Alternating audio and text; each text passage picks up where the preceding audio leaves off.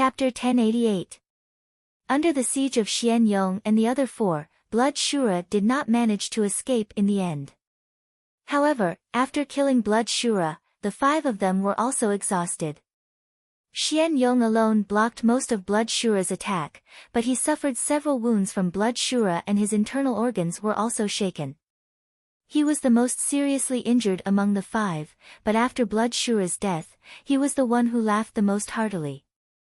Lu Ping and Chu Haitian did not appear in front of everyone from beginning to end. After seeing the five people turn back to Phantom City after ambushing Blood Shura, the two of them left quietly. The battle outside Phantom City lasted for 2 days and 2 nights.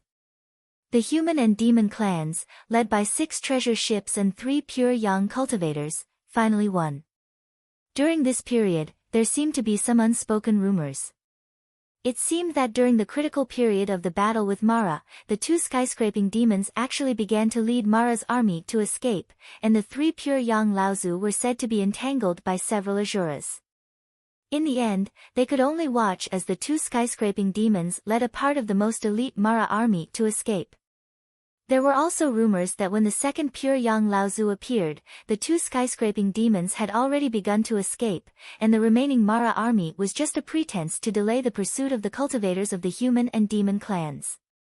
There were even rumors that when Mara's army retreated, the great cultivators of the human and demon clans and the 3 pure yang Laozu encountered an even more terrifying opponent. The great cultivators finally retreated, allowing Mara's army to retreat calmly. In any case, the siege of Mara outside Phantom City was finally lifted. Although Mara's army suffered heavy casualties, the 2 skyscraping demons led several Asuras to escape from the 3 pure yang Laozus. There was no doubt about this. As for how to escape, although there were many different opinions, the third rumor was naturally the most unbelievable. What a joke! To be able to make 3 pure yang Laozu retreat, could it be that there was also a real spirit in Mara? 2 days later, Tiankang Laozu, Lu Ping, and Jiang Tianlin Laozu sat on the ground at Jinling's encampment. Jiang Tianlin Laozu was one of the cultivators Jinling had sent to participate in the battle of the illusionary spirit 5 Islands. Before this, Jiang Tianlin Laozu had been on the Carefree faction's treasured ship and had been at the forefront of the battle against Mara's army. Lu Ping, on the other hand, had been wandering around the periphery and had never seen him. It wasn't until the demonic Luo army was defeated that Lu Ping met ancestor Jiang Tianlin outside the Xiaoyao sect's ship that the humans and monsters chased after the demonic Luo army. When Lu Ping saw Jiang Tianlin Laozu had a calamity spirit treasure wood floating above his head, and he was beating a jade Shura. Old ancestor Jiang Tianlin was overjoyed to see Lu Ping. The spirit treasure above his head transformed into a small tree that had 108 tree leaves hanging from it, and the tree fluttered in the air, killing the jade Ashura with a single strike. After that, the two of them fought together. Although Jiang Tianlin Laozu didn't have a powerful calamity spirit treasure like Tiankang Laozu's mountain-splitting axe, Jiang Tianlin Laozu was much stronger than Tiankang Laozu. When the two of them worked together, they could even fight an Ashura. However, compared to Lu Ping's calmness when he saw Jiang Tianlin Laozu's power, Jiang Tianlin Laozu was much more shocked when he saw Lu Ping's performance.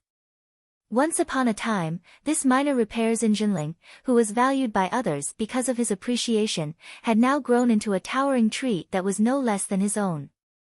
At this rate, it was only a matter of time before he surpassed him.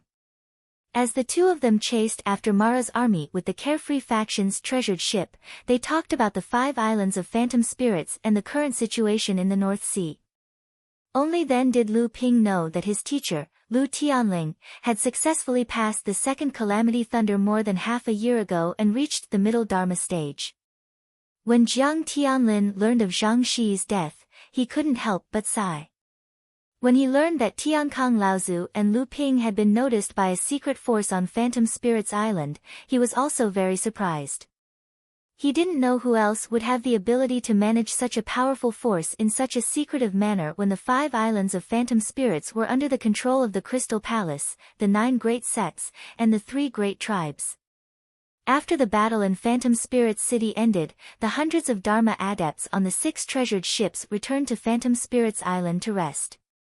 Lu Ping and Jiang Tianlin Laozu returned to Spirit Gathering Island to discuss with Tiankang Laozu. So, Qianyuan City is still under Mara's siege, and the various forces under the Northern Alliance, as well as the many islands that Mara swept through, have all fallen into chaos because they lost the restraints of the Northern Alliance. Jiang Tianlin Laozu came from the North Sea, so he was much more informed than Lu Ping and Tiankang Laozu, who were trapped in the 5 islands of Phantom Spirits. That's right. Now, the old territories of the Northern Alliance are in chaos.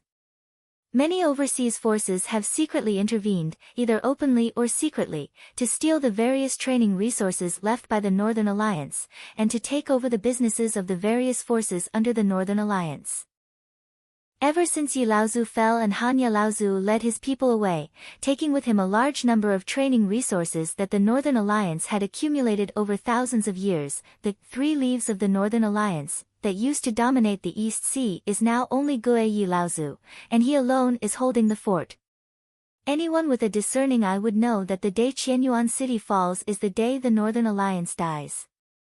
It is precisely because of this that the overseas training world has gathered forces to rescue the 5 islands of Phantom Spirits. Although they also pass by the Northern Alliance, none of the sects have proposed to rescue the Northern Alliance, even though everyone knows that as long as one treasured ship changes direction, the siege of Qianyuan City will be lifted immediately. What about our sect? What is our sect going to do? Tiankang Laozu asked straightforwardly, since everyone is reaping benefits, our sect naturally can't just stand by and watch. This time, you came to the East Sea not only to rescue the Phantom Spirits, but also for the matter of the Northern Alliance, right? After all, everything in the old territories of the Northern Alliance is just a small part, and Qianyuan City is the big one. Tiankang Laozu paused, pointed at Lu Ping, and said, but this time, the old man won't participate. You go with this kid. Jiang Tianlin Laozu smiled, of course, our sect will not let go of such an opportunity. Martial Uncle Tian Fan and Martial Uncle Tian Shui have already sneaked into the East Sea. Oh.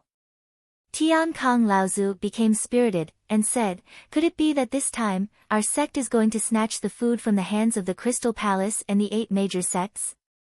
When the 2 Laozu, Tian Fan and Tian Shui, worked together, they were not any weaker than a great cultivator. The 2 of them secretly sneaked into the East Sea, obviously to take a bite out of the Northern Alliance when it was being divided. At this time, Lu Ping said, this time, I'm afraid not only the Crystal Palace and the other 8 major sects, but also the monster race. Now that a large number of cultivators from the 3 major tribes and 12 races have gathered, and with the Green Sea Snakes as pure Yang Laozu holding the line, they will naturally get a share of the loot. After saying that, Lu Ping also told the 2 Laozu that the cultivators of the Northern Alliance had fallen one by one, leaving only Lin Jingtang, and that Lin Jingtang had sought help from Lu Ping. Not only that, he also passed the 300 high-grade spiritual stones to Tiankang Laozu, and Tiankang Laozu signaled him to pass the spiritual stones to Jiang Tianlin. Lu Ping continued, according to Lin Jingtang's guess, the fall of Chui Laozu was the work of the 3 major tribes of the monster race, so the collapse of the Northern Alliance will definitely involve the monster race. Tiankang Laozu's expression changed, and he said, did Lin Jingtang escape? Lu Ping shook his head, and said, I don't know. After all, he is a mid-Dharma adept, and we don't have enough people in Phantom City to keep an eye on him. However, he has indeed disappeared from Phantom City. Tiankang Laozu nodded thoughtfully, and said, with the participation of the monster race, with the monster race's unruly nature, Qianyuan City will definitely be in a chaotic situation. This will give us a chance to fish in troubled waters. However, even if we can predict this situation, it's hard to guarantee that the other sects haven't. When the time comes, there will be too many wolves and not enough meat. It will still depend on strength and luck. 2 days later, Lu Ping, Jiang Tianlin, and Tiankang Laozu returned to Zhenling Island. They only stayed for a day, and Tian Kong Laozu brought a large number of spirit stones and the wind drumming technique that Lu Ping had obtained from the Phantom City Trade Fair. Jiang Tianlin Laozu originally wanted Tian Kong Laozu to continue guarding Phantom Island, while he, Lu Ping, and Tian Feng Laozu went to the Northern Alliance to help Tian Fan and Tian Shui. However, Tian Kong Laozu said, "Out of the 5 mid-Dharma adepts in our sect, 4 of them are in the East Sea. The North Sea is only left with brother Tian Xiang and disciple Tian Ling. In addition, they have to take care of the 2 important places, Frost Island and Scarlet Mist Island. How can they take care of everything? The battle on Phantom Island has caused great damage to the sects, so Tian Feng can take care of Phantom Island. As for the matter of the Northern Alliance, the 4 of you can go. The old man can't interfere." Jiang Tianlin Laozu was a little confused and was about to persuade him, but he saw Lu Ping shake his head slightly. He knew that there must be other reasons, so he could only let Tian Kong Laozu return to the North Sea. After Tian Kong Laozu left, both Tian Lin and Tian Feng Laozu looked at Lu Ping. Tian Feng said, "I say, Disciple Lu, your uncle master has always been a lively person. How can I have the patience to stay in one place for a long time? Why do you want me to guard Phantom Island now? If you don't explain clearly, be careful that the old man doesn't tell on you behind your back." Lu Ping sighed and said, "It's not that I'm being presumptuous. It's just that Uncle Master's lifespan is up. He's returning to the North Sea to make arrangements for his funeral." Tian Lin and Tian Feng were both shocked. Tian Feng said loudly, "What? That's impossible. Uncle Master Tian Kong should have at least 40 to 50 years left in his lifespan. How can he make arrangements for his funeral so soon?" Tian Lin calmed down and immediately thought of something. He said, "But what happened on the Phantom Island?" Lu Ping nodded and told them about how Tian Kong Laozu was injured and how he refused to take the purple gold longevity pill to extend his lifespan. He then said, "The incident on the Phantom Island was just a trigger. Uncle Master actually wanted to die a long time ago.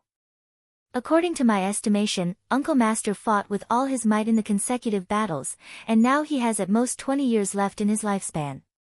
Uncle Master once said that the sect planned to pass the mountain-splitting axe to Uncle Master Tian Shan. However, Uncle Master Tian Shan is only at the early Dharma stage, so he might not be able to fully control the mountain-splitting axe.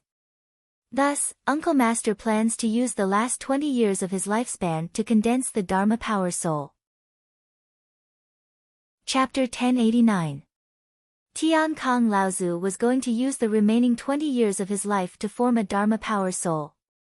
When this news came out of Lu Ping's mouth, the faces of Tian Lin and Tian Feng, the 2 Laozu brothers, were filled with shock. Unexpectedly, they did not do anything extreme or say anything, only their eyes were filled with unconcealable grief. To form a Dharma Power Soul, at least 2 conditions had to be met. The first was that the practitioner had to go through at least 1 lightning tribulation, which was equivalent to refining the pure yang qi in order to preserve the Dharma Power Soul for a long time.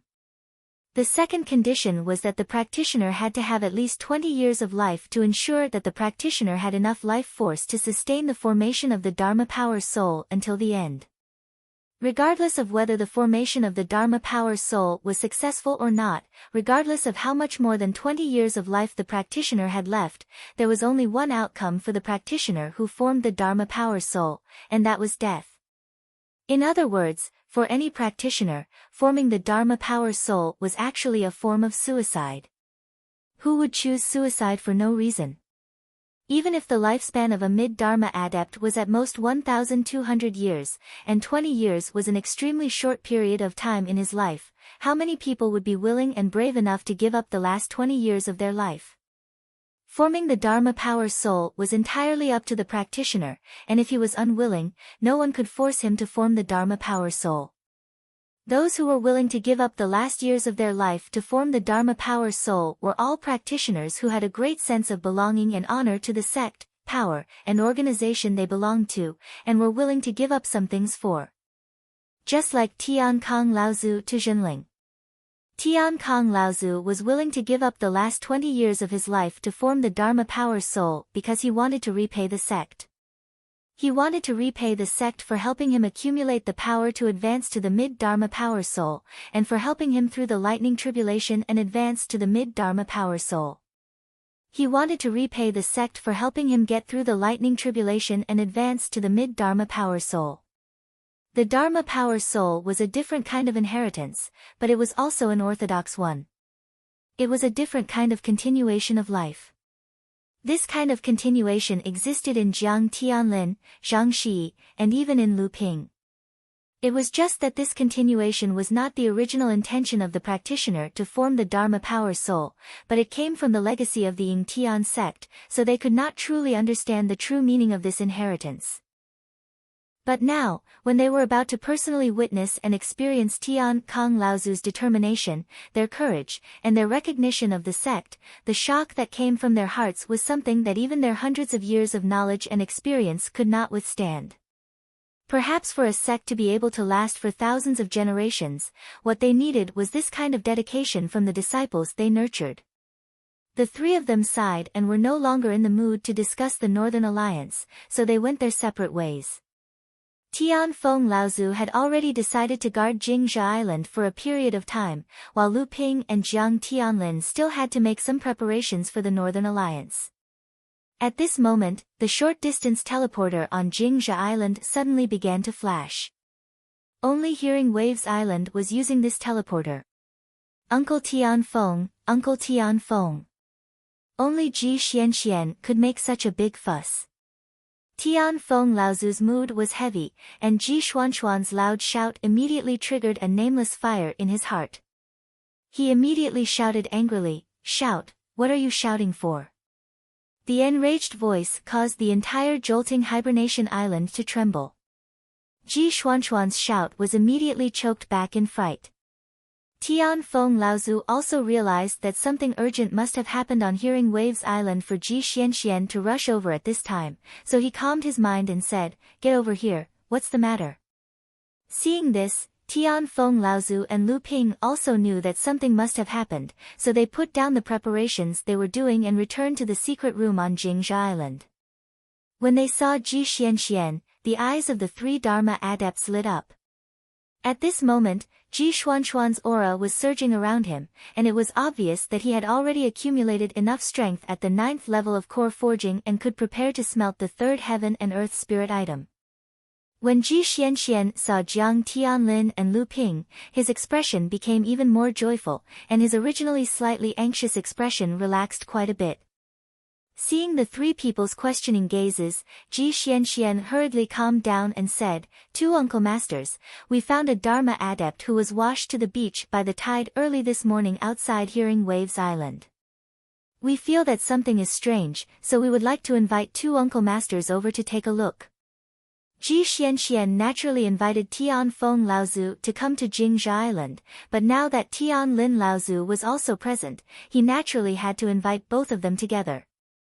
As for Lu Ping, with their relationship, Ji Xianxian could completely ignore him.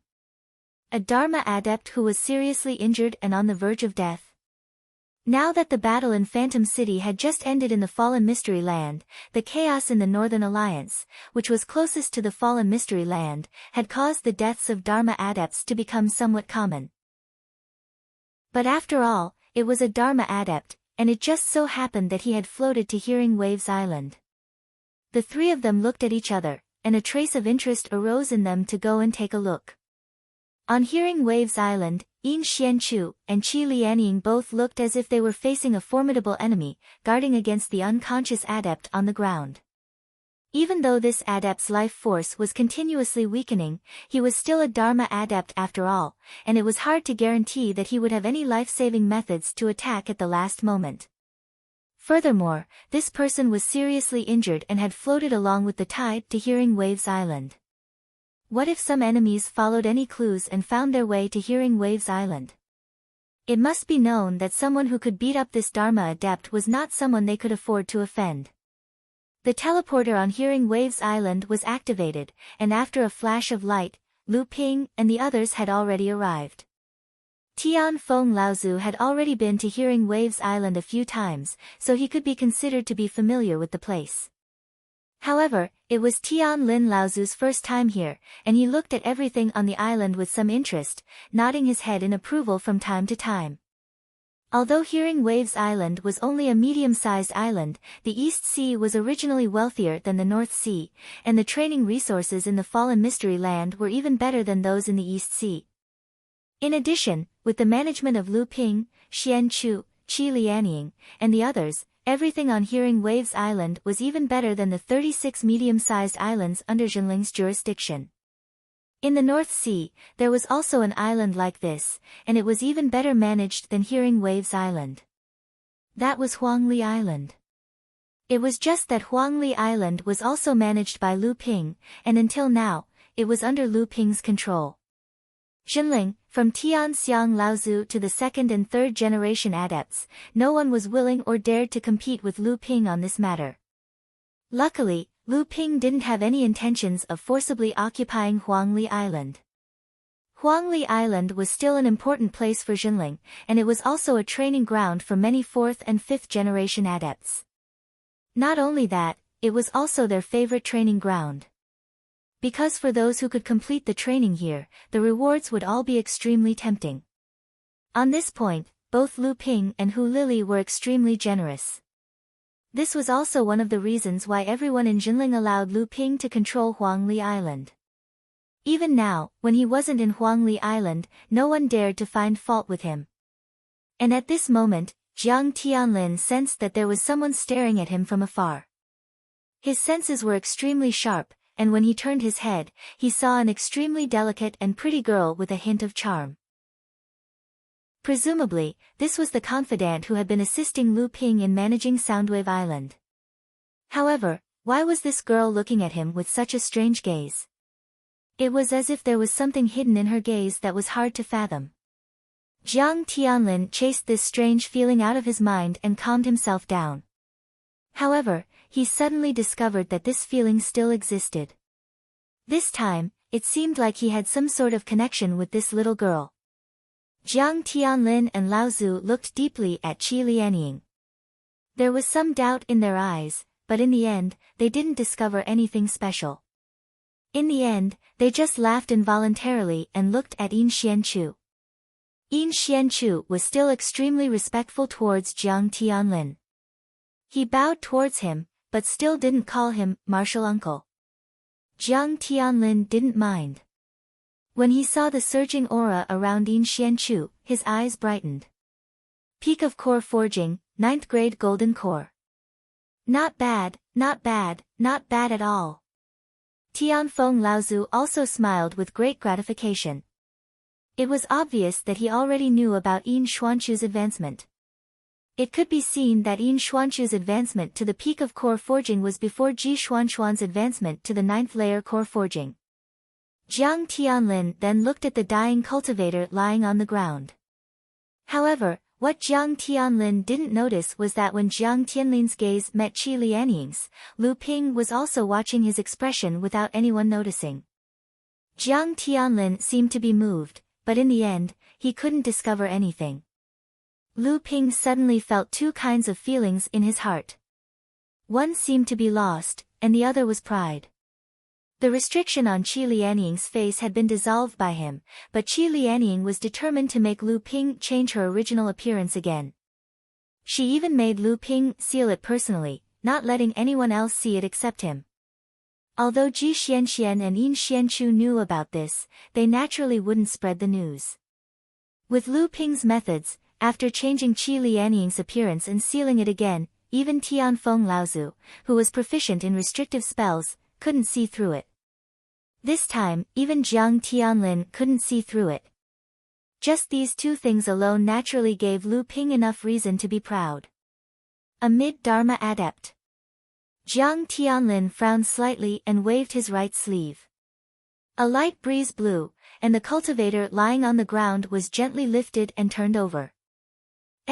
Why is it him? Lu Ping looked at the cultivator on the ground in surprise. Tianfeng Laozu and the others all looked at Lu Ping. Tianfeng Laozu was the first to ask, Why, do you know him? Lu Ping nodded and said, what a coincidence. This person is none other than the Northern Alliance cultivator, Lin Jingtang, whom I mentioned before. I didn't expect him to be unable to escape in the end. Now that his life is gone, I'm afraid he can't be saved.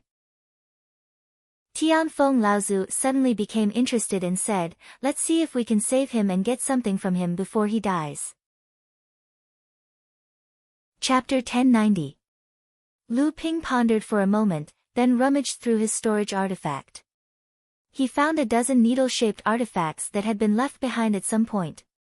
He then took out a jade bottle, opened it, and dipped the needle-shaped artifacts into it.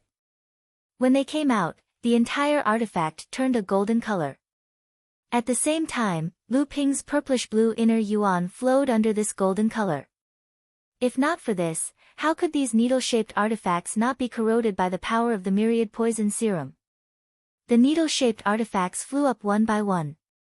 Lu Ping's hands moved quickly, and in just a moment, he had stabbed the needles into different parts of Lin Jingtang's body.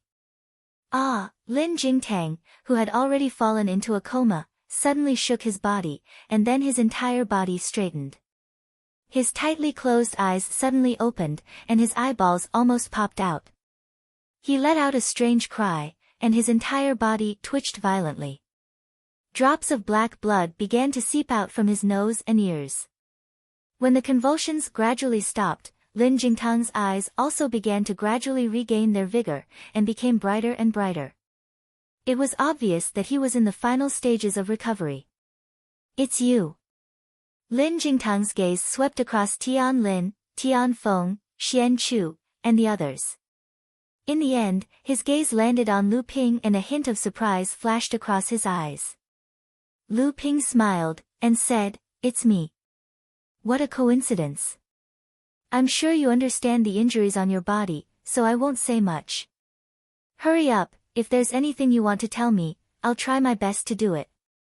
At least we didn't get to know each other in vain. Lin Jingtang closed his eyes slightly, then opened them again, and said, I'm at the end of my life. To be able to wake me up in such a situation, you truly are a master alchemist comparable to Yan Wujiu. Lu Ping smiled, and said, I used a secret technique. After the medicine's effects run out, you'll die for sure. There's not much time left. Lin Jingtang's expression was calm as he smiled, and said, I understand what you mean. The Northern Alliance will not be able to escape this time. I never thought that the human and demon races would actually work together on this matter. What you said earlier was right. Rather than letting the 8 major sects and the 3 major tribes take away the Northern Alliance's heritage, it's better to leave it to a medium-sized sect like Xinling. When you rise in the future, there will definitely be conflicts of interest with these sections. I'm sure they won't be happy then, haha. At this moment, Lin Jingtang was clearly a little deranged. Lu Ping frowned slightly. He felt that he should stop him, but he was afraid that it would backfire. However, Lin Jingtang himself suddenly calmed down at this moment. He said coldly, as long as you agree to help me kill someone, I'll tell you a secret treasure of the Northern Alliance. Don't worry, this secret treasure is extremely well hidden. It was originally jointly managed by Uncle Master Gui Chui and I. Aside from that, only the other 2 great cultivators and an elder of the Alliance know where the secret treasure is. However, apart from Uncle Master Gui Chui and I, no one else can take it away in a short amount of time. Lu Ping did not immediately agree. Instead, he asked, who do you want to kill? Lin Jingtang suddenly smiled, and then a sliver of hatred appeared on his face. He said, Hanya. Lu Ping was stunned, but Tianfeng Laozu had already leapt to his feet. He said, what? Hanya? Hanya Laozu? The great cultivator from your Northern Alliance who left the Alliance. Are you kidding me? How can he kill him? Lin Jingtang did not explain at all to Tianfeng Laozu's question. Instead, he laughed even harder. Like adding fuel to the fire, he revealed an even more shocking secret. Not only is he a great cultivator of the late Dharma stage, but he is also a spy that Wuxing School sent to the Alliance. The reason why the Alliance fell apart was because of this person. Now that he has broken out of the door, he will definitely return to the Broken Water Division of Wuxing School, hehe. Wuxing School, one of the 5 sacred grounds of Central Plains. Tianfeng Laozu stopped shouting, and everyone fell silent. Only Lin Jingtang's strange laughter could be heard as he lay on the ground. It was as if he was mocking everyone for being intimidated by Hanya Laozu's background, or as if he was mocking the destruction of the Northern Alliance. Lu Ping suddenly said, "What is in the hidden treasure?" Lin Jingtang's laughter stopped abruptly. Even Jiang Tianlin Laozu had to stop him now. He said, "Don't be rash." Lin Jingtang sat up from the ground with a whoosh, and then began to breathe heavily. Black blood dripped from his nostrils onto his clothes, but he tried his best to raise his head so that he could look up at Lu Ping. Hee hee. Lin Jingtang laughed again and said, "It's a cave of inheritance, and inside it is the resting place of the Northern Alliance's alchemists. How about it? As long as you swear an oath, I will immediately tell you the location of this cave and give you the method to take it away." The alchemist's place of inheritance, the treasure cave. Lu Ping was stunned. When he first came to the East Sea to participate in the Northern Alliance's alchemists meeting, he was in the top 6 and had the opportunity to enter the Northern Alliance's alchemists' place of inheritance. He had also obtained great benefits from it. The black prison poison fire in his hands was originally obtained from the treasure cave. However, at that time, the treasure cave that Lu Ping had entered was in danger of collapsing. The Northern Alliance had selected so many excellent alchemists to enter it to save the various alchemists' places of inheritance in the cave. So the treasure cave that Lin Jingtang was talking about was probably the place that the Northern Alliance used to store the alchemists' places of inheritance. You are an alchemist. You should know the importance of the Northern Alliance's alchemists' resting place of inheritance. This is one of the most valuable places of inheritance in the Alliance. This time, Lin Jingtang was afraid that Lu Ping would give up, so he continued, "Moreover, the old man does not want you to kill Hanya now. After all, that guy is a late Dharma adept. But if you have the chance in the future, you must kill him. He betrayed the Northern Alliance and betrayed Uncle Guiyi. It's a pity that Uncle Guiyi was possessed and became a partner with him. He did not listen to Uncle Chu Ye's advice at all. Otherwise, he would not have come to this." Lin Jingtang's words were still very clear at first, but towards the end, his consciousness began to blur. Many secrets about the Northern Alliance began to be revealed by him, but his words were not very clear. Although Lu Ping was also very interested in these secrets, Lin Jingtang's condition was obviously getting worse. Until now, he still had not told him the secret of opening and collecting the Heaven's Cave of Inheritance. Lu Ping quickly interrupted him and said, "All right, I promise you that I will take Hanya Laozu's life as a sacrifice to you in the future. Now, you can just tell me the location of the Heaven's Cave of Inheritance, as well as the method of opening and collecting it." Lin Jingtang's eyes brightened slightly, and he reluctantly told Lu Ping all this. After that, his consciousness became a little unclear again, and he continued to say, there was an easier way to open and collect the cave, which was a second tribulation spiritual treasure in Junior Master Chui's hand. Hanya betrayed the Northern Alliance. Now it seems that Chui Laozu's speculation was probably correct, that Hanya came for that spiritual treasure. It was said that the spiritual treasure was left by Shui Laozu, the founder of the Water Break branch of Wuxing School. It was not only the spiritual treasure that was most suitable for the divine sense of water break, but it also contained a big secret of the water break branch. However, Wuxing School sneered at this. Now it seems that all the disdain that Wuxing School put on was just to cover up. The spiritual treasure must contain the secret of the water break branch of Wuxing School.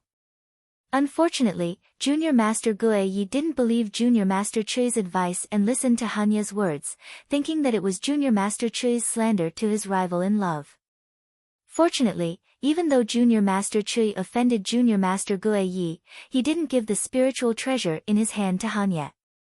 If Han Ye returned to Wuxing School, not only would he return empty-handed, but he would also damage the reputation of Wuxing School. Lin Jingtang's consciousness was growing fainter and fainter. He could only rely on his instincts to mumble incoherently. However, the contents of his words made everyone look at each other in dismay. Who would have thought that there was such a secret behind the destruction of the Northern Alliance? And that the Five Elements sect, one of the 5 great holy lands of the Central Plains, was the mastermind behind this incident? Lu Ping's hand flashed, and a pair of purple gold scissors appeared in Lu Ping's hand. The 2 mantises ran back and forth on Lu Ping's palm and arm, jabbering, "What are you doing?" "I'm fixing that stupid gourd." "You're getting more and more arrogant. You're even more arrogant than me. Why did you call me out?" Lu Ping ignored the mantises hooting and ignored the surprise on the faces of Tianfeng and Tianlin Laozu. Instead, he extended the scissors to Lin Jingtang and said, "Look, is this the spirit treasure you were talking about?" "Heaven's will." Lin Jingtang's eyes widened, and he wanted to say something, but he only managed to say one word. Then, he spat out mouthfuls of black blood. He stretched out his arm as if he wanted to grab the scissors in Lu Ping's hand, but in the end, his arm fell to the ground.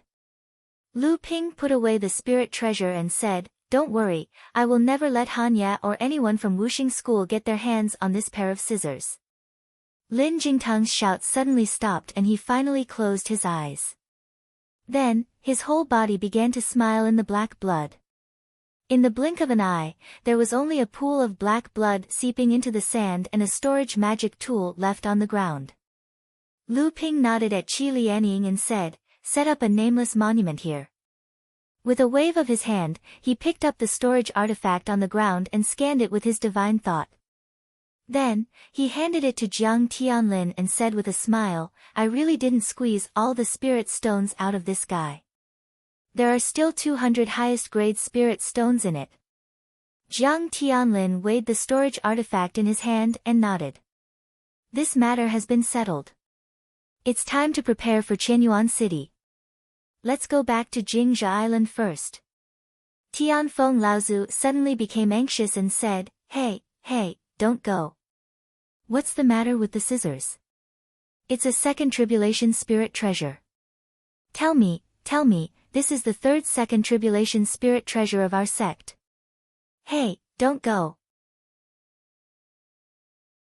Chapter 1091. Jinling did not have a complete and huge inheritance of alchemists like the Northern Alliance, not to mention using a superior Grotto Heaven magic treasure to accommodate all kinds of inheritance tests left behind by past alchemists.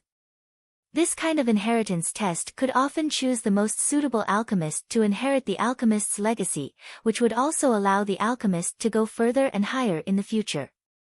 Since the founding of Jinling, even in the most glorious era of Taishan Laozu, there had never been such a grand occasion like now where there were 3 alchemists at the same time, not to mention that in addition to these 3 alchemists, Jinling also had 8 or 9 master alchemists.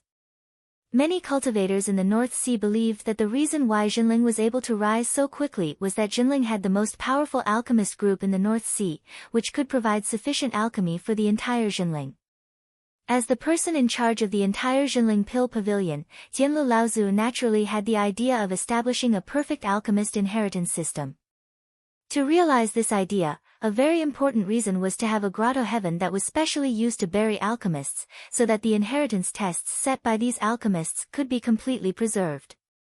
Tianlu Laozu, who had already reached the end of his life, was now thinking about this. As the other 2 alchemists with the highest status in Jinling, Tianqin Laozu and Lu Ping naturally knew what Tianlu Laozu was thinking. Unfortunately, a Grotto Heaven magic treasure was not so easy to obtain. Originally, Jiang Tianlin Laozu had obtained a full void treasure restriction in a secret place in the Yingtian sect. It was a rare Grotto Heaven magic treasure that had smelted 8 treasures, and its quality was even higher than the Jade Cave Grotto Heaven. It was an ideal magic treasure to carry the inheritance. Unfortunately, this magic treasure was obviously used as a spiritual herb garden, so Tianlu Laozu was naturally reluctant to destroy the spiritual herb garden to build a place of inheritance. Now that he was presented with such a great opportunity to obtain the North Alliance's alchemist's legacy mystic treasure, Lu Ping didn't even hesitate to swear an oath to kill a great cultivator. Hundreds of miles away from Qianyuan City, above the sea, Lu Ping and Jiang Tianlin covered their faces and flew all the way there. They landed on a deserted reef. Along the way, even with their level of cultivation, the two of them were still on tenterhooks. Early Dharma, mid-Dharma, late Dharma, humans, demons, all kinds of auras appeared within the range of their divine will from time to time. This caused the two of them to have to carefully avoid all kinds of intertwining divine will auras, deeply afraid that they would provoke something powerful. This time, the Northern Alliance was really doomed. Even if Mara's army could not break through Qianyuan City in the end, how could the various sects and clans that had already infiltrated the vicinity of Qianyuan Island let their trip be in vain? The two of them landed on the deserted reef, but for a moment, neither of them spoke. Witnessing the fall of a large sect with their own eyes, the two of them felt a little sad for a moment. The Northern Alliance actually did not have to be destroyed, it was just that with such a large number of forces gathered here, the Northern Alliance had to be destroyed. Martial Uncle, when will the two martial granduncles arrive? Lu Ping asked Jiang Tianlin, who was beside him. Tian Fan and Tian Shui had already snuck into the Eastern Sea ahead of them. They had agreed to meet here. Seeing the chaotic situation outside of Qianyuan Island, even if Tian Fan and Tian Shui had the strength to contend against a peak realm cultivator, they still couldn't help but feel worried. Jiang Tianlin and Laozu looked at the sun, silently calculating the time, and said, they should be here soon. Indeed, not long after, two rays of light flew over, sticking close to the surface of the sea. After landing on the deserted reef, who else could it be but Tian Fan and Tian Shui, the two Laozu? However, at this moment, the two of them looked a little battered, as if they had just gone through a fierce battle. Jiang Tianlin hurriedly went forward and said, did the two martial uncles meet a strong enemy? Are you injured? Tian Fan Laozu had an expression of lingering fear as he said, this Qianyuan Island has simply become a tiger's den and a wolf's den. If not for the fact that both sides have their own misgivings and aren't willing to reveal their identities, I'm afraid it wouldn't be easy for us to escape.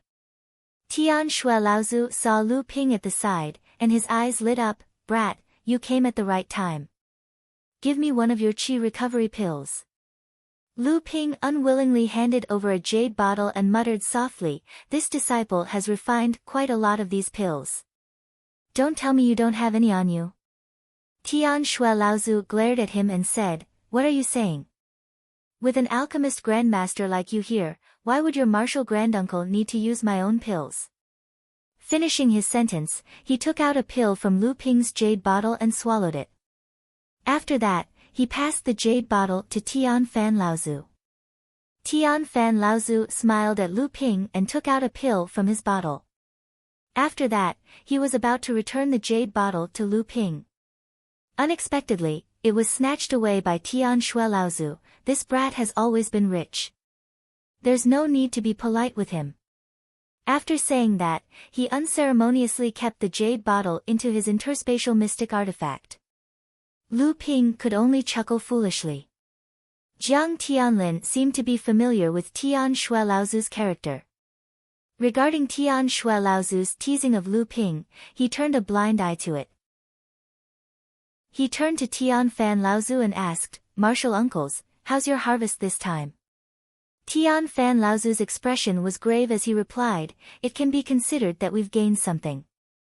It's just that the various powers that have entered the Northern Alliance's territory are very complicated.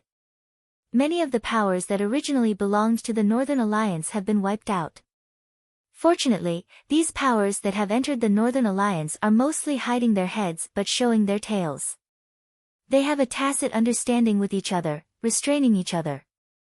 As a result, there weren't any major conflicts.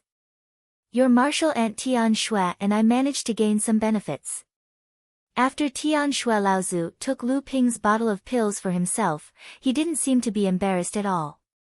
His expression was normal as he said, this time, we've gained something from the Northern Alliance's territory.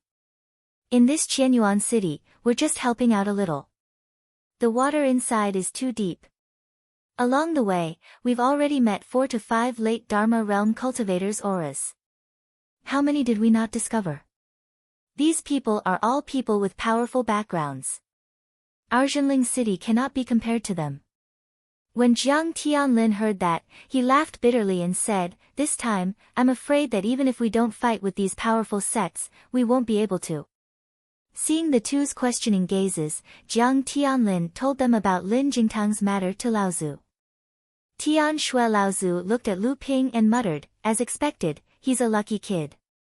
He even managed to get his hands on a second tribulation spiritual treasure. However, the Wuxing school is still a problem. We need to plan properly. Tian Fan Laozu muttered to himself for a moment. His expression revealed a trace of ruthlessness as he said, this risk is worth taking. Not to mention that the Northern Alliance's hidden heavenly abode is hidden very well. In the entire Northern Alliance, only a few people know about it. Even if it's discovered by someone, as long as it's not pure Yang Laozu, your martial aunt Tian Shui and I can join hands to stop them. When the time comes, the two of you can work together to obtain that hidden heavenly abode. Tian Shui Laozu also said, if we really manage to obtain this treasure, then this trip to the Eastern Sea will be considered a success. It's not suitable for us to participate in the matters of the Northern Alliance. No matter what kind of treasure we come across, we just need to let it go. This way, we don't want to be too greedy and attract the attention of others. Since they had already decided on a plan, the four of them concealed themselves and started to approach Heaven Essence City. By then, Heaven Essence City had fallen into a precarious state. Mo Luo, who was outside the city, was furiously attacking the great array protecting the island. Due to that, several openings had been opened up. Although the cultivators from Heaven Essence City managed to seal up the openings several times, the cultivators inside Heaven Essence City had suffered from serious casualties. Of course, with the island's protective formation, Mara's army had suffered heavy casualties. However, Mara's army did not retreat and continued to attack Heaven Essence City. Within the Heaven Essence Palace, Hongyi Laozu was reporting something to a beautiful woman in her 30s worriedly. After which, she said, currently, the situation on Heaven Essence Island is like this. Senior sister, after this battle, our Northern Alliance can be considered to have been removed from the list of large sections. You must hold on. As long as you are here, our Northern Alliance still has hope to rise again. The beautiful woman in her 30s was the famous female grand cultivator in the entire East Sea, one of the famous 3 leaves of the Northern Alliance, Rose Fairy, Guiyi Laozu. Guiyi Laozu's expression was slightly sad. After hearing Hongyi Laozu's words, she smiled sadly and said, rise again. Junior brother Hongyi, do you really think that's possible? Hongyi Laozu's expression also showed a trace of disappointment, but she immediately became excited and said, why not? The biggest weakness of our Northern Alliance is that we have only realized the importance of establishing an independent inheritance system very late. Moreover, the independent inheritance system has never been able to strengthen and become the support of the entire Northern Alliance. It is extremely easy for foreign independent cultivators to become members of the Northern Alliance. Many of them come with their skills, but few are loyal to the sect. Many of them form cliques, but few of them actually do things. Hongyi Laozu became more and more excited as she spoke, now that senior brother Yi Chu has died, and Master Hanya has also broken out of the sect. The 2 greatest representatives of the Northern Alliance have been removed one after another. Who can shake your authority? Although the Northern Alliance has been greatly weakened, senior sister, you are the only true grand cultivator of the Northern Alliance. Now is the time for you to clean up the sect and bring the inheritance system of the Northern Alliance to greater heights. That way, as long as we have a few hundred years, the Northern Alliance might be able to rise again. Guiyi Laozu smiled and said, Junior brother Hongyi, what you said makes sense, but you have overlooked something. Do you think the other sects, or even the demons, will give us this chance? What? Hongyi Laozu was shocked. Then, She thought of something and said in shock, "Could it be, rumble, crack." The entire Qianyuan hall was shaking. Hongyi Laozu cried out, "Impossible, how can the island's protective formation be broken? We have almost exhausted Mara's army. They don't have the ability to break the formation." Who? Chapter 1092. From the very beginning, the Northern Alliance had already sown the seeds of disintegration. The reason for the Northern Alliance's founding was very simple. It was to find a way out for the large number of lone practitioners who had gathered in the northern region of the East Sea training world. The so-called Northern Alliance was just an alliance of lone practitioners in the northern seas. It was precisely because of the founding purpose of the Northern Alliance that the Northern Alliance adhered to the spirit of all rivers run into the sea, all flowers bloom together, and constantly absorbed the elites among the lone practitioners. It was also because of this reason that the Northern Alliance had only been founded 2,000 to 3,000 years ago, from a loose alliance of lone practitioners, under the influence of the Crystal Palace, to a truly large sect. And in the thousands of years since then, the Northern Alliance had always maintained a stable development and status. At its peak, it once had 6 Dharma adepts, and at the very least, it had 3 Dharma adepts guarding Qianyuan Island. However, it was also because of this continuous absorption of elite practitioners that the Northern Alliance had not been able to truly establish a complete legacy system that belonged to the Northern Alliance itself.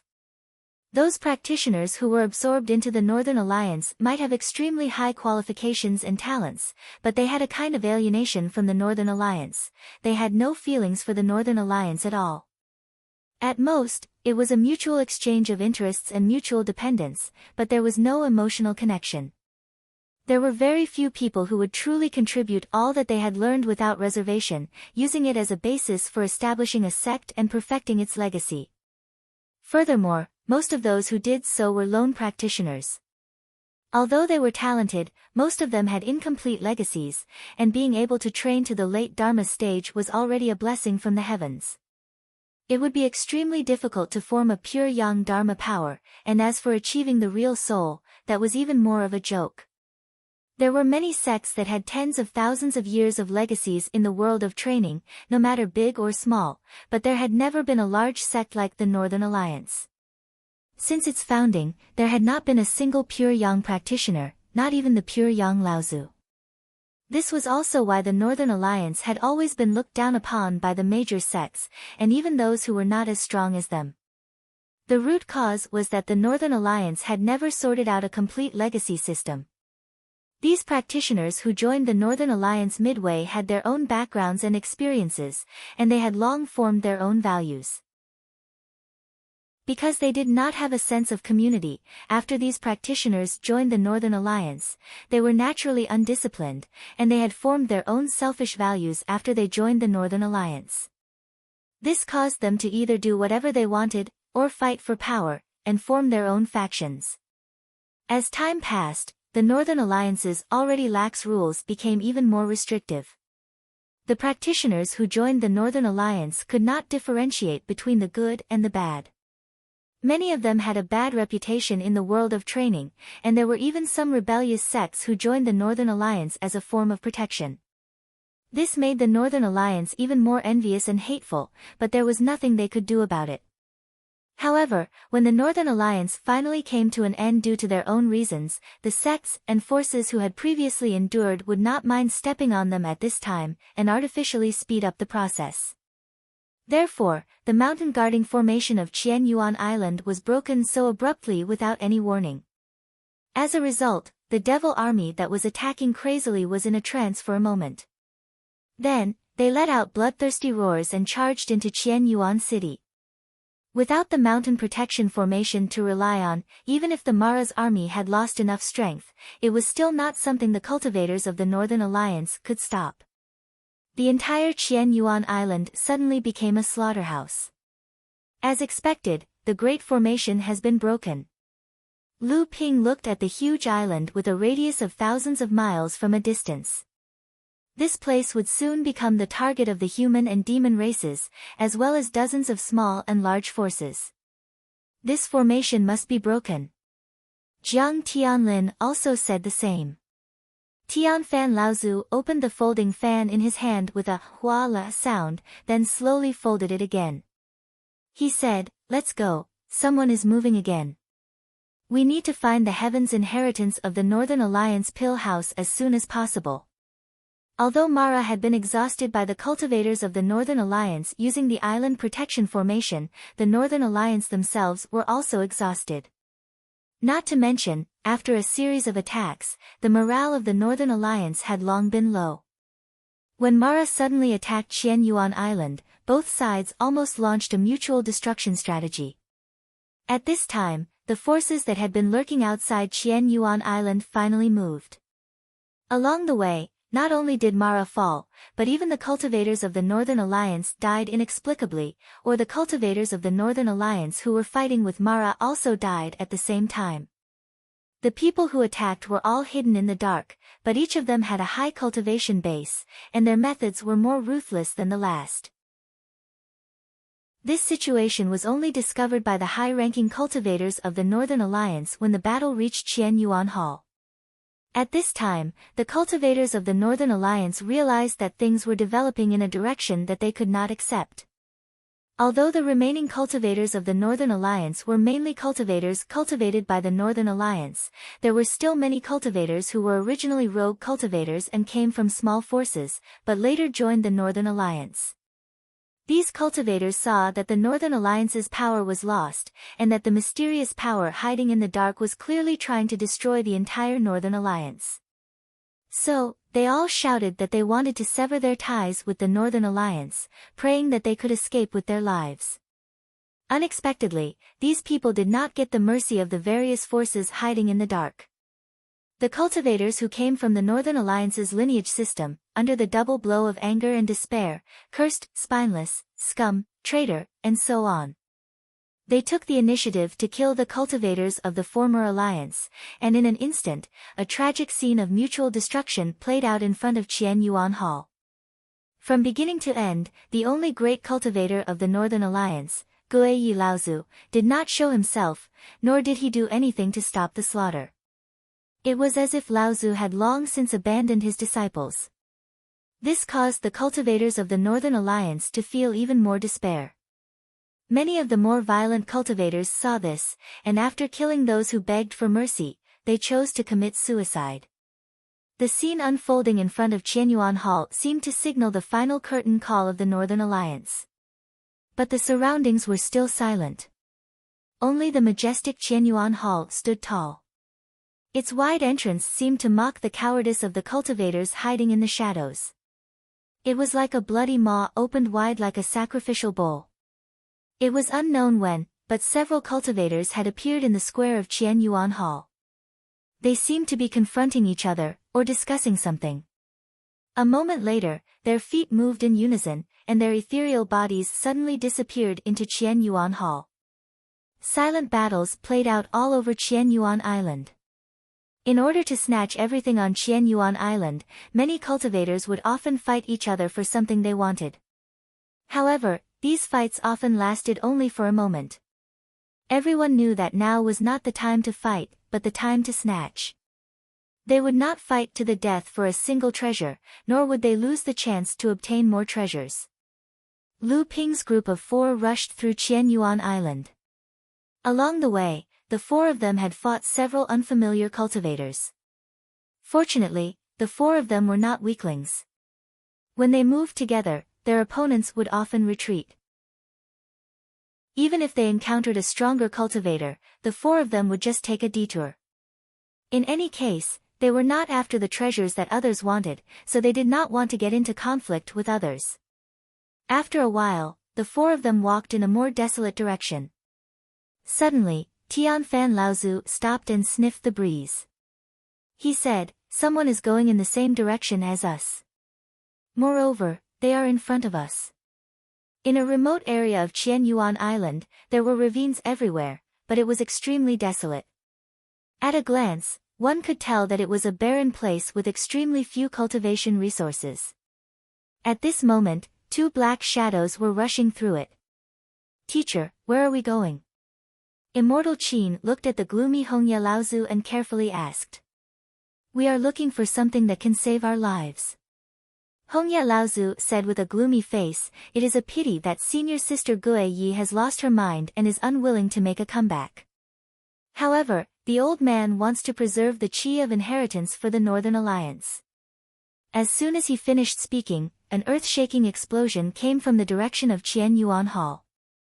The entire Qianyuan Island was shaken by the explosion. Then, there were several roars of pain, like that of a wounded beast, and a woman's sharp and mournful laughter. Hongye Laozu and Immortal Qin stopped at the same time. Hongye Laozu's face flashed with sorrow, but his voice was calm and cold. It's your senior aunt Gue Yi. She has fallen in Qianyuan Hall. Immortal Qin felt an inexplicable chill. Qianyuan Hall was one of the Northern Alliance's most important heaven's inheritance. Gue Yi Laozu would rather die in glory than live in dishonor. Sure enough, a shout was heard. Gue Yi, you're crazy. Ha ha ha, Gue Yi Laozu's laughter sounded like a ghost crying in the dark. Didn't you want to take advantage of the situation? Why do you have to hide like this? Don't tell me I can't recognize you. Yuan Li from the Crystal Palace, Zi Yuxiao from the Purple Talisman Pavilion, Lei Jingtian from the Wind and Thunder Island, and a few from the South Sea. I didn't expect there to be a few from the Demon Clan. How can I, Gue Yi, have so many people to accompany me in death? Ha ha ha ha. This woman is crazy. Let's join hands and kill her first. A loud shout was heard. A ray of light cut through the dark sky, and then more light rays rose in the night sky. Ha, didn't you want to rob the Northern Alliance of everything? Here you go. Be careful, it's Gue Yi's second disaster spiritual treasure. Oh no, she's going to explode the spiritual treasure. Hide. Boom. A huge mushroom cloud shook the entire Qianyuan Island again. There were muffled groans, screams, and curses. Gue Yi Laozu immediately turned around and said, let's go. There was a hint of bitterness in her voice. Gue Yi Laozu moved even faster. Immortal Qin looked at the mushroom cloud in the distance. He could still faintly hear Gue Yi Laozu's mournful laughter and coughing due to serious injuries. Immortal Qin turned around and looked at Gue Yi Laozu's bleak back, which was already dozens of feet away. The conveyance light under his feet sped up to catch up. Chapter 1093. Lu Ping's group of 4 crossed a desolate valley and arrived at the edge of a poisonous swamp.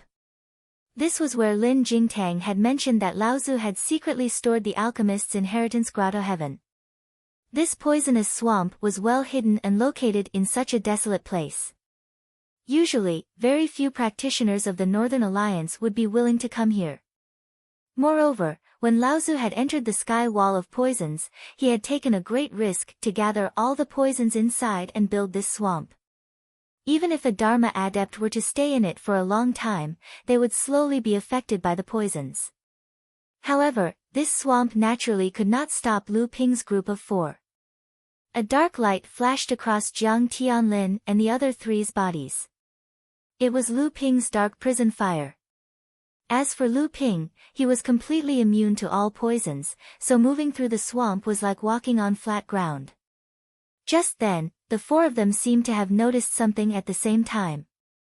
They immediately stopped and concealed their auras, carefully moving forward. Ah! You traitorous disciple, how dare you! Master, you can't blame me for this. The Northern Alliance no longer exists. I can't accompany you on this path. Cough, cough, you traitorous disciple. To think that the old man trusted you so much. The old man must have been blind. Master, can't you see it clearly? Today, the entire overseas cultivation world is going to destroy the Northern Alliance. How are we going to continue the Northern Alliance? With just the 2 of us, master and disciple. With this inheritance grotto heaven treasure. Master, you're too naive. The various sects and clans of the overseas cultivation world will not allow us to live under the banner of the Northern Alliance. You can live if you kill the old man. Without the old man's protection, what are you? Cough, cough, cough, cough. Wrong, master, you're wrong again. What are we? He was an alchemist. Although I, Qin, am not as good as you, teacher, but I am also a senior alchemy grandmaster. As long as I change my appearance, which sect will not welcome me? Sigh, it would be great if you were the same, master. With your position, you and I would be protected better if we decided to join any sect. Alas, I've tried to sound you out along the way, but you're determined to continue the legacy of the Northern Alliance. I don't want to die with you. I'm sorry, master. Do you think that you can obtain the Heaven's Cave inheritance just because you killed the old man? Do you think that you can survive? Ha, you don't have to worry about that. Uncle Hanya has already promised me that as long as I go, I will be the chief alchemist. Uncle Hanya has a deep relationship with Wuxing School, so he will definitely return to Wuxing School in the future. When that time comes, I will be able to advance to the Dharma stage and become an alchemist grandmaster. It will not be a problem for me to reach your current position. So you've been in cahoots with Hanya for a long time. That's right, the talisman weapon you used to kill the old man was also left by Hanya for you. You evil disciple, you will die a horrible death. Ha, I don't know if I will die a horrible death, but master, you are really going to die now. It's too early for you to be happy. The power of a Dharma adept is not something you can understand. What? What is this? Intentional combat pill. Ah, in the darkness, a few rays of light suddenly appeared and then extinguished. Then, everything became quiet again. The appearance of 4 black shadows suddenly broke the silence of the night. Looking at the 2 people lying on the ground, one of them suddenly said in surprise, "So it's these 2 people. Who are they?" A woman's voice asked. That old man is the alchemist of the Northern Alliance, Hongye Laozu. The other one is his disciple, surnamed Qin. He is also an alchemist. It's just an internal conflict between master and disciple. Alright, it's more important to find the cloudy mist bottle. It was Lu Ping and the others. According to Lin Jingtang, the North Alliance's alchemist's grotto heaven of inheritance was placed here by progenitor Chu Yi. The name of the grotto heaven was the Crimson Meteor Vase. It's here. Jiang Tianlin was the first to discover the clues.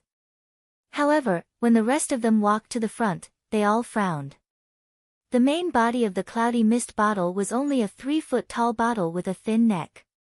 However, it was currently imprisoned in the swamp, leaving only a 3-inch-tall bottle mouth. The rest of the bottle was buried in the swamp filled with all kinds of poisons. Tianfan Laozu examined it carefully and said, "There are at least 4 earth veins restricting the bottle's body. The moment we try to break free, the bottle will overturn in the swamp. All sorts of poisonous substances and mud will enter the cave inheritance from the bottle opening.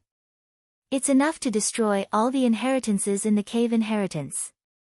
Tian Shui Laozu also said, "According to Lin Jingtang's direction, although we can safely retrieve this cave inheritance, it will take too long. Right now, the entire Qianyuan Island is like a night parade of 100 ghosts. We are only ahead by a step because of our foresight. Once we hesitate, it's hard to guarantee that others won't find this place."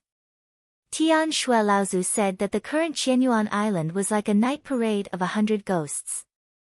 However, she didn't know that she was also one of the 100 ghosts.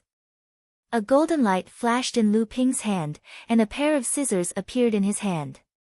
"If there's no other way, we can only use this method to remove the firewood from the bottom of the cauldron. We will forcefully cut off the earth veins that are restricting the spiritual treasure." The mantis appeared on Lu Ping's arm, and a pair of large blades waved majestically. "Finally, it's my turn to appear. You guys can be at ease. No matter what kind of earth veins or spiritual veins it is, we will just cut them off." Why does this place look so familiar? Have I been here before? Jiang Tianlin Laozu nodded his head. That's the only thing we can do to prevent any unforeseen events. The two martial uncles and I will open this cave inheritance, and you will take the opportunity to cut off the earth veins that are restricting the cave inheritance. This way, it will definitely cause a huge commotion, but it will also buy us some time. As long as we can escape before the people on the island can react, this trip to Qianyuan Island will be considered a success. Jiang Tianlin, Tian Fan, and Tian Shui, the three Laozu used all kinds of divine abilities to seal the mouth of the jade bottle. After that, the three of them looked at each other and said, "Rise." The three of them exerted their strength at the same time, and the cloudy mist bottle was lifted up. Within the swamp, with the cloudy mist bottle as the center, 4 bulges appeared, firmly restricting the cloudy mist bottle. Even with the 3 middle phase Laozu's combined strength, they were still unable to move the cloudy mist bottle out of the swamp. The entire poisonous mist swamp immediately boiled, and a dull rumbling sound echoed from afar, causing the entire ground to tremble. "Quick, there will be people coming over soon." Lu Ping held the golden water-cutting scissors in his hand and used it to cut one of the earth veins. 2 rays of golden light shot into the swamp, intersecting with each other. Pang! Just like a rope being forcefully pulled apart, the earth veins were cut off, and the bulging ground once again sank, leaving behind a 10 feet wide and 10 feet deep trench that extended far into the night. "Not good, the others will follow the trench and chase us here. Quickly cut." Jiang Tianlin Laozu saw that the situation was far from good, and hurriedly urged Lu Ping to act as soon as possible. Lu Ping's expression turned solemn, and the true yuan in his body surged like a surging river. The vigorous true yuan unceasingly poured into the scissors. Pang! Pang! Pang! 3 earth veins were cut off by the spiritual treasure in Lu Ping's hand, and a muffled pang sound rang out. Lu Ping then heard Tian Fan and Tian Shui Laozu shout, "Not good." After losing the restriction of 4 earth veins, the cloud mist vase actually broke free from the 3 Laozu's restriction and flew into the sky. A straight jade pillar of light shot into the sky from the ground where the cloud mist vase was located. It was actually a large spirit vein. Just now, the cloud mist vase was condensed by the spirit energy of this large spirit vein, and it broke free from the 3 Laozu's restriction and was sent flying into the sky. This cloud mist vase was actually suppressing a large spirit vein. At this moment, Lu Ping no longer had the time to think about the reason. The commotion in the poison mist swamp had already alarmed the entire Qianyuan Island. Numerous rays of light rose from all directions, flying towards the cloud mist vase. In the dark, there were still many cultivators who were unwilling to reveal their identities. Tian Fan, Tian Shui, and Tian Lin, the 3 Laozus simultaneously flew towards the cloud mist vase. However, in the night sky, a black long whip suddenly lashed out. It was faster than the 3 Laozus as it lashed towards the cloud mist vase. "Thief, you dare!" Tian Fan Laozu shouted angrily. In his hand, a cold wind had already slashed towards the night sky. Immediately after, Tian Shui Laozu raised his hand, and a silver-white fog exploded in midair. That black long whip suddenly condensed a lot of ice crystals, causing it to become abnormally stiff. In an instant, it lost its original flexibility. At this moment, 2 golden rays of light crossed each other in midair. This black long whip was, after all, a peak-grade spirit-nurturing treasure. However, in an instant, it was cut into 2 by the golden rays. The half of the long whip that was wrapped around the cloud mist vase immediately fell to the ground. With a flash of light, the cloud mist vase was already in the hands of Jiang Tianlin and Laozu.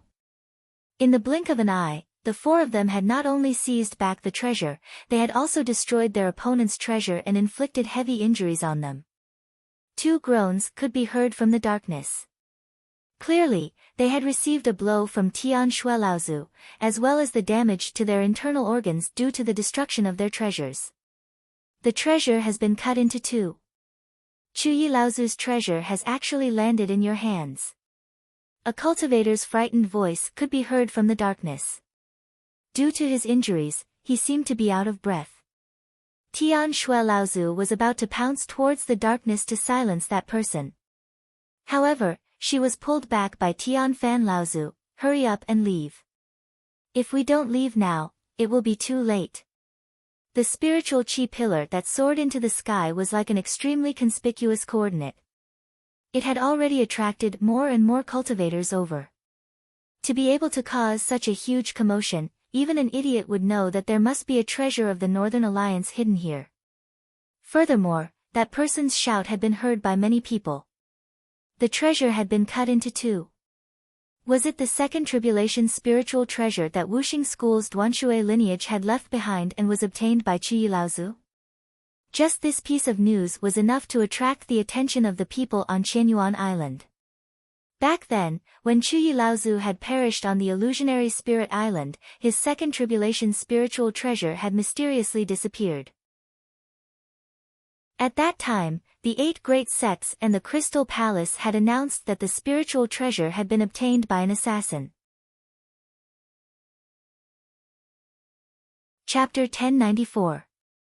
Before the 4 of them left, Lu Ping waved his hand and brought the heavily injured and unconscious Hong Yi Laozu into the Golden House. Then, he transmitted a message to Samling to guard him. Even though Hong Yi Laozu was a Dharma cultivator, he was still an alchemist who could even plot against his own sect's disciple. With Samling's current cultivation, not to mention that he was heavily injured, even if he fully recovered, he might not be a match for Samling. When Tian Shui Laozu saw how Lu Ping was acting, she couldn't help but grumble, "What's the point of bringing him along? This fellow is a diehard member of the Northern Alliance. When the time comes, it's fine if he doesn't submit to our sect. But if everyone knows about it, our sect won't be able to bear the consequences." Lu Ping replied, "Granduncle might not know this, but when I participated in the Northern Alliance's elixir gathering back then, it could be said that I received this person's grace. Furthermore, this person is the chief alchemist of the Northern Alliance. There's no harm in saving him." As he spoke, Lu Ping took Immortal Qin's storage artifact from the ground and used his divine sense to scan the artifact. After that, he took out a high-grade alchemy furnace and said, "Not bad." Tian Shui Laozu recalled that the old man was an alchemist grandmaster. Looking at the high-grade alchemy furnace in Lu Ping's hand, she said, "Since that's the case, bring him away first. If he doesn't submit, we can only kill him. Leaving him alive will bring disaster to the sect sooner or later." Guiyi Laozu had perished in the Northern Alliance's most important inheritance secret land, Qianyuan Cave. He had also perished in the explosion of his second tribulation spiritual treasure. In the end, when he tried to destroy the giant spiritual vein on Qianyuan Island, he was finally surrounded and killed by the great cultivators of the various sections. However, even so, it was enough for all the sects to fly into a rage. This time, the various sects had come to divide up the Northern Alliance. From their point of view, everything in the Northern Alliance no longer belonged to the Northern Alliance. Instead, it was the private property of the various sections. The destruction of the Qianyuan Cave, the explosion of the second tribulation spirit treasure, the self-destruction of Guiyi Laozu did not damage the giant spirit vein on Qianyuan Island, but it had caused the spirit vein to leak. In addition, Guiyi Laozu had suffered heavy injuries and fallen cultivators during his self-destruction. This greatly reduced the benefits that the various sects had imagined. In their eyes, Guiyi Laozu's actions were akin to cutting their flesh. Therefore, when they suddenly discovered that outside of their tacit agreement, there was actually a group of people who had actually evaded their control and snatched a treasure from Qianyuan Island, these people were furious. There was someone who wanted to be the Oriole behind the various sects of the human and demon races. What guts he had! More and more cultivators headed towards the poison fog swamp. Fortunately, the friar had been heavily injured by the 4 of them previously. At this moment, he no longer dared to follow them. Furthermore, the soaring spiritual chi light pillar had attracted the attention of many people. Therefore, when the four of them quietly flew out of the poison fog swamp, they did not attract the attention of others. At this moment, Jiang Tianlin Laozu suddenly said, "That's not right. At this moment, everyone is heading towards the poison fog swamp. Only the four of us are heading outwards. It's very easy for others to notice us." Tian Shui Laozu said, "Then, should we head back?" Tian Fan Laozu said, "The risk is too high. Let's change our direction and split into two groups. One group will be in front while the other group will be behind. Just now, we met the friar. He will definitely leak our information. Our group of four will be noticed immediately." Just as Tian Fan Laozu's voice faded, they suddenly heard someone shouting from behind, "Over here. Someone come quickly." The four of them were instantly startled. The wind snow fans, the wooden block, and the formless water nether sword, these four rank 1 spiritual treasures simultaneously shot towards the source of the voice. The person in the darkness originally had an extremely powerful stealth secret technique. However, a single sentence from him had exposed his location. Seeing 4 rays of light flickering with intense spiritual fluctuations shooting towards him, the person only had time to say, "For spiritual treasures? What kind of joke is this?" Following which, after a loud explosion, there was no more sound. The four of them didn't dare to speak anymore. The cloudy mist vase returned to Tian Shui Laozu's hands. Tian Shui and Tian Fan Laozu took the lead to change their direction and began to sneak out of the island. As for Lu Ping and Jiang Tianlin, they followed the general direction of the two of them. Right at this moment, in the northwest direction of Qianyuan Island, there was a sudden tremor. When Lu Ping and Jiang Tianlin looked towards the direction where the sound came from, they saw a soaring light flame lighting up in the northwest direction. Intense waves of spiritual qi fluctuated in all directions from the flickering light flame. Obviously, there were people fighting there. Lu Ping and Jiang Tianlin looked at each other. Both of them could see a trace of rejoicing in each other's eyes. Obviously, the battle happening there would greatly reduce the possibility of Lu Ping and the others being discovered. However, before the two of them could finish rejoicing, a series of loud sounds rang out from the surroundings of Qianyuan Island. The sounds of fighting, killing, cursing, and miserable shrieks filled the sky. The entire Qianyuan Island, which had originally sunk into a strange silence, suddenly flared up. Due to fighting over everything left behind by the Northern Alliance on Qianyuan Island, the various powers of the human and demon races had finally lost control. The greed in their hearts caused the different powers to start fighting over one or more treasures. Furthermore, due to the arrival of reinforcements from both sides, the fighting escalated to the point of killing each other for treasures. The entire Qianyuan Island instantly became lively.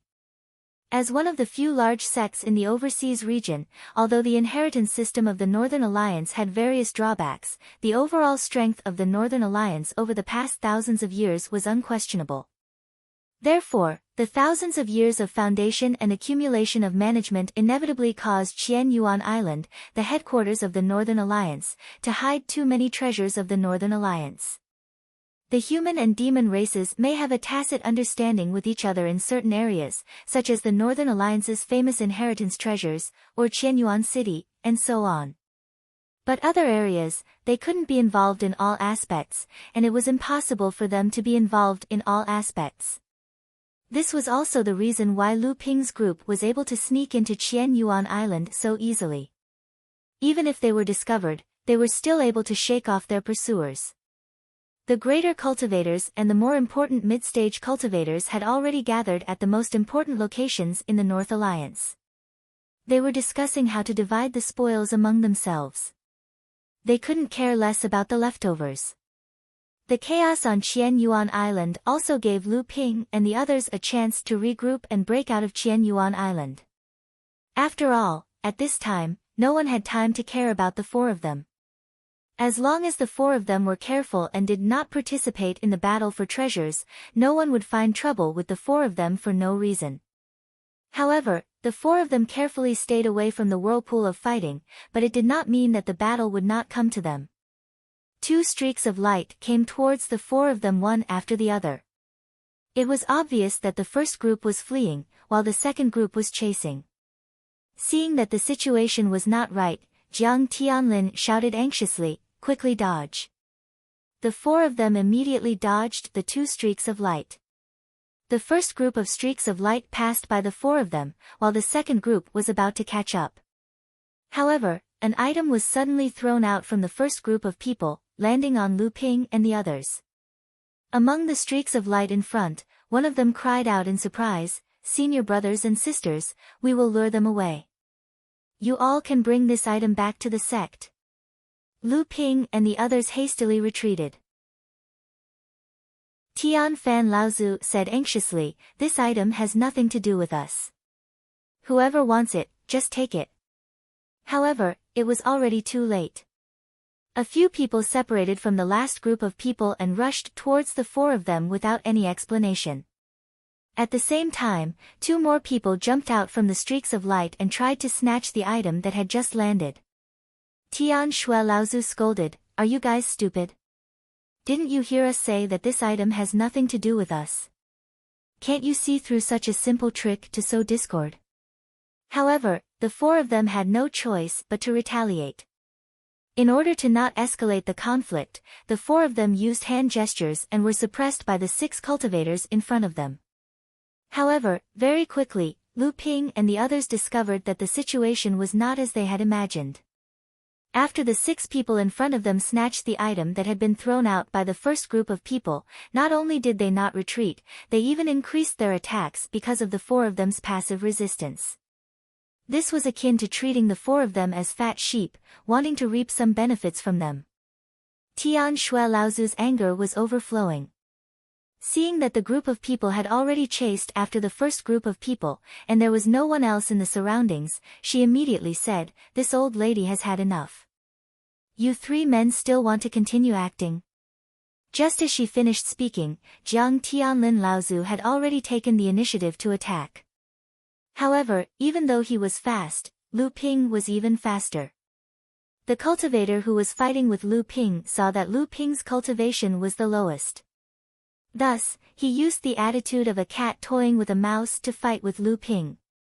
Lu Ping had long been suppressing his anger. Furthermore, he had already set up a death trap for the people in front of him. Just as Jiang Tianlin Laozu took the initiative to attack, Lu Ping's thin flowing water sword suddenly increased in brightness. Under the panicked gaze of the cultivator in front of him, he counterattacked. Just as the friar was clumsily blocking Lu Ping's attack, which had suddenly increased in power by several times, before he could recover from his shock, the spectral aqua sword had already silently neared his neck. The person in front of him was after all a mid-dharma adept. His intuition, honed by life and death situations, quickly detected the danger. His body abruptly leaned to the side, and the spectral aqua sword slashed across, creating an extremely deep wound on the cultivator's shoulder. However, who was Lu Ping? He was someone who could seriously injure the Jade Shura in a head-on battle. Since when would he take a mid-dharma adept seriously? Just as the cultivator dodged to the side, a small person about a foot tall appeared in front of him.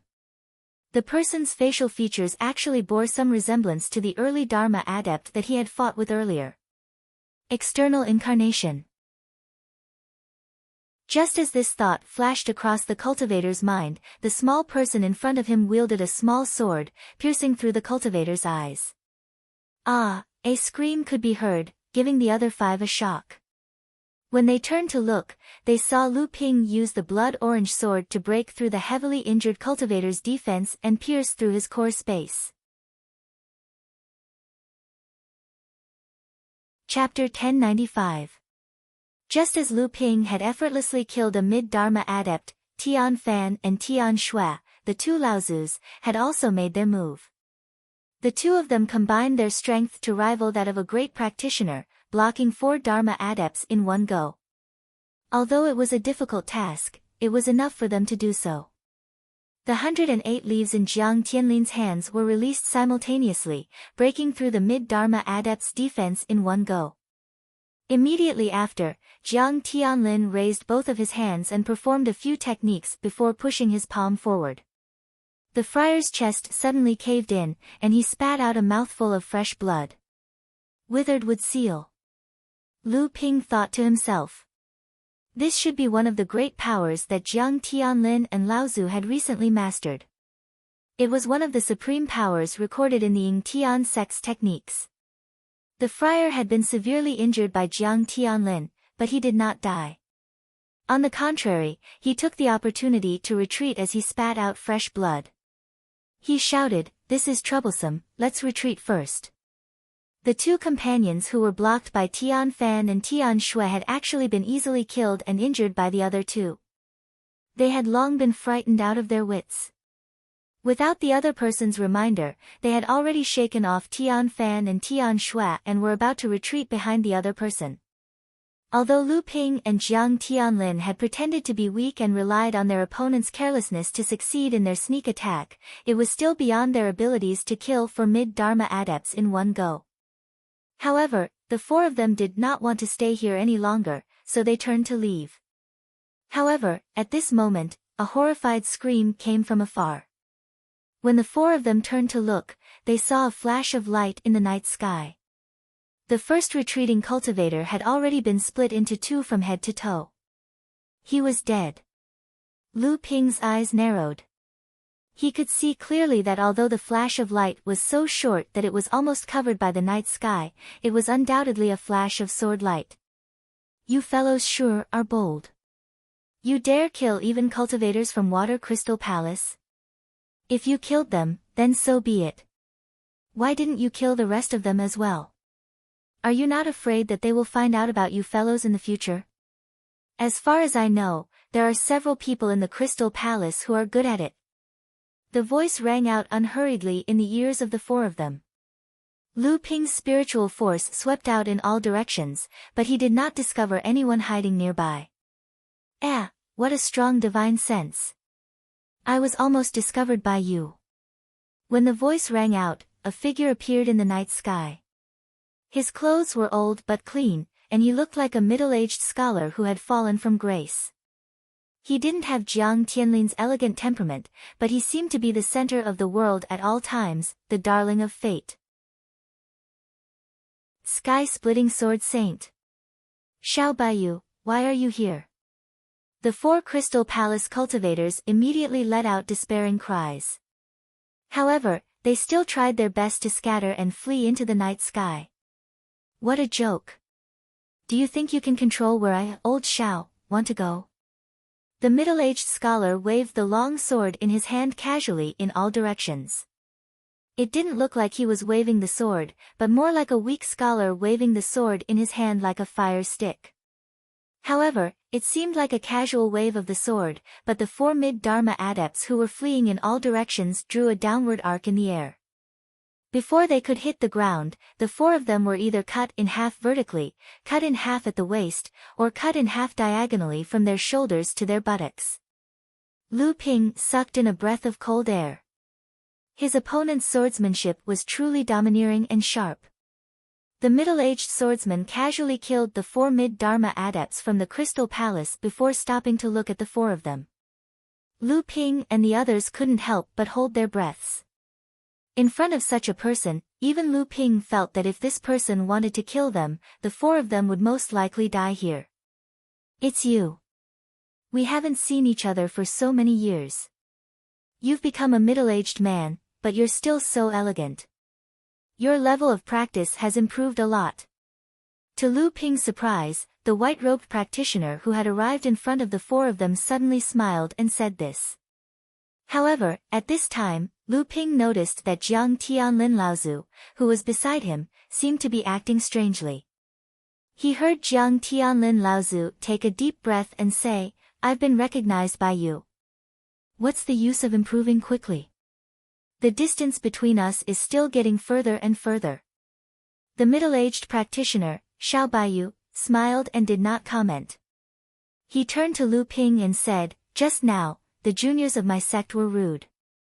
Take that item as a token of my apology to you all."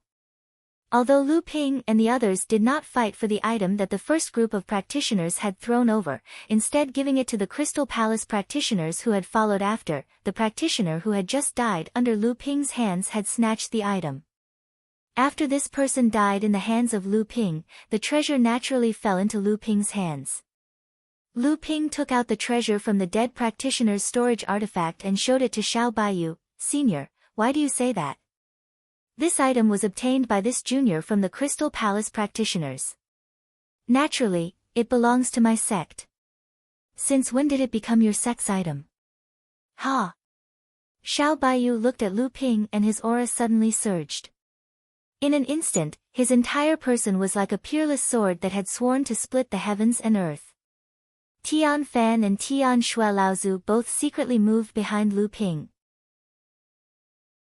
If Xiao Baiyu wanted to harm Lu Ping, it would definitely be a life-and-death struggle. Only Jiang Tianlin's expression remained calm from start to finish and did not make any movements. Under the pressure of Xiao Baiyu's aura, Lu Ping's expression remained calm from start to finish.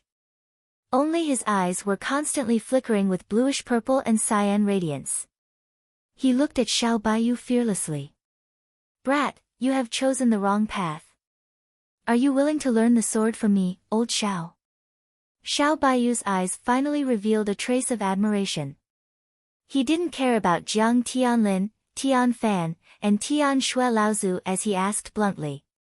Lu Ping's lips moved and finally spoke. He smiled faintly. Senior, how do you know that Junior has chosen the wrong path? Xiao Baiyu said, as a sword cultivator, one should be courageous and diligent. There is nothing outside of the sword. No matter what obstacles there are in front of me, I will use my sword to cut them down. How can I be like you, who used all kinds of methods at once? You might have too many, but your heart is not sincere. Lu Ping said again, Senior thinks that Junior is a sword cultivator. How can I be considered a sword cultivator? Xiao Baiyu was slightly stunned. He then laughed and said, so that's how it is. It seems like you have found your own path. It seems that old Xiao has made an unnecessary move. However, please forgive old Xiao for speaking bluntly. If you continue on this path, you might be invincible under the heavens. However, you will never reach the peak of the sword. Lu Ping said, thank you for your advice, Senior. What a pity, what a pity. The aura around Xiao Baiyu's body dissipated in an instant. It was as if nothing had happened, showing that he had perfect control over his body.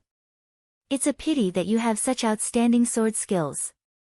It's a pity that you aren't a pure sword cultivator. It's a pity that I didn't meet you 100 years earlier.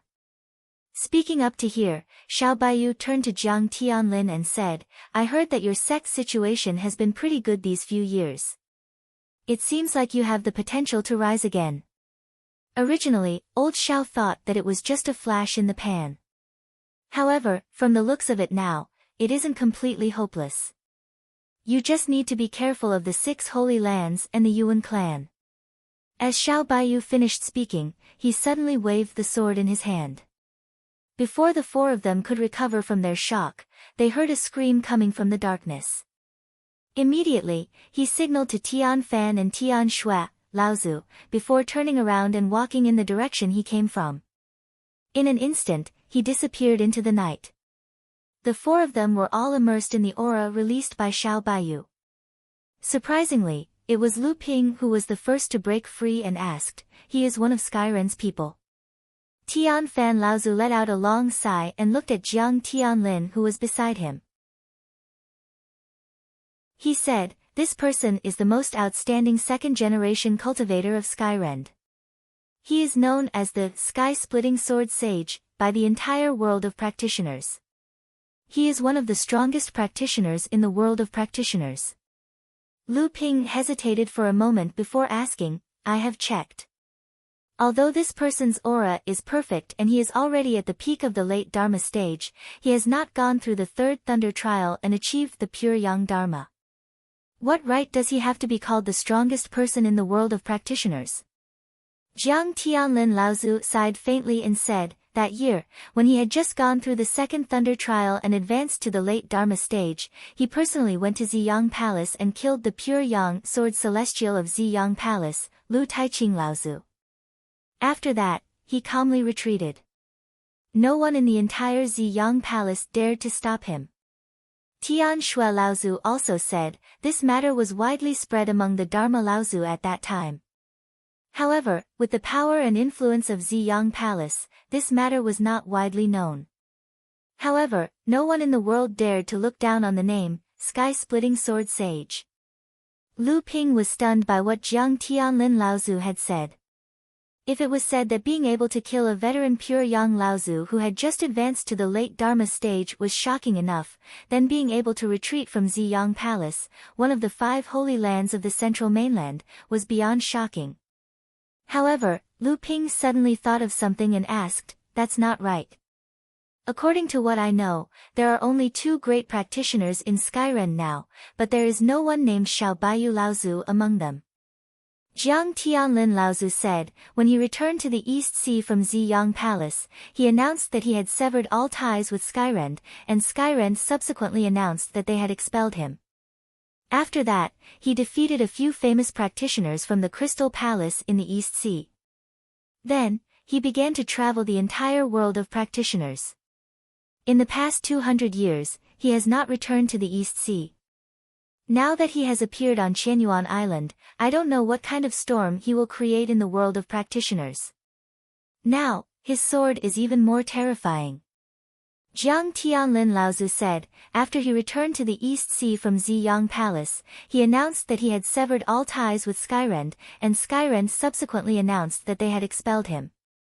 After that, he defeated a few famous practitioners from the Crystal Palace in the East Sea. Then, he began to travel the entire world of practitioners. In the past 200 years, he has not returned to the East Sea. This time, he has appeared on Qianyuan Island.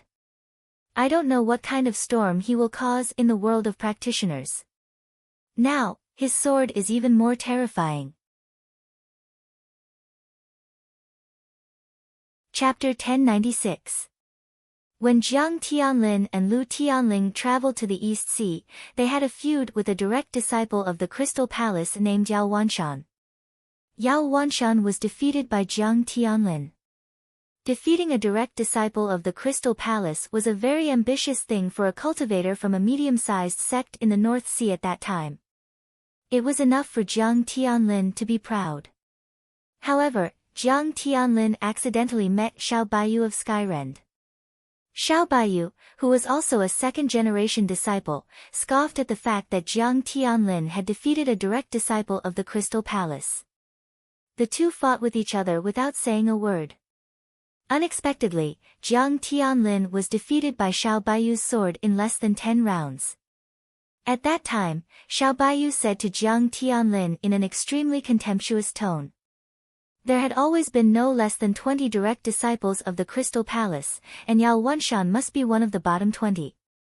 This was because among the top 10 direct disciples of the Crystal Palace that Xiaobayu had defeated, there was no one named Yao Wanshan. Judging from the strength of Jiang Tianlin's strength was at most comparable to the 10th direct disciple of the Crystal Palace who he had defeated. Lu Ping heard from Jiang Tianlin Laozu about how he and Xiaobayu met. This extremely disgraceful thing became the shame of his life. After that, Jiang Tianlin used this as motivation to improve his cultivation. He swore to fight with Xiaobayu again to avenge the shame of that day. Unexpectedly, Xiaobayu's strength improved faster and faster, and his reputation became greater and greater. He even had the strength to be the strongest second-generation cultivator in the cultivation world. The gap between the two grew larger and larger. It wasn't until Xiaobayu killed his way into the Purple Sun Palace alone and killed Pure Yang Sword Immortal LV Taiqing that Jiang Tianlin finally extinguished the thought of catching up to Xiaobayu in his heart. Lu Ping also knew that Jiang Tianlin Laozu had concealed some things from him. It wasn't because he didn't trust Lu Ping, but because he found it difficult to talk about it.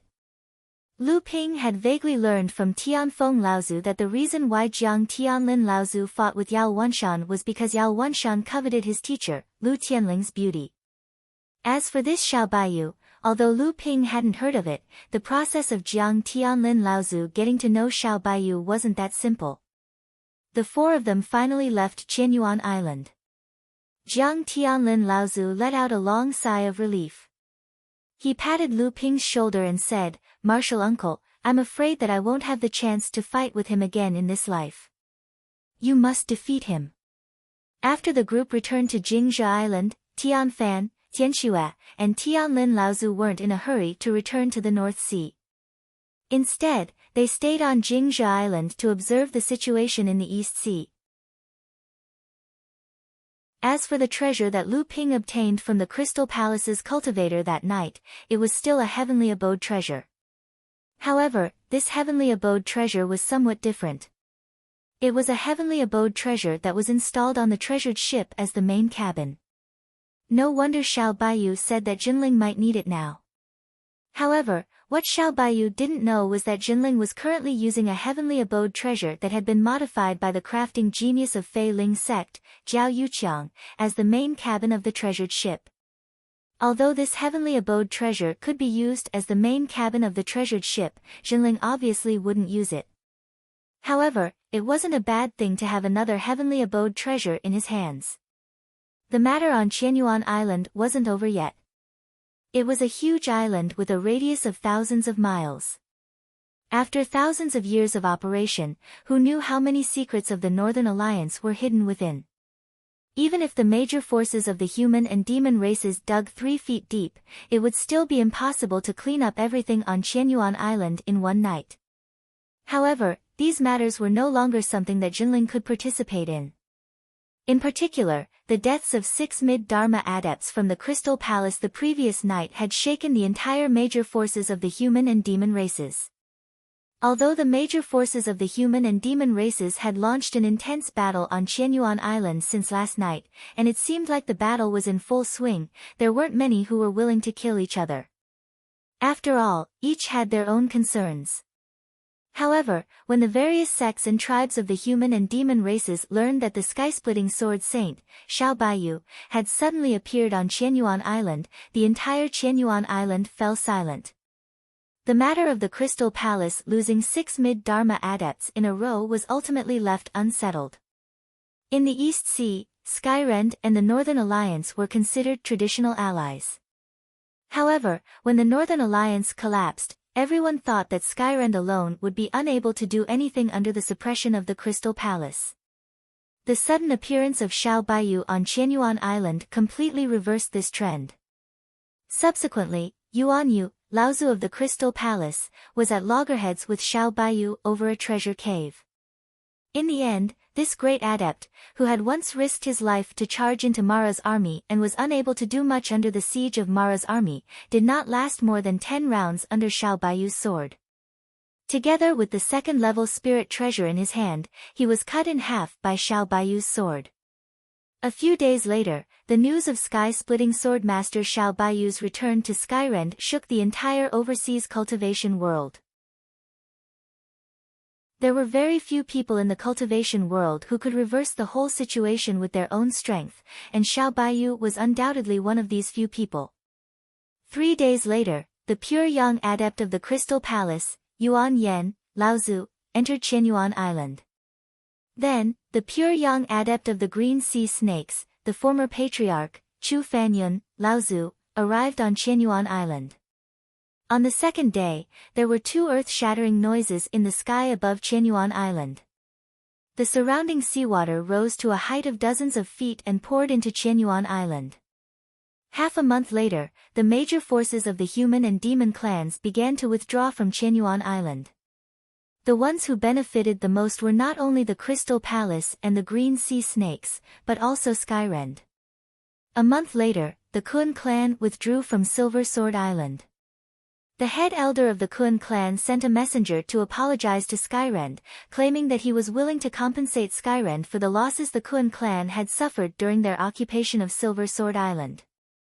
3 months later, Skyrend announced that the pure young adept, Laozu, Xiao Baiyu, had passed the third thunder calamity and officially returned to Skyrend as one of the 3 sword-holding elders of Skyrend. 3 years later, after a long period of communication with Skyrend, the Jade Sword, Golden Sword, and Silver Sword Islands were finally gathered together to form a new giant island, Sky-Splitting Island. Skyrend finally ended its history of not having a giant island as its foundation as a large sect. Just as the Sky-Splitting Island was finally formed and Skyrend announced that it would be the foundation of the Sky-Splitting Auction, the leader of Skyrend, Zhang Qingtian Laozu, passed the second thunder calamity and successfully advanced to the late Dharma stage. He became the 4th great sorcerer of Skyrend. Zhang Qingtian then announced that he would abdicate, and Skyrend's second-generation mid-Dharma adept, Xiao Baiyu's senior, Murong Sanjian, would take over as the leader. The situation in the East Sea was changing, but the training world in the North Sea seemed somewhat peaceful. Although the disaster of Mara was still raging, it was still somewhat under control. In the end, Tiankang Laozu still chose to condense a Dharma soul. After he passed away, his body was placed in the Jinling Grotto. All the Dharma adepts of Jinling gathered in the Jinling Grotto to send Tiankang Laozu off. The second disaster spirit treasure that he used was inherited by Guo Tianshan, but Guo Tianshan Laozu refused to inherit the Dharma soul that Tiankang Laozu had condensed. Guo Tianshan Laozu felt that with his own potential, even if he inherited the Dharma soul, he would at most reach the mid-Dharma stage.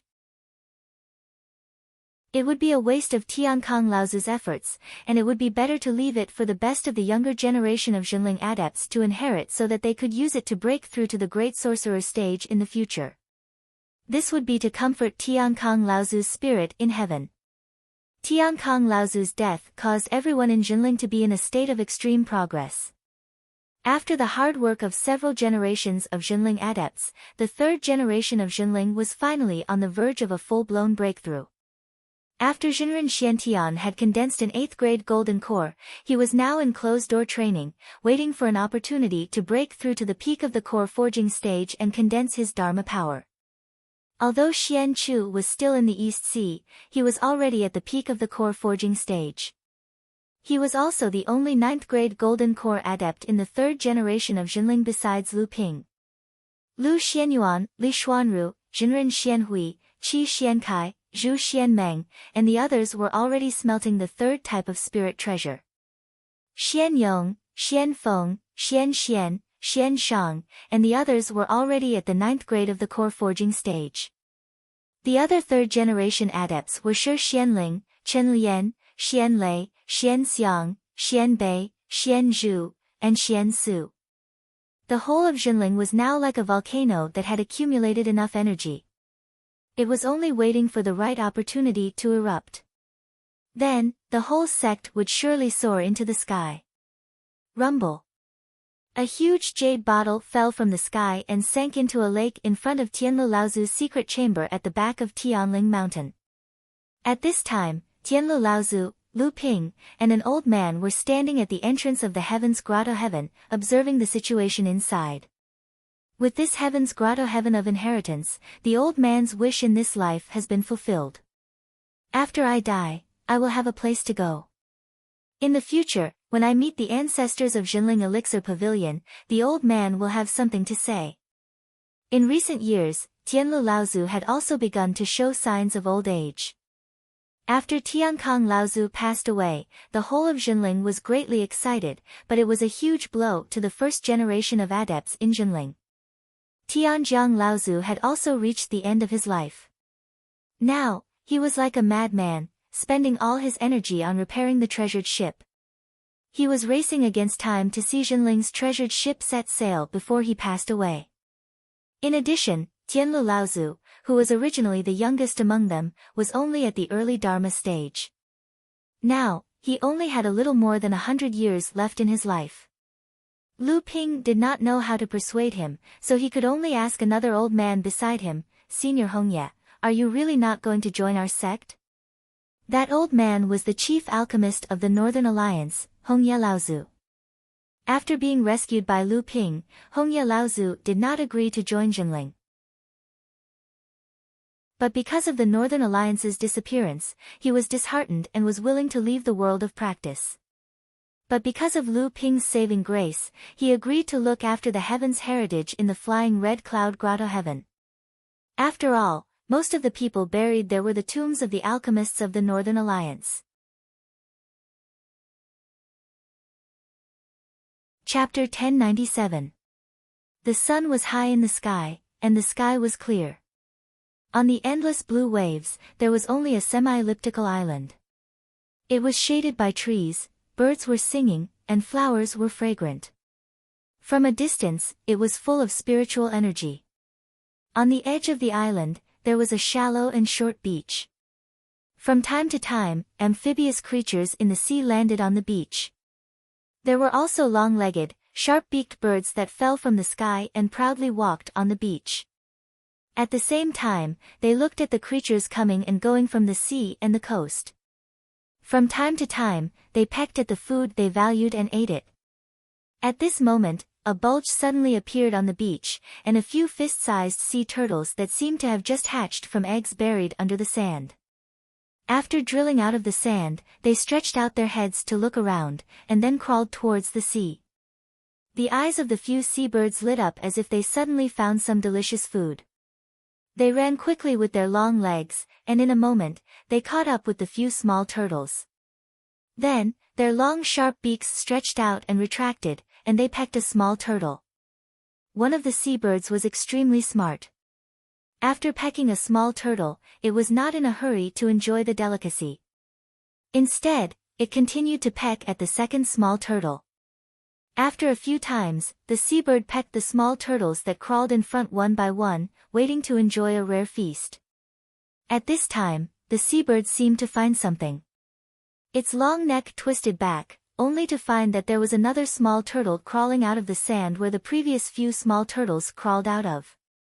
This small turtle seemed to hatch a little later than the previous few, and it was a little bigger, almost the size of a palm. Compared with the previous few small turtles, this small turtle seemed to be a lot less vigilant, and it crawled toward the sea wobbly. The seabird saw that the turtle in front of it was bigger than the previous ones, so it must be fatter. It took a few steps toward the little turtle, but it suddenly stopped. It seemed that the few little turtles it had pecked were enough for it to fill its stomach. Even if it pecked this one, it wouldn't be able to eat it, so it retreated and walked to a little turtle that was pecked over. It stuck its sharp long beak into the turtle shell and pecked at the turtle meat inside. The small turtle was still wobbling and crawling past the seabird unhurriedly, as if it didn't notice the existence of a natural enemy next to it. It didn't know that it almost died in the stomach of the seabird until a wave came.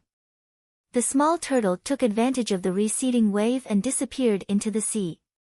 Just as the seabird was leisurely enjoying the turtle meat, another wave came.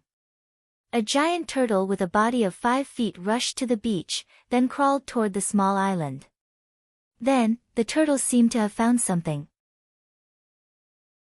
Its deep head turned to this side, and it suddenly saw the seabird pecking the delicious food from the turtle shell.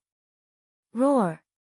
The giant turtle suddenly opened its mouth and let out a low roar. It seemed to be extremely angry at the seabird pecking its own kind. The seabird also felt that this big turtle seemed to be extremely difficult to deal with. It immediately jumped to the side and shook its wings slightly, flying toward the sky. The enormous tortoise lifted its head slightly. It saw the seabird that was circling in midair but was unwilling to leave. However, it appeared a little helpless. Finally, it shrank its head and slowly walked toward the deeper regions of the small island. Seeing that the giant turtle was about to walk into the woods of the small island, the seabird suddenly lowered its circling, waiting for the giant turtle to leave before landing on the beach to enjoy its unfinished meal. However, at this moment, the top of the seabird's head suddenly darkened. Before the seabird could raise its head to see what was happening, a gust of wind had already hit it. The seabird only had time to scream before it was swept away by this wild wave. When it stabilized its body, it saw a beautiful giant bird with a wingspan of 3 feet swooping down from the sky with a wild wave. Its target was the giant turtle that was about to walk into the woods. When the giant turtle heard the sound and looked up, it was already too late. A blue light flashed, and the giant turtle only had time to roar before it disappeared. The giant bird soared into the sky, constantly circling above the small island. The blue feathers behind it flickered in the sky, leaving behind a light star as it flew. The giant bird circled above the small island for about a quarter of an hour. Its clear and long cry shook the surface of the sea for several miles, as if it was calling for something. However, in the end, it was to no avail. The giant bird could only turn around and fly southwest. After the dazzling and beautiful giant bird flew away, the seabird also circled in the air for a while, as if it had not yet recovered from the shock brought by the giant bird. After a while, it seemed to remember that there was still a delicious meal on the beach that had not been finished, so it folded its wings and slowly landed on the beach. Just as the seabird's feet landed on the beach, the entire ground seemed to shake. The seabird was shocked. Could it be an earthquake? With a flap of its wings, its body that had just landed rose into the air again. Looking down from above, it could see that the entire island was indeed shaking slightly, and it was even moving slowly. At this moment, another clear and long cry sounded. The seabird was startled, thinking that the giant bird had turned around again. However, it quickly realized that the direction seemed to be wrong. When it turned around, it saw that there was indeed a giant bird slowly flying in the sky from the northeast. However, although this giant bird was approaching, it was also circling around something from time to time, as if it was playing with something. Although its green feathers were not as dazzling as the giant bird's, and its body was also smaller than the giant bird's, it still appeared to be unusually spirited. When the seabird looked again, it really saw that there seemed to be something below the giant bird coming here. When it got closer, it turned out to be a giant tortoise of 1 meter in size, and on the back of the giant tortoise, there seemed to be a person sitting on it, teasing the giant bird in the sky. However, this was not what made the seabird feel strange. Above the head of the man and the bird, a thick dark cloud floated in the sky, coincidentally covering the scorching sun above their heads. Moreover, this dark cloud seemed to have intelligence, moving in the direction of the giant tortoise floating on the sea. Although it was constantly changing shape, it always covered the sun in the sky above the giant tortoise's head. The sun in the South Sea is really strong. Lu Ping looked at the sun covered by the dark cloud, then looked at the seabird in the distant sky, and said with a smile, "It's quite a smart bird. Well, I'll give you some luck today. Let's see if you can walk your own path in the future." After that, Lu Ping took out a pill from his sleeve and threw it at the seabird. The pill immediately flew toward the seabird and floated in front of it. Although the seabird was a little afraid of the person sitting on the back of the giant tortoise, seeing the pill floating in front of it, it seemed to know that it would be of great benefit to it. It looked at Lu Ping, the seabird gave a clear cry, nodded, and pecked, swallowing the pill into its abdomen. Then the seabird felt a heat in its abdomen, and its wings suddenly became soft. With a scream, its whole body fell from the sky into the forest of the island in front of it. As they got closer and closer to the island, Lu Ping immediately put away his interest, and Lu Qiner in the sky no longer played around, but quietly hovered above Lu Ping's head. Lu Ping slowly stood up from Lu Dague's back, but did not directly go ashore. Instead, he slowly swam around the island. Looking at the island in front of him, Lu Ping was amazed and said, "It really is the sky hegemonic divine turtle clan, worthy of being the direct descendant of Taoist Gue. It is huge, has a long lifespan, and floats on the sea for a long time, not moving for dozens of years.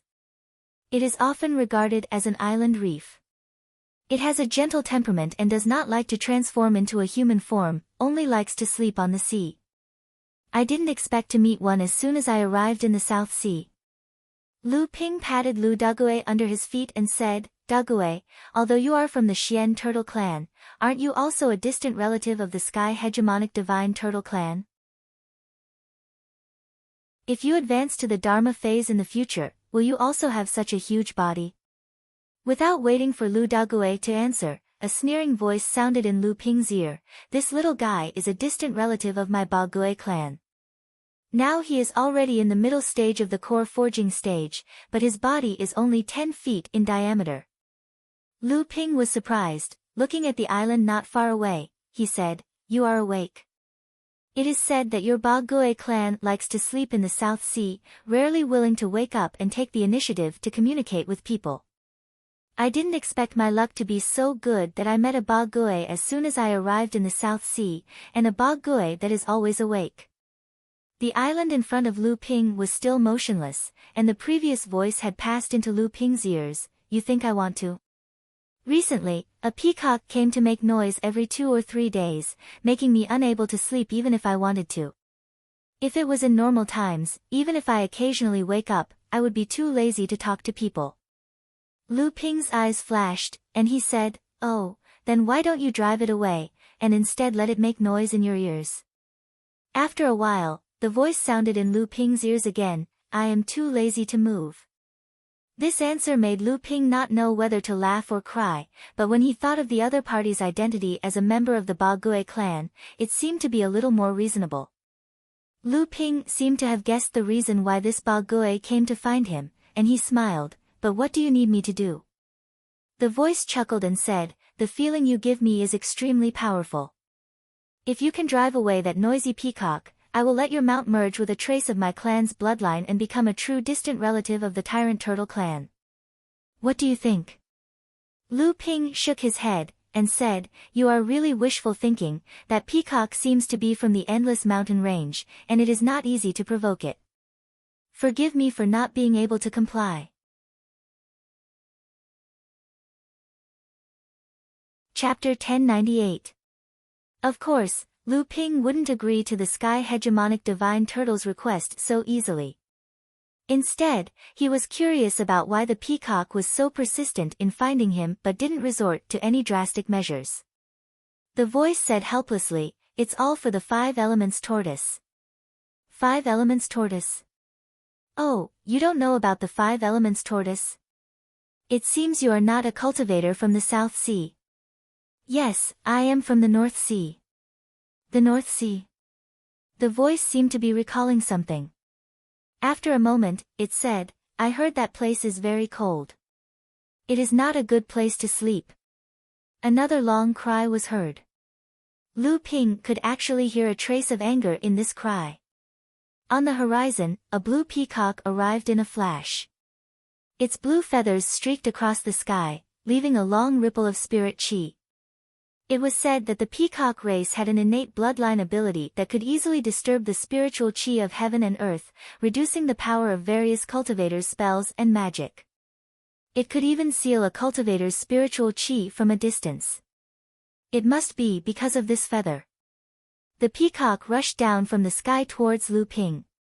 Without saying a word, a blue light flashed behind it.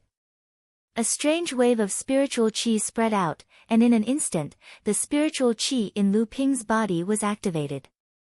If this was an ordinary cultivator, even if it did not seal the cultivator's spiritual chi, it would at least cause the cultivator's spiritual chi to flow intermittently. In the end, the cultivator's strength would be greatly weakened. But how could Lu Ping be compared to an ordinary cultivator? The moment the spiritual chi in his body was affected, the Dharma form of the dragon in his core space circled and roared. A pure source of spiritual chi flowed into his blood vessels, suppressing the spiritual chi in his body. At the same time, he activated the North Sea wave listening technique, and the spiritual chi within 3 feet of him was immediately smoothed out. Lu Ping did not expect the peacock to be so unreasonable. At the same time, he realized that he had fallen into the turtle's trap. The turtle had no intention of persuading Lu Ping to help it drive away the peacock. Instead, the peacock had come to cause trouble for Lu Ping. When the peacock saw that the person in front of it was still as calm as the clouds and wind, without the slightest trace of fear from the sealing of the true essence in his body, how could it not know that its innate divine ability was useless against the person in front of it? It immediately let out an angry cry, and the feathers on its back flashed with blue light again, causing the surrounding spiritual energy in the air to rapidly change again. According to Lu Ping's divine sense, this time, the peacock did not attempt to seal the spiritual chi in his body. Instead, it guided the spiritual qi around Lu Ping away from Lu Ping, causing a vacuum of spiritual qi to appear around Lu Ping. Without the support of spiritual qi, the power of Lu Ping's magic techniques would be affected. Additionally, during a battle, it would also affect the recovery rate of the spiritual qi within a cultivator's body. However, the effects were subtle. In the short term, the effects were negligible. Additionally, Lu Ping could retreat at any time to avoid the effects of the magic techniques. Naturally, Lu Ping would not show any fear. He smiled at the peacock in the sky and a vortex appeared in his hand. In the beginning, the vortex was very small. Moments later, however, it grew bigger and bigger. In the end, it caused the seawater beneath Lu Ping's feet to form a vortex as well. However, the vortex did not spin downwards. Instead, it spun upwards, forming a spiral-shaped tower of water with a thin top and a thick bottom. The surrounding spiritual qi that the peacock's innate ability had isolated suddenly broke through its shackles and began gathering towards the vortex in Lu Ping's hand. At the same time, the spiritual energy within the seawater was also absorbed, gathering towards Lu Ping's hand. Instantly, the peacock's spirit shackling magic technique collapsed. "Who are you?" Seeing how easily Lu Ping had broken its innate ability, even though it was just a test, the peacock could tell that this human before it was not someone to be trifled with. If there was no need, the peacock would not fight to the death with Lu Ping. So, it flapped its wings and an aqua blue light burst out. A beautiful woman in luxurious clothes walked out from the light. She stared at Lu Ping and asked, "Who are you?" Lu Ping smiled and dispelled the magic technique in his hand. The spiral-shaped tower of water instantly fell from the sky and smashed into the surface of the sea, creating a huge wave that spread out in all directions. However, when the wave reached the small island, it silently subsided. Lu Ping glanced at the small island and said, "I'm just a passerby, but you attacked me the moment you came up. Shouldn't you give me an explanation?" The peacock girl snorted coldly and said, "I took a fancy to this big fellow first. If you want to enter the 5 elements tortoise vault, you can go find the other tyrant tortoises. I spent a great deal of effort to get him to cooperate, yet you want to cut me off without saying a word? How could it be so easy?" When Lu Ping heard this, he naturally knew that the woman had misunderstood. However, it was obviously useless to explain now. The peacock woman might not believe him. However, this was the second time Lu Ping had heard of the 5 elements tortoise vault. Naturally, he was curious, so he asked, "May I ask you, what is the 5 elements tortoise vault?" The peacock woman looked at Lu Ping strangely and said, "You don't know? How is that possible? Aren't you here for the 5 elements tortoise vault?" Lu Ping smiled bitterly and spread his hands. "I was going to find out soon, but I was interrupted by you." Just now, Lu Ping was going to ask Tyrant Tortoise, but the peacock woman attacked him without giving him a chance to explain after she arrived. As a result, the conversation between Lu Ping and Tyrant Tortoise was interrupted. The peacock woman rolled her eyes and giggled. "It's not like I can't tell you, but you'll have to do me a favor. You'll have to convince this lazy tortoise to go to the 5 elements tortoise vault with us. At the same time, considering that you've helped me, I'll be magnanimous and allow you to take a look at the ruins left behind by Taoist Gui. What do you think?" The ruins left behind by Taoist Gui. Lu Ping's face was filled with shock as he said, "How can this be?" The peacock woman rolled her eyes at Lu Ping and looked disdainful. "You're not from the North Sea, right? Why are you so ill-informed?" Before Lu Ping could be rendered speechless by her words, a burst of laughter was heard. It was none other than Tyrant Tortoise, who was talking to Lu Ping just now. The peacock woman suddenly turned around and waved a feather fan in her hand, causing a blue light to enter the seawater. Several sea turtles were instantly brought up from the water by the light, and they disappeared into the void. It only took a brief moment for Lu Ping to notice that most of the sea turtles were in the blood refining or blood condensation stages. Moreover, they more or less carried a trace of Tyrant Tortoise's bloodline aura. In other words, their endowments were much better than the black turtle beneath his feet. The sea was still calm, with only the sound of waves and the chirping of seabirds in the distance. The peacock woman was furious. She waved the feather fan in her hand and a huge wave surged from the sea, crashing towards the island.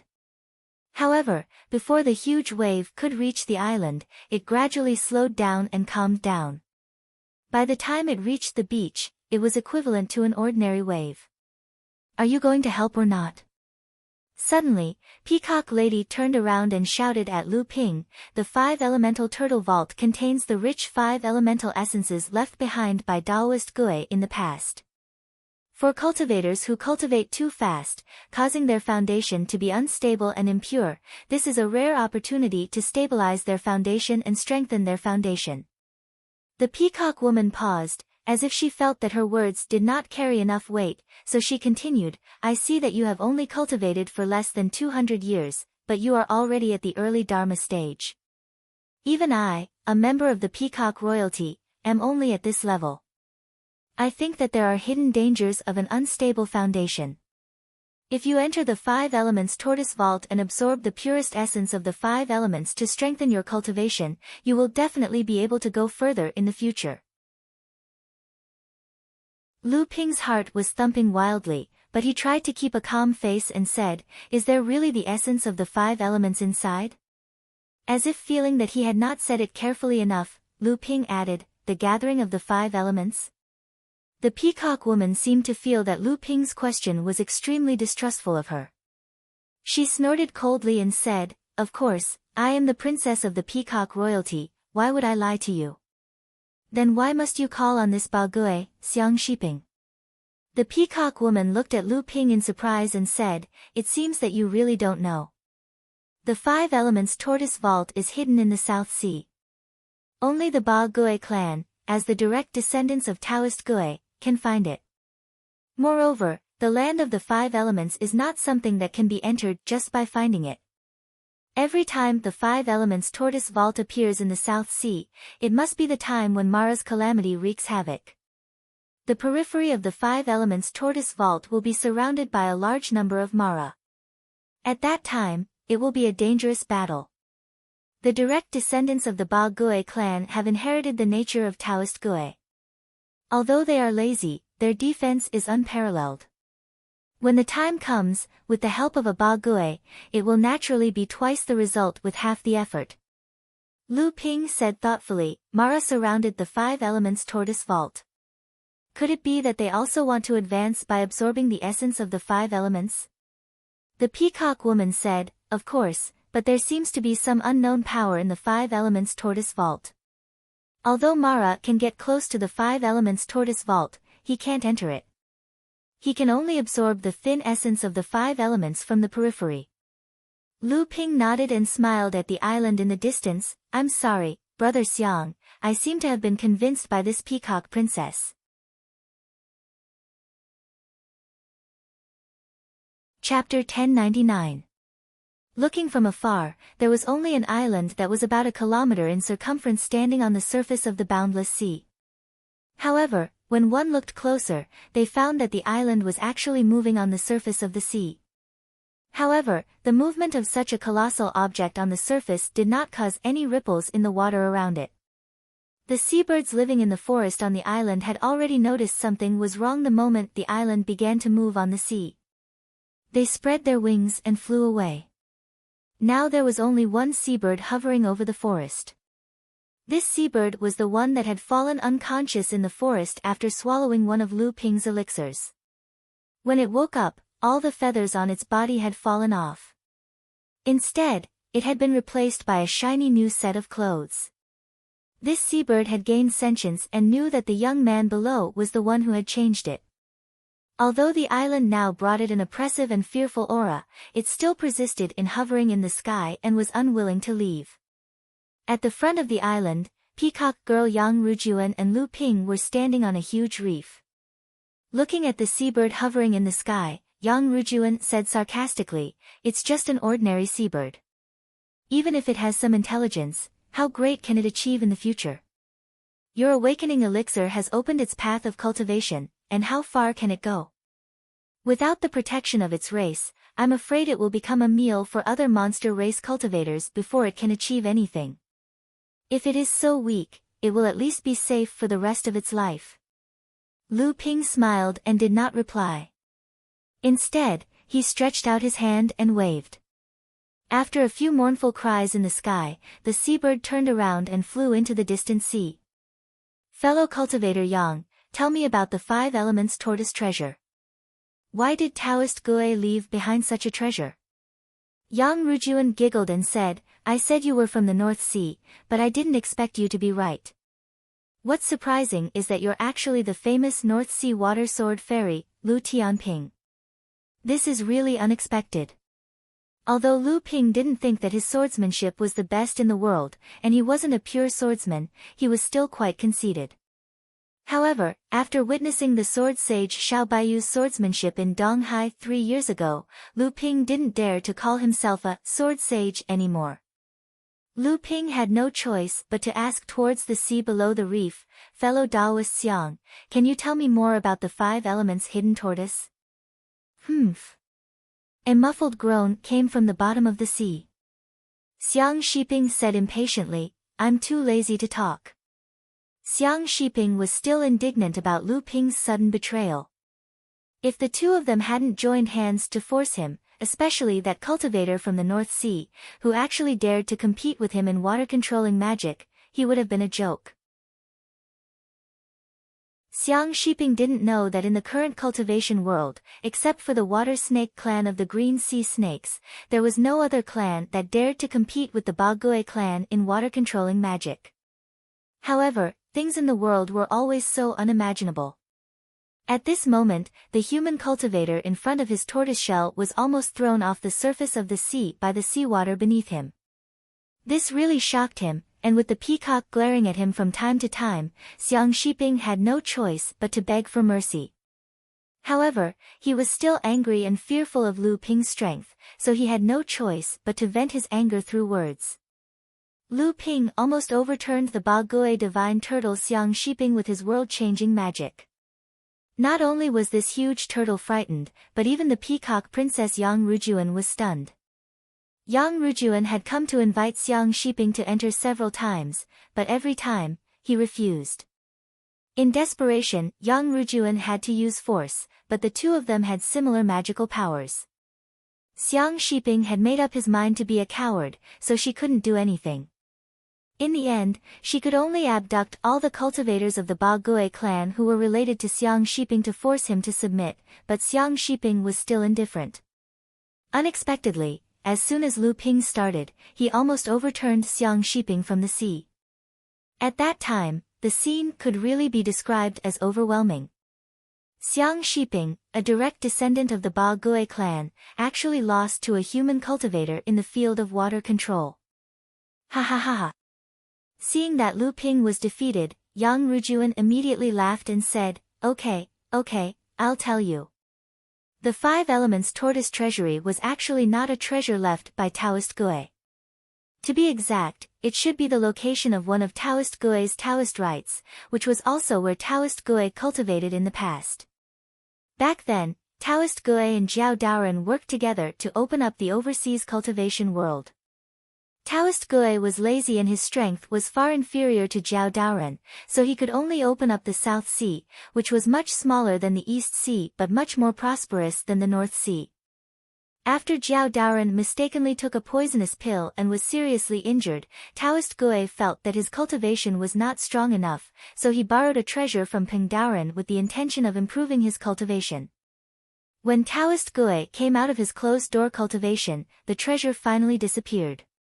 However, perhaps because of this treasure, or perhaps because Taoist Gue's cultivation had greatly improved, this Taoist rites had become a place that contained the essence of the 5 elements. Because of Taoist Gue's supernatural power, this Taoist rites had always been traveling between the South Sea and the Void, and every time they appeared in the South Sea, the location was different. Except for the Sky Hegemonic Divine Turtle Clan, the direct descendants of Taoist Gue, who could find the Taoist rites through their bloodline, perhaps only the Mara clan, who were born to pursue the essence of the Taoist rites, could find them. Lu Ping unconsciously touched the house of gold hanging in front of his chest. On the lonely mountain in the sky, the Samling 5 Elements leaf had now grown its 7th leaf after Lu Ping collected 5 kinds of low-grade heaven-step spiritual objects, and with the help of the wood 1 golden core of the late-stage core forging stage. Since then, the growth of the Samling 5 Elements leaf had completely stagnated. It was not that this spiritual object could no longer be produced, but that the 5 kinds of mid-grade heaven-step spiritual objects required made Lu Ping completely worried. The collection of these 5 kinds of low-grade heaven-step spiritual objects had already taken Lu Ping a lot of effort. If he found another mid-grade heaven-step spiritual object to accelerate the growth of the Samling 5 Elements leaf, not to mention whether it would be easy to find, even if he found it, was the Samling 5 Elements leaf really worth such a big investment from Lu Ping? Lu Ping was now in a dilemma. Should he continue to accelerate the growth of the Samling 5 Elements leaf? The cost of doing so would be too high. If he stopped now, his previous investment seemed to be in vain. However, at this time, Lu Ping heard the news of the 5 Elements tortoise. There was the existence of the origin essence of the 5 Elements there. If he could replace the role of the 5 Elements spiritual objects in accelerating the growth of the Samling 5 Elements leaf, wouldn't it be possible to accelerate the ripening of the Samling 5 Elements leaf? After refining the Xianyuan heavy water, Lu Ping was confident that his foundation was extremely solid. Therefore, entering the 5 Elements tortoise to condense the real essence and consolidate his cultivation was secondary. The purpose of Lu Ping's trip was to collect the origin essence of the 5 Elements and accelerate the growth of the Samling 5 Elements leaf. At this time, he heard Yang Rujuan suddenly say, "Hey, hey, old Xiang, go west first, go west first." Xiang Shiping's muffled voice came from the bottom of the sea again, and said, "Why go west? That is not the direction to the 5 Elements tortoise." Yang Rujuan said, "I have a few sisters with me. Everyone go out and find the sky hegemonic divine tortoise to lead the way. The better, we will meet at a coral island in the west." Xiang Shiping's indignant voice suddenly came, and said, "To go to the 5 Elements tortoise, one guide is enough. If your sisters find other people of the same clan, can you let me go? I am really tired now." Yang Rujuan said proudly, "It was not easy to get you to come, and you want to go back to sleep? Dream on." Besides, it is not easy to rush into the 5 Elements tortoise after finding it. Only when everyone is together will we be strong enough. Think about it, if a few sky hegemonic divine tortoises attack together, wouldn't it be like a tsunami? Xiang Shiping said angrily, "Is that an invitation? If it was not for me, I am afraid I would have been turned upside down by you. Besides, how many of my clansmen can your sisters ask for help? Tsunami call? Have you ever seen a real tsunami call?" Yang Rujuan's eyes lit up, and said, "Is there a scene more shocking than a few sky hegemonic divine tortoises gathering together? Tell me, tell me." At this time, Xiang Shiping did not seem to care, and just said casually, "It was 500 years ago, when a rather powerful mid-sized clan in the South China Sea offended the Bagui clan in order to attack the larger clans. At that time, there were about 30 to 40 Dharma adepts from the Bagui clan, but I can't remember clearly. In addition, there were hundreds of juniors from the Bagui clan who were at the core forging stage, and I was among them. The 30 to 40 seniors did not use any spells, but just attacked the island at the same time. There were only 3 waves, and the large island that the clan was on was completely flattened, and no one from the clan could escape. After that, the island was completely submerged in the sea by the seniors of the clan." Hearing this, Yang Rujuan gasped in surprise and asked hurriedly, "Old Xiang, you're only at the mid-Dharma stage now, and you already have a body that's as big as a mile. If you're a mid or late Dharma adept from the Bagui clan, how big would your body be?" Xiang Shiping said, "The size of the Bagui clan is directly proportional to the strength of the clan. The bigger the body, the stronger the strength. Normally, before the Dharma stage, one's body is only less than 1,000 feet. Once one advances to the Dharma stage, one's body will definitely grow to more than 1,000 feet and less than 1 mile. If one can survive the first lightning tribulation, then one's body will expand to less than 3 miles. For late Dharma adepts, the body will at least be 3 to 5 miles. For late Dharma adepts and above, it's hard to say. I only heard that there was once a clan that occupied an island, and after 1,000 years, it finally developed into a rather famous small clan, with a Dharma adept in charge. Who would have thought that the island that they were on would suddenly shake and sink into the sea, and only that Dharma adept managed to escape. Only then did they realize that the island that they had been relying on as a foundation for the past 1,000 years was actually on the back of a senior from the Bagui clan, and they did not notice it at all. That day, that senior woke up from his deep sleep and wanted to go down to the bottom of the sea to find food, so the clan suffered. Later, according to the adepts of the clan, that senior was actually a pure Yang Laozu, but he slept for 1,000 years, and did not know that someone had already established a clan on his back.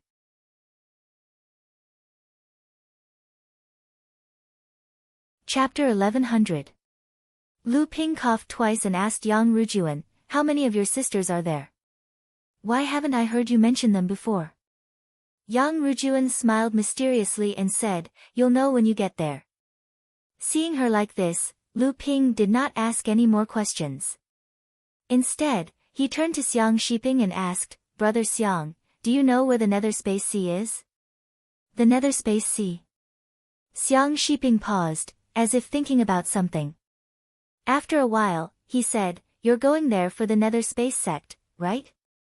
Lu Ping heard that Xiang Shiping had hit the nail on the head, so he asked, "Why does Brother Xiang say so? Are there many people who go to the Nether Space Sea?" Xiang Shiping said, "Not many people go to the Nether Space Sea, but there is an endless stream of people who go there. Moreover, those who go there are all very proficient in formations. The Nether Space sect used to be unrivaled in the world in terms of formations. Later on, the various large sects in the overseas cultivation world joined forces to destroy the sect. However, the entire formation set up by the Nether Space sect was completely out of control, turning the place into a sea of restrictive spells. Even many powerful cultivators cannot enter it, but it has become the favorite place of many formation masters." At this time, Yang Rujuan interrupted, "I heard that Brother Lu is an extremely brilliant alchemy grandmaster. Could it be that you also have a deep understanding of formations?" Then she asked in surprise, "Is Brother Lu coming to the South Sea this time for the Nether Space Sea?"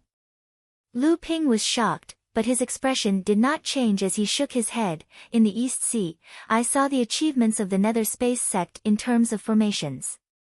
For a time, I was shocked. This time, I naturally wanted to go to the Nether Space Sea to have a look." The three of them chatted and laughed along the way. In the blink of an eye, they had already arrived at a coral sea.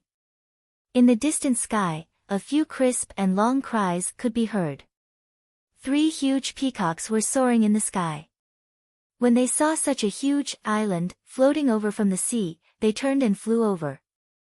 Yang Rujuan waved at the 3 peacocks excitedly, then flew into the air and transformed into her original form. A water blue peacock with a wingspan of 3 meters flew towards the other 3 peacocks. Lu Ping watched as the 4 peacocks circled around each other in the air, chirping and communicating with each other. Then, the 4 peacocks landed on Xiang Shiping's back and transformed into 4 women. 3 of the 4 women wore the same style of clothing as Yang Rujuan, and their faces were similar as well. The only difference was that the color of their clothing was based on the feathers on their bodies. Yang Rujuan pointed to a woman dressed in dark green clothes on the left and said, "This is my second sister, Yang Wanjun." Yang Wanjun was a beautiful woman of few words.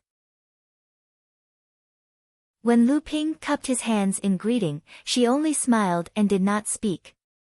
Then, he heard Yang Rujuan point to the 2 women on the right who were dressed in fiery red and light yellow clothes and said, "This is my 4th sister, Yang Lijun, and 5th sister, Yang Shujun." Yang Lijun had a lively temperament. She looked at Lu Ping and giggled. Yang Shujun was the youngest and seemed to have little interaction with others. From the beginning to the end, she did not look at Lu Ping. Just by greeting Lu Ping, she was already blushing. After Lu Ping also greeted the two, Ang Rujuan pointed to Lu Ping and said, "This is the North Sea Water Sword Immortal, Lu Tianping, whom I told you about. This time, Brother Xiang, Brother Lu has also contributed greatly in being able to invite Brother Xiang. Therefore, we have invited Brother Lu to join us on this trip to the Five Elements Tortoise Cave." As soon as Yang Rujuan's voice fell, a cold snort sounded from under the water. It was obvious that Xiang Shiping was still holding a grudge against Lu Ping for almost flipping him over. Although Yang Rujuan said that Lu Ping had contributed greatly, in fact, Xiang Shiping had no choice but to agree to go to the Five Elements Tortoise Cave because he was completely defeated by Lu Ping. From the beginning to the end, Yang Rujuan could not do anything to Xiang Shiping. Even when Lu Ping made a move, she could only watch from the side. However, when she said this, it seemed that she was the main contributor to Xiang Shiping's invitation, and Lu Ping had become an assistant. When Lu Ping saw that she was staring at him while speaking, it was obvious that she was afraid that he would expose her. Lu Ping laughed involuntarily and did not care about this matter. The woman in fiery red clothes, Yang Lijun, cheered and said, "Third sister, you are so powerful. You have found such a big guy. Second sister, fifth sister and I have been looking for tyrannical tortoises everywhere, but second sister has been looking for them for thousands of miles.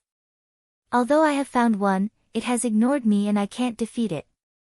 Fifth sister has found three, but they are all tyrannical tortoises at the core forging stage. Their cultivation is too low, and their bodies are also small. They can't help us break through the Five Elements Tortoise Cave that is surrounded by Mara." Yang Rujuan smiled unnaturally and inadvertently glanced at Lu Ping, but she saw that Lu Ping was staring at a place far away from her. As if sensing something, Yang Rujuan turned around and looked behind her. She saw that a small black mountain had appeared out of nowhere in the boundless sea. The small mountain was getting closer and closer. It was clearly a giant sea turtle that was about the same size as Xiang Shiping. Its eldest sister. Eldest sister is so powerful. She has also found a big guy. Wow, third sister, this big guy is almost the same as the old Xiang you found. Fourth sister Yang Lijun was obviously lively. From the time she met Lu Ping until now, her mouth had not stopped talking. The hill was getting closer and closer. Lu Ping could already faintly see a beautiful woman in golden clothes standing on the top of the hill. Eldest sister, eldest sister. Fourth sister Yang Lijun took the lead and flew towards the beautiful woman. Without waiting for the others to speak, she chattered and told the beautiful woman everything that had happened here. Next to her, Yang Rujuan introduced to Lu Ping, "This is our eldest sister Yang Huajun. She is also the strongest among us five sisters." At this time, another tyrant turtle had also arrived. Xiang Shiping under Lu Ping's feet was the first to let out a loud roar from the sea. Immediately after, the tyrant turtle under the feet of the beautiful woman Yang Huajun also let out a loud roar.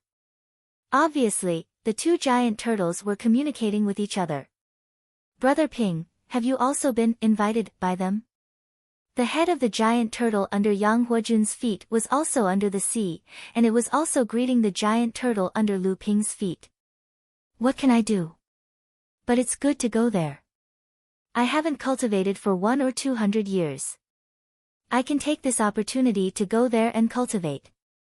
Once I pass the first thunder tribulation, I can have a good rest for a while." The tyrant turtle under Yang Huajun's feet was called Xiang Jingyu. Hearing this, he smiled bitterly and said, "That's the only way. It's just that it won't be easy to break through the Five Elements Turtle's Mara line of defense. It has not fought for hundreds of years. I'm afraid there's no other way but to barge in. I just don't know how strong their subordinates are. What do you think of them? How confident are they in entering the Five Elements land?" Xiang Shiping said, "As long as they don't encounter the existence of Mara or above, it shouldn't be too big of a problem." Moreover, these 5 girls are the peacock royalty of the endless mountains. Moreover, they are the extremely rare 5 elements peacocks. If they join forces, their strength will be difficult to estimate. Xiang Jingyu nodded and said, the strength of the 5 elements peacocks is naturally unquestionable. I just don't know how strong that human boy is. Before Xiang Shiping could answer, Yang Huojun also said to Yang Rujuan and the others, it's great that Brother Lu can join us. However, the 5 elements land is extremely dangerous. Brother Lu should think carefully. If it's extremely dangerous, I'm afraid that even us sisters won't be able to help you. Lu Ping naturally understood the meaning of Yang Huojun's words. He was warning Lu Ping not to take risks if he was not strong enough. If it was a critical moment, the 5 sisters would not put themselves in danger for his sake. Yang Rujuan naturally understood the meaning of Yang Huojun's words. She cast an apologetic glance at Lu Ping and was about to defend Lu Ping when she heard Yang Lijun say excitedly, it's hard to say whether I'm strong or not. We'll know after fighting with me. Yang Rujuan's expression changed. She was naturally aware of Lu Ping's strength. 4th sister Yang Lijun's strength was only about the same as hers. How could she be a match for Lu Ping? But before she could open her mouth to stop her, Yang Lijun had already turned into a fireball and pounced towards Lu Ping. Yang Rujuan's eyes wandered, but in the end, she did not say anything to stop her. However, she heard Yang Lijun, who was fighting Lu Ping, cry out in alarm and retreat at a speed faster than before. At this time, Yang Lijun was completely drenched. Even if Yang Rujuan had long known about Lu Ping's strength, she would never have thought that Yang Lijun would suffer such a big loss in such a short period of time. The other 3 were even more shocked. Just when Yang Lijun turned into a wave of fire and rushed towards Lu Ping was also very unhappy with Yang Huojun's tactful words of contempt. Naturally, he also wanted to establish his power. Seeing Yang Lijun pouncing towards him, Lu Ping used his magic power to condense the surrounding water vapor, forming a huge palm that grabbed towards Yang Lijun. Yang Lijun secretly laughed at Lu Ping's carelessness. He wanted to stop my wave of fire with such a simple hand of water vapor. This time, I will definitely make fun of him and make this human cultivator lose a lot of face. Yang Lijun was in the middle of the wave of fire. She suddenly waved her hands and the huge wave of fire turned into a fire peacock that stretched out its neck and let out a long cry. It was the first to peck at the hand of water vapor condensed by Lu Ping. Unexpectedly, not only did the fire peacock fail to dry the hand of water vapor, but it also fell into a state of collapse. At this time, Yang Lijun finally realized that she had encountered a master. The Jin Yuan in her body surged and the wave of fire continuously poured into the fire peacock from behind her. However, all of this was useless. Lu Ping's hand of water vapor directly grabbed the neck of the fire peacock and twisted it. The whole fire peacock suddenly disappeared. The hand of water vapor did not stop. It ignored the wave of fire in the sky and went straight into the hand of Yang Lijun.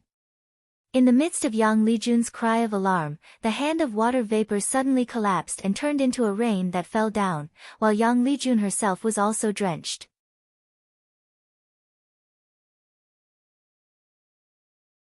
Chapter 1101. The battle between the fire peacock Yang Lijun and Lu Ping was decided in a split second. This was beyond the expectations of everyone except for Yang Rujuan and Xiang Shiping. Yang Lijun's body was covered in water vapor, drying her clothes in a short while, but her hair was still a bit messy. When she looked at Lu Ping again, her eyes were filled with fear, and she muttered, "What the hell, pretending to be a pig to eat a tiger, 3rd sister is really too, can't even see through his cultivation."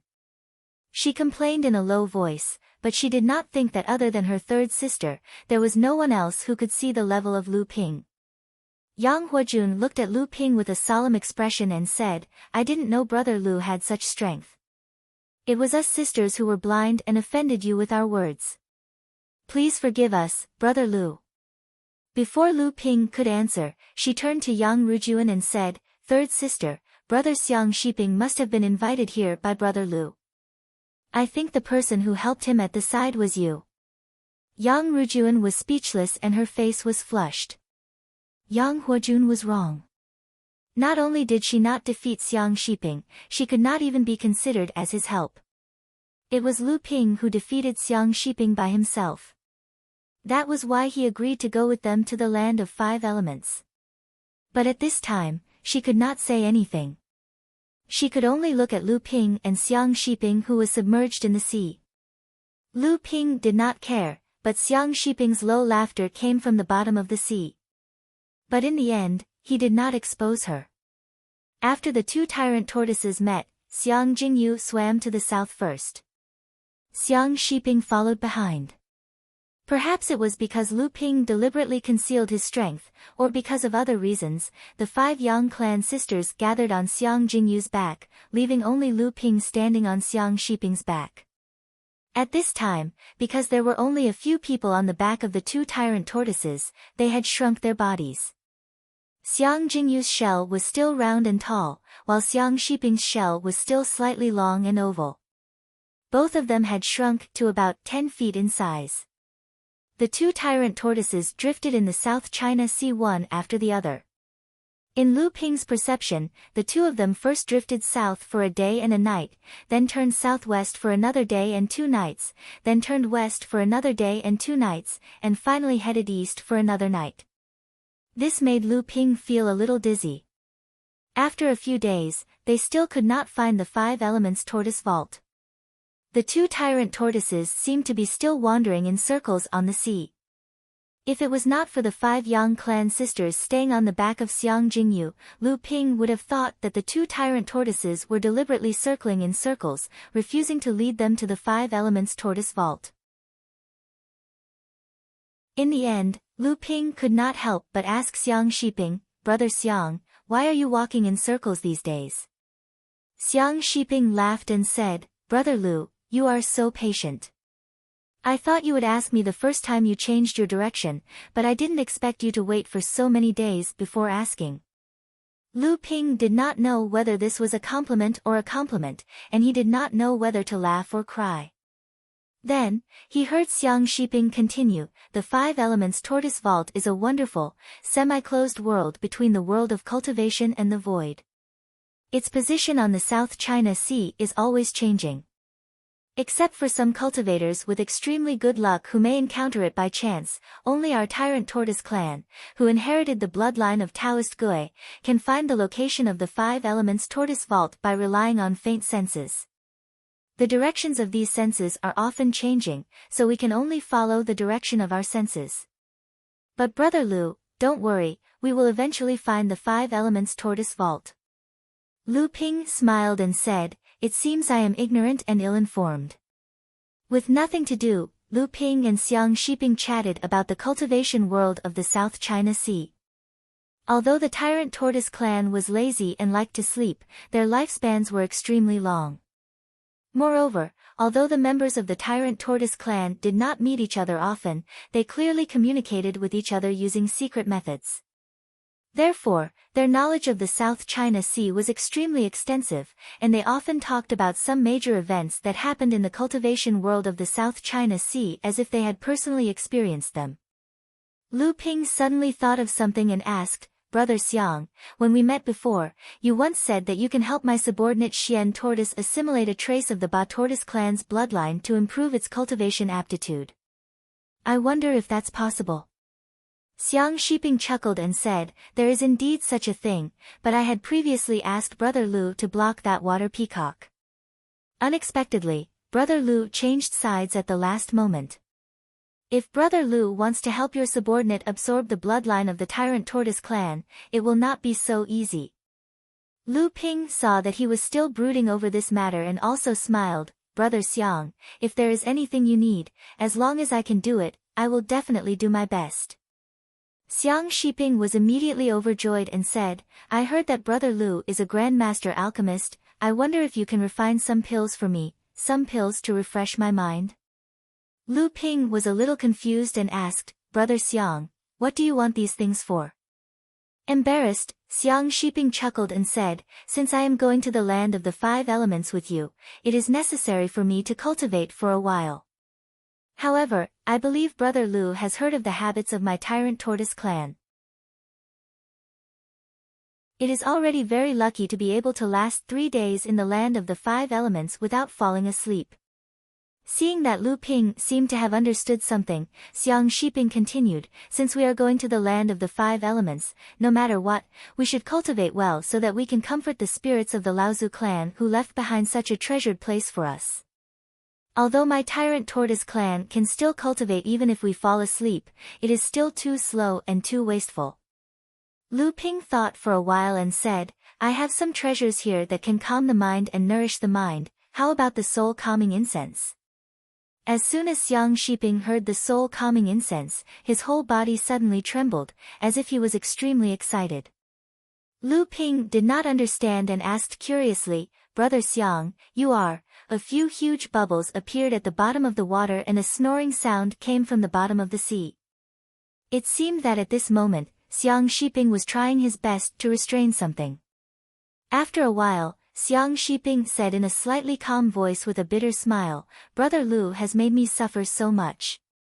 My tyrant tortoise clan is naturally fond of sleeping, but any treasures that can calm the mind and nourish the mind have a great attraction to us.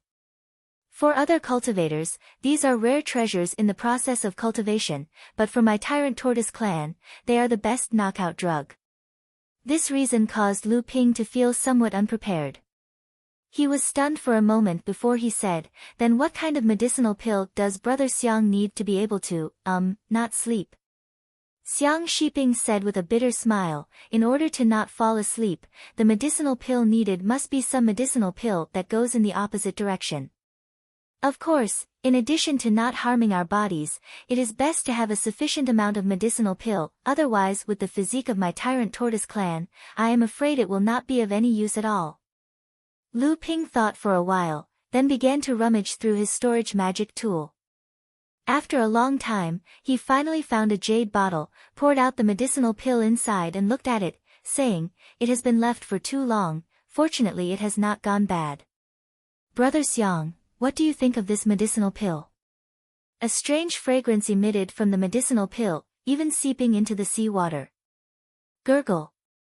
This time, it was not Xiang Shiping who was gasping for breath, it was his huge body that emitted a deafening growl.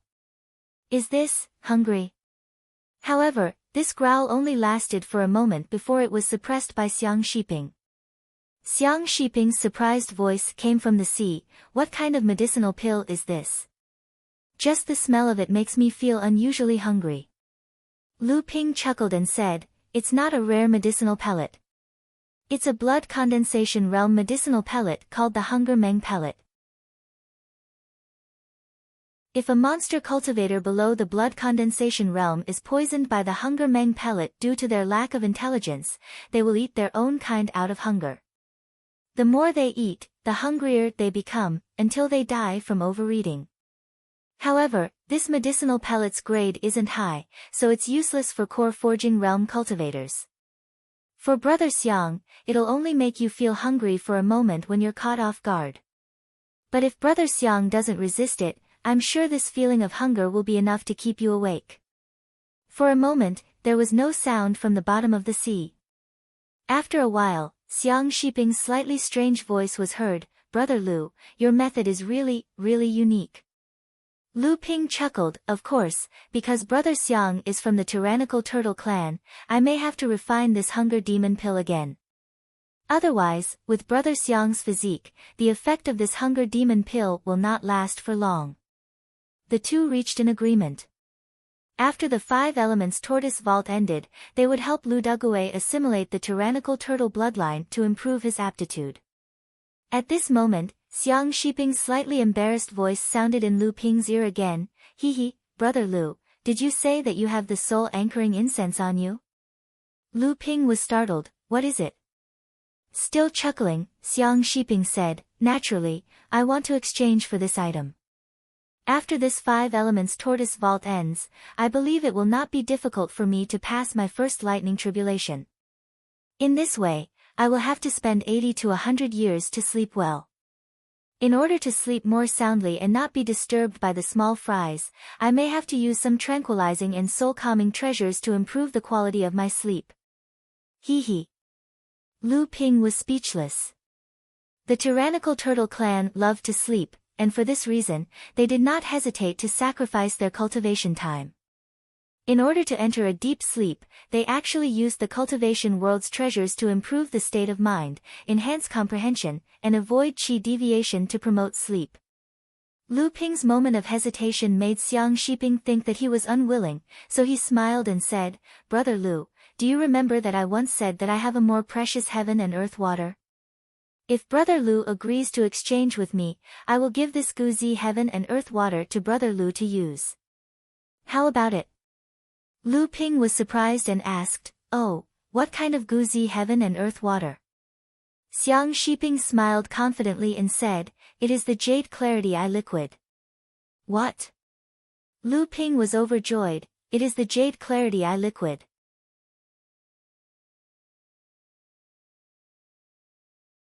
Chapter 1102. Ape Taoist, one of the seventh patriarch of the Heaven and Earth sect, used two special techniques to dominate the world of cultivation. The first was to control the spirit veins in the world. Ape Taoist loved wine, so his natal magic weapon was a wine cauldron, known as the Heaven and Earth Wine Cauldron. Ape Taoist used this cauldron to regulate the spirit veins in the world during the process of opening the sky. It was a heaven-opening artifact that was as famous as the seven-gem thunder gourd. Unfortunately, this treasure was not an offensive treasure, so its power was not comparable to the seven-gem thunder gourd.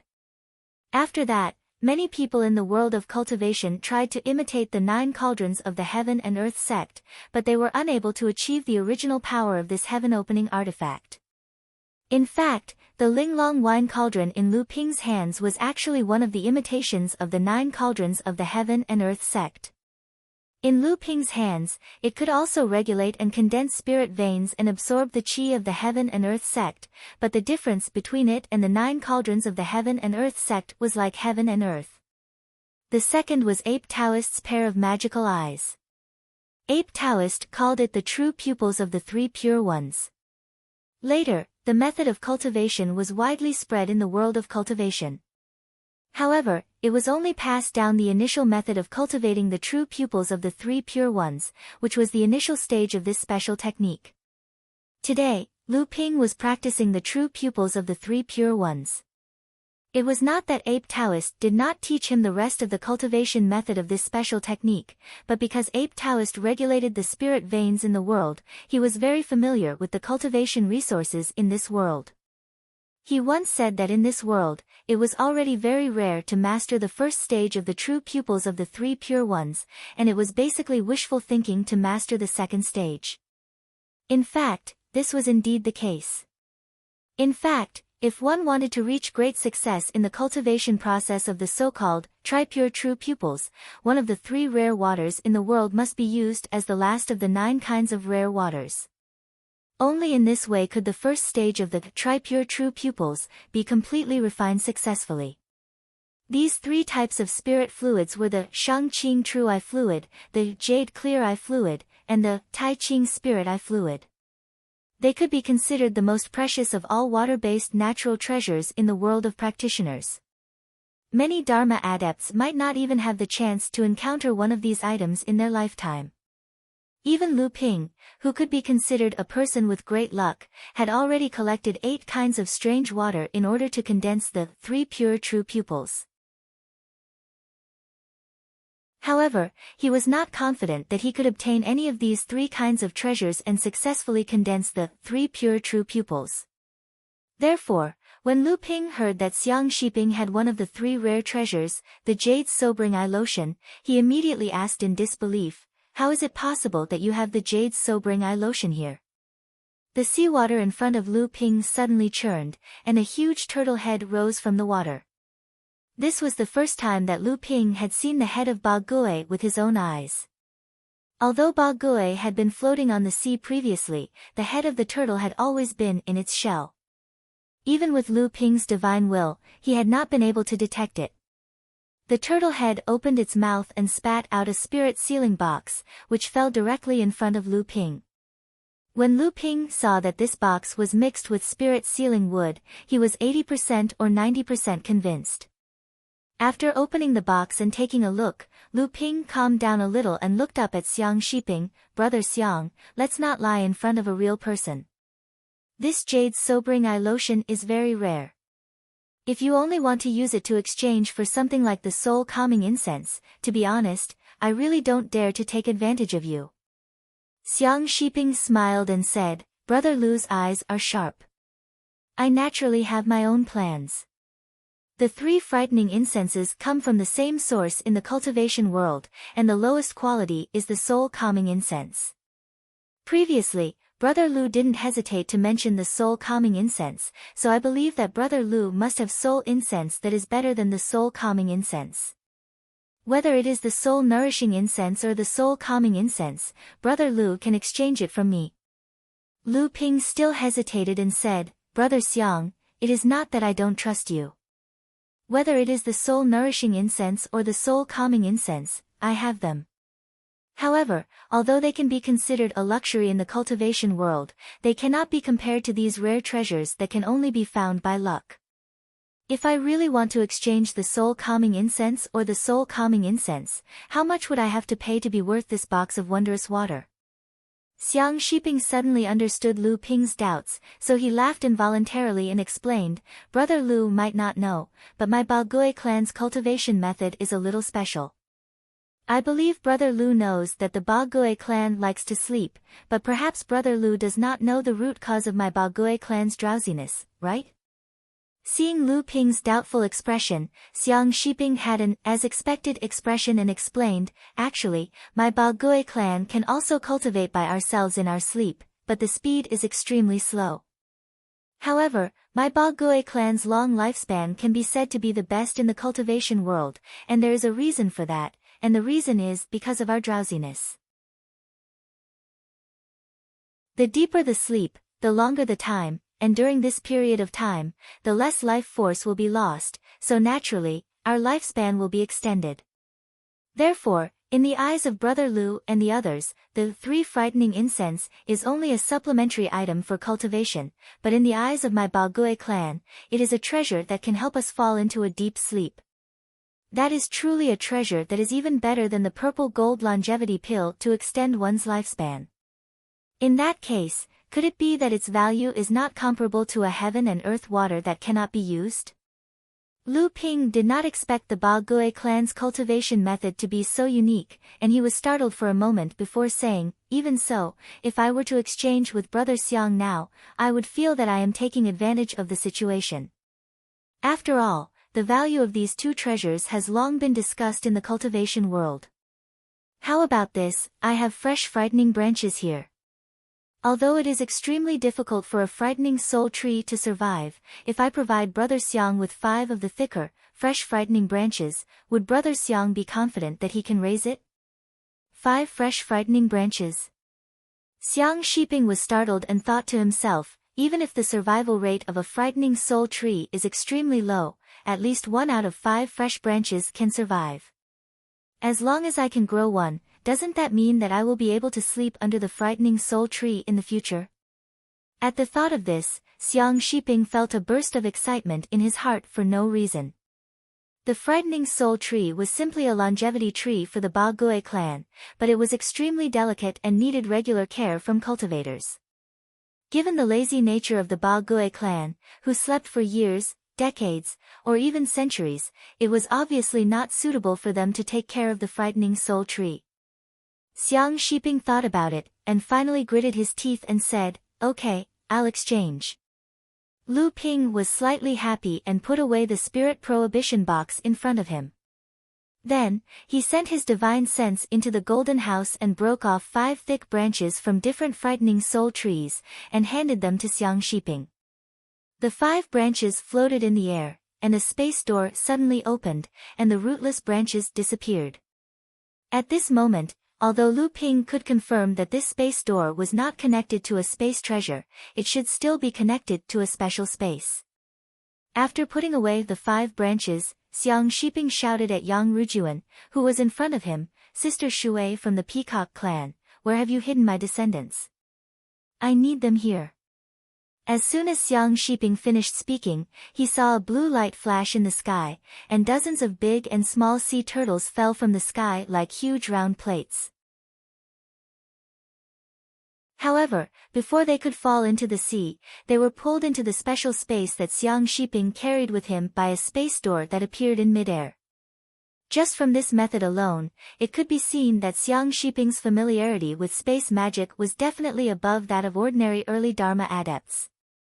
Even if it was not as good as Lu Ping's telekinesis, it was only a step away.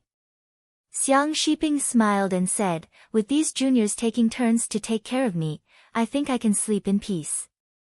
For the next few days, the group continued to drift aimlessly on the South Sea.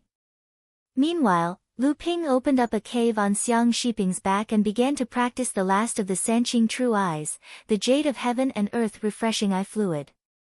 More than 10 days passed, and the green light in Lu Ping's eyes became more and more intense, and it became more and more difficult for him to control it. On a normal day, when he was talking to others, the green light that shot out from his eyes seemed to burn people.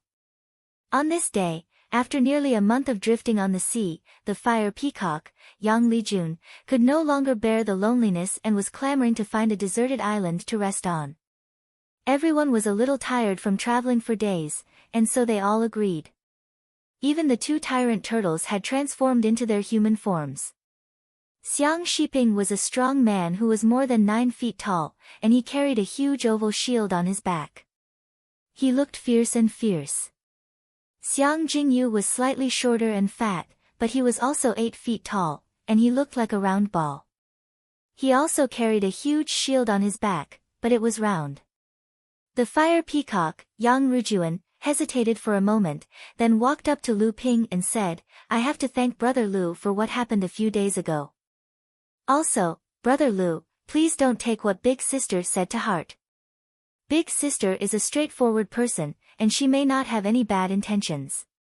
Lu Ping smiled and said, "It's just some trivial things, you don't have to worry too much about it." Seeing Lu Ping's calm expression, Yang Rujuan also relaxed a lot, and said, "I'm ashamed to say this, although we 5 sisters have some confidence in breaking through to the land of 5 elements this time, Brother Lu's cultivation is far above us. When the time comes, we will need Brother Lu's help." Lu Ping said, "Everyone has the same goal, so naturally, we will help each other. However, in my opinion, the 5 of you must have some trump cards in your hands, and if they are used, I'm afraid I will have to stay far away from them. Both of us only need to join forces, and helping each other is a bit too much." Yang Rujuan's expression changed, but in the end, she still smiled. Both sides had put aside the previous estrangement, and they were talking and laughing. At this moment, Lu Ping's expression changed, and he shouted angrily, and swung his hand backward. Just as Lu Ping pushed his palm backward, a pair of sharp claws suddenly appeared from the space behind Lu Ping, and it grabbed at the back of Lu Ping's heart. When Lu Ping pushed his palm backward, a Dharma idol auspicious cloud surged up from behind Lu Ping, and a pair of claws that were somewhat similar to crocodile legs stretched out, and collided with the pair of sharp claws that appeared in the space. Lu Ping staggered forward, and there was a burst of blood in his chest and abdomen, and the pair of sharp claws that sneak attacked from behind was shattered. Not far away from the empty space, a muffled groan came, and a cultivator with fierce eyes fell out of the void, and he glared fiercely at Lu Ping, who turned around. "Ingli, what are you doing?" Before Lu Ping could ask, Yang Rujuan, who was next to him, had already screamed.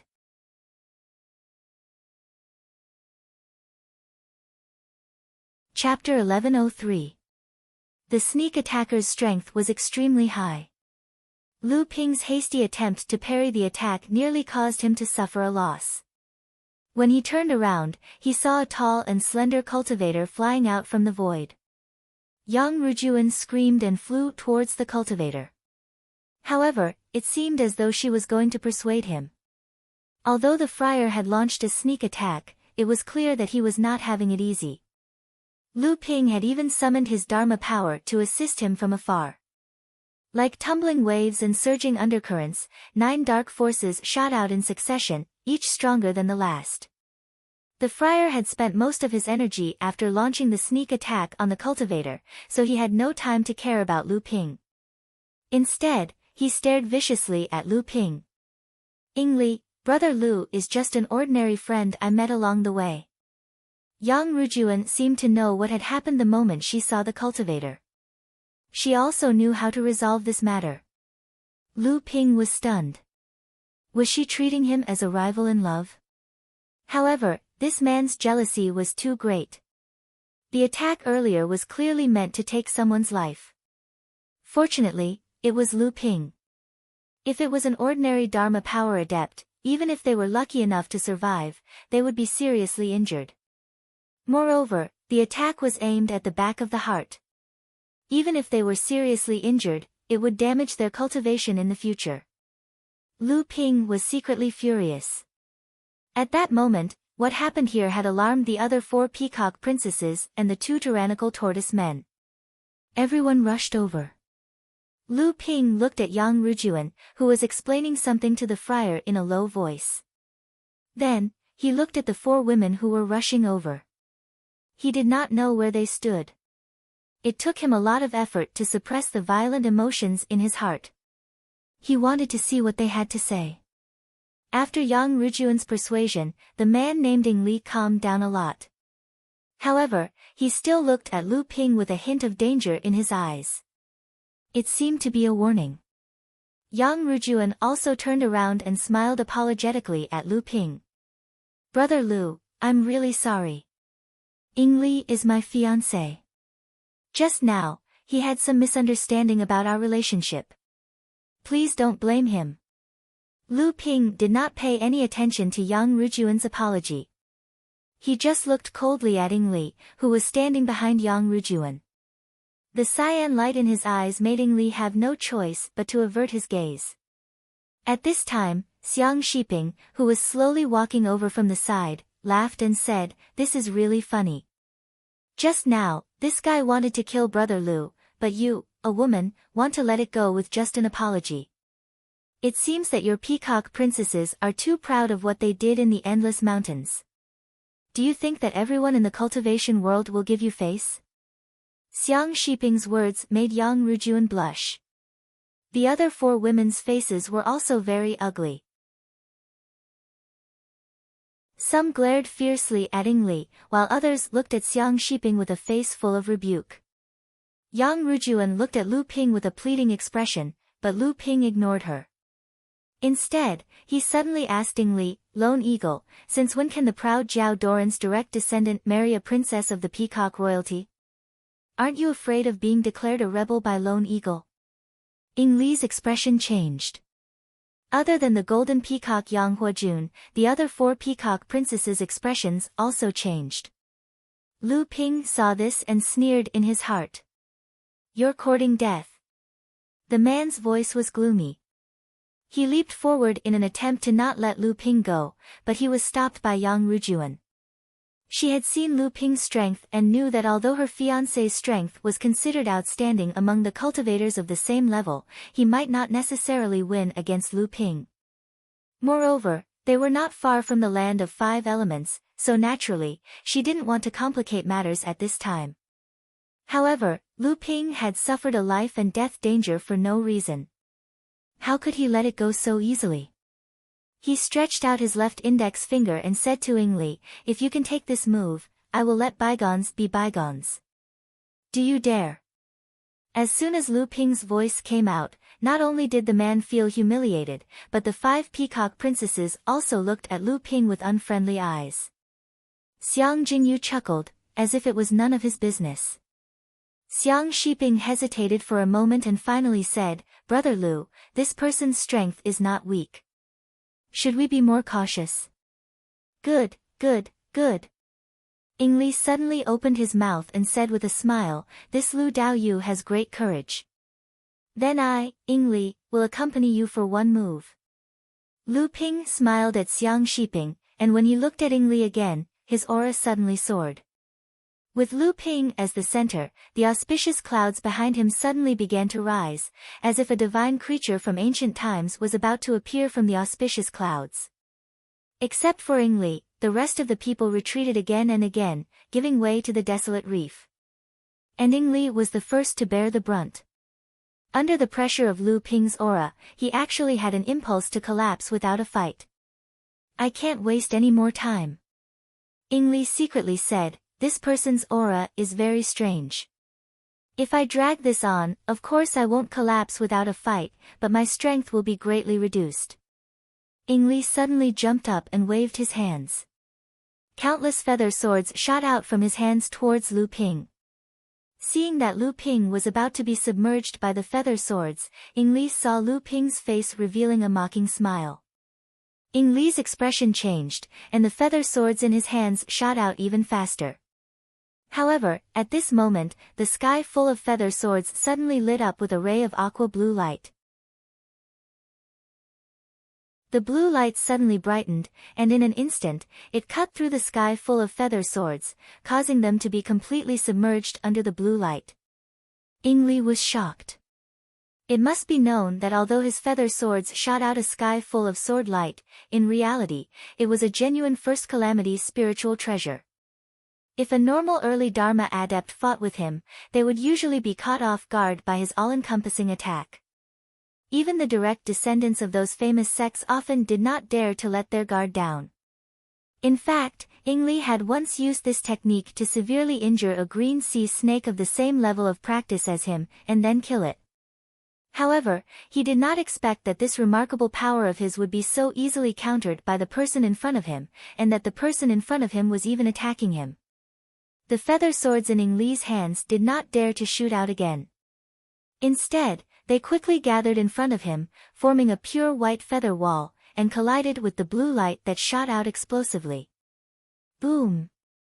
The sky full of feather swords exploded in front of Ying Li.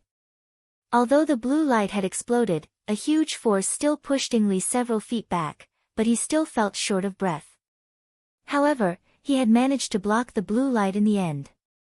The shock on Ying Li's face disappeared quickly, and a confident and mocking expression appeared on his face.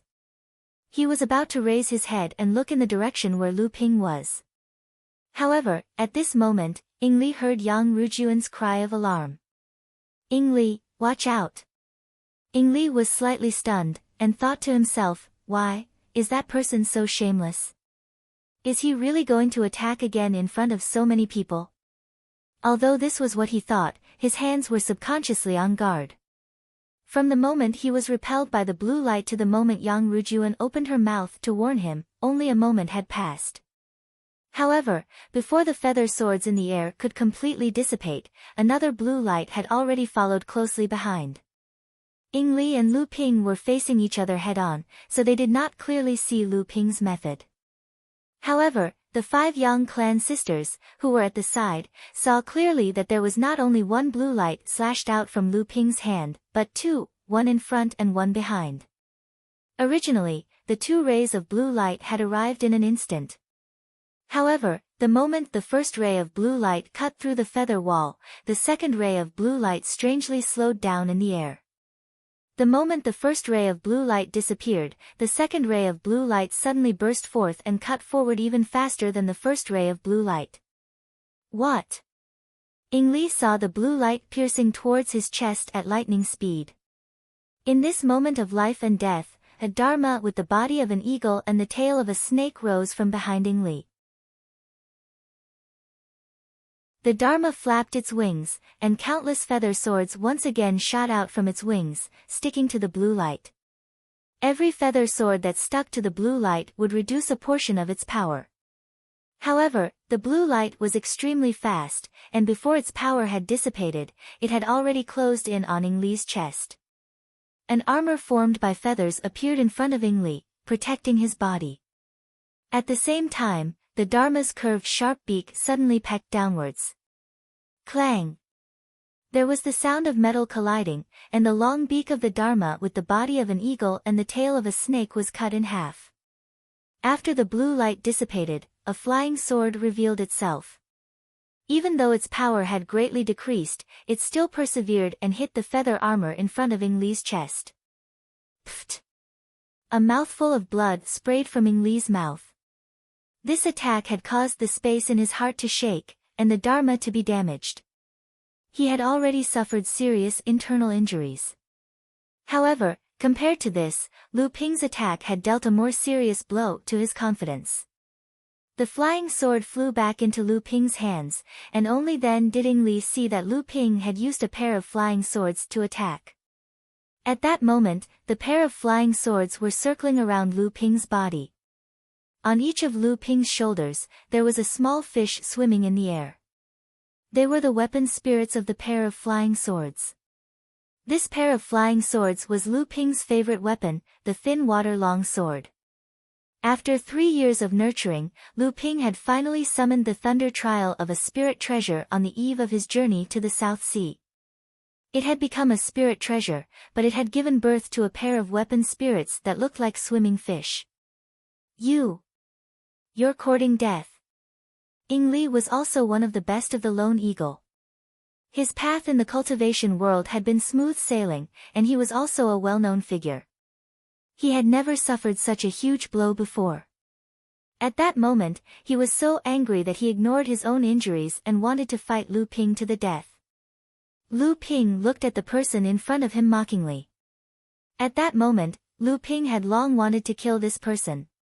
If it were not for the 5 peacocks, he would have already killed him.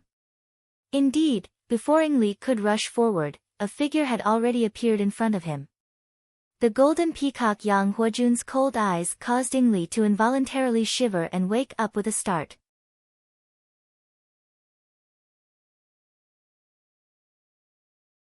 Chapter 1104. The Lone Eagle was also a top-tier race in the cultivation world, a direct descendant of Jiao Daoren. However, unlike the direct descendants of the green sea snake, the primordial giant crocodile, and the heavenly horse clan, the Lone Eagle advocated freedom and pursued the carefree personality of Jiao Daoren. In the cultivation world, he was often called a prodigal son. This was because the Lone Eagle had always been a lone wolf in the cultivation world ever since he reached adulthood. There was no right or wrong in doing things. Everything depended on his own preferences. However, the Lone Eagle also had its greatest enemies, the green sea snake and the top-level demonic beasts with the bloodline of the rock. Among the 7th patriarch of Sky Splitter, Peng Daoren and Jiao Daoren were not on good terms. But after the 2 Laozu had children, although there was a gap between their descendants, it was not to the point of being a mortal enemy. The Lone Eagle was the only exception. The Lone Eagle had always regarded the top-level descendants of the rock bloodline as enemies, while the green sea snakes lived in the East Sea. As the first descendant of the Jiao Daoren, they had never taken the responsibility of killing the demons with the rock bloodline as the Lone Eagle did. This was a betrayal to the Jiao Daoren, which was unworthy of the title of the first descendant of the Jiao Daoren.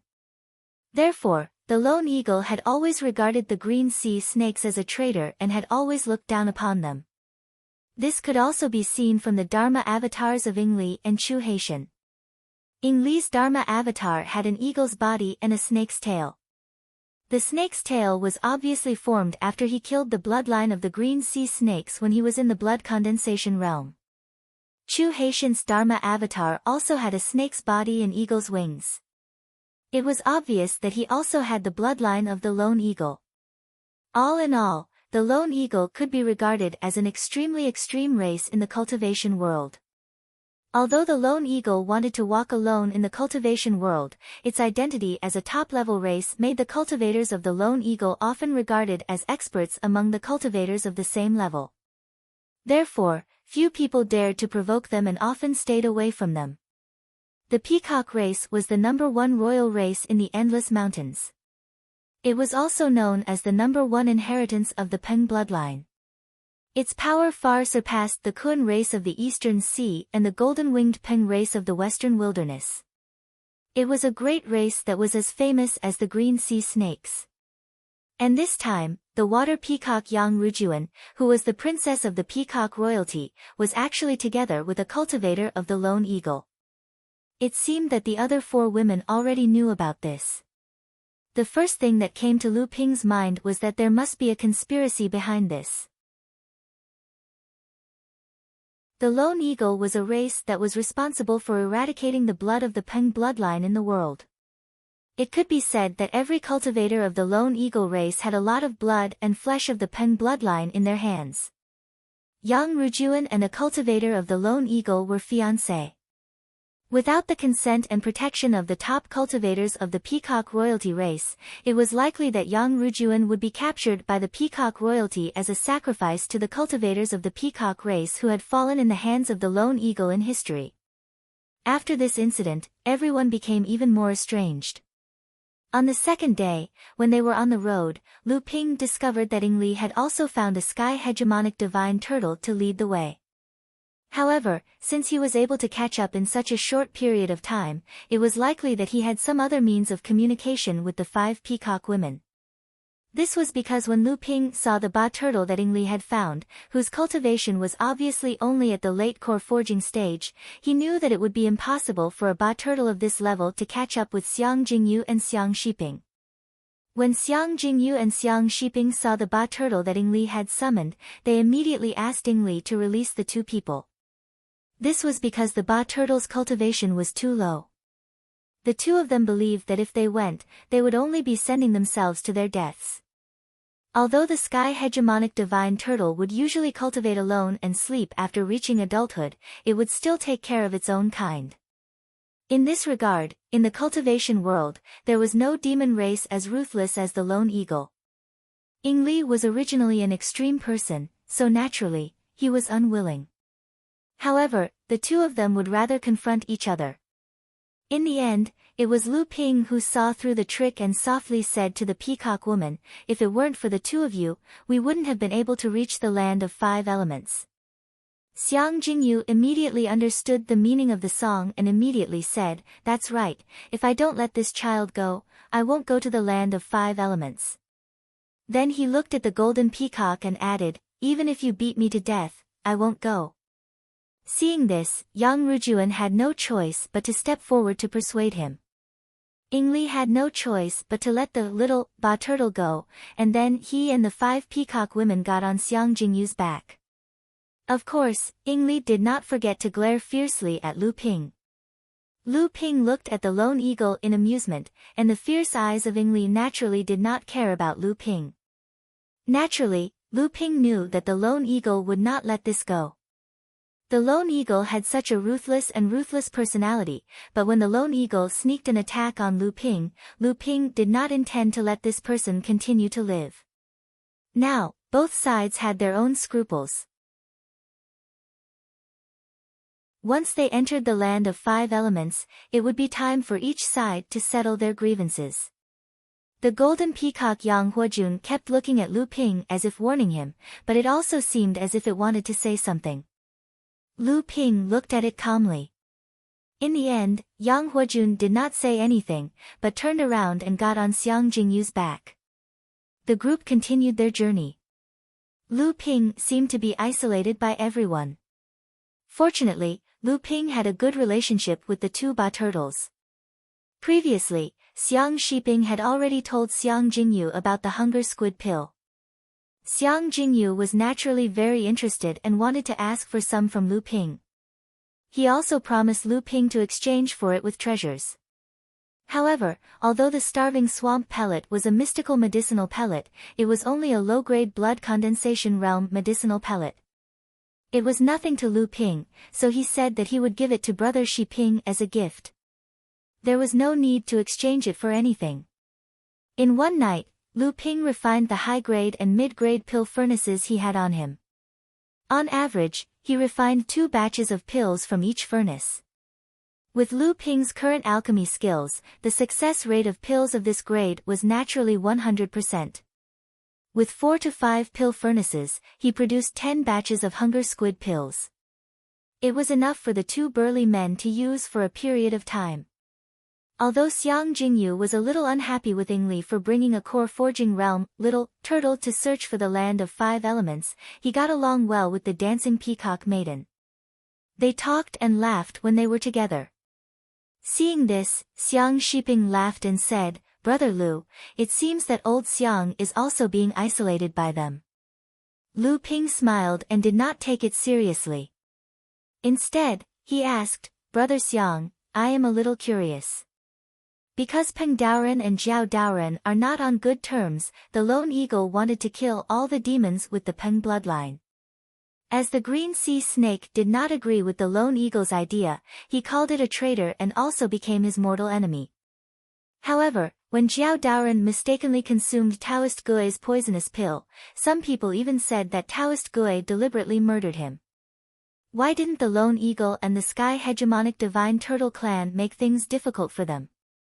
Xiang Shiping smiled and said, I thought Brother Lu wanted to ask how the Peacock royalty came to be with the Lone Eagle. I didn't expect you to ask about this.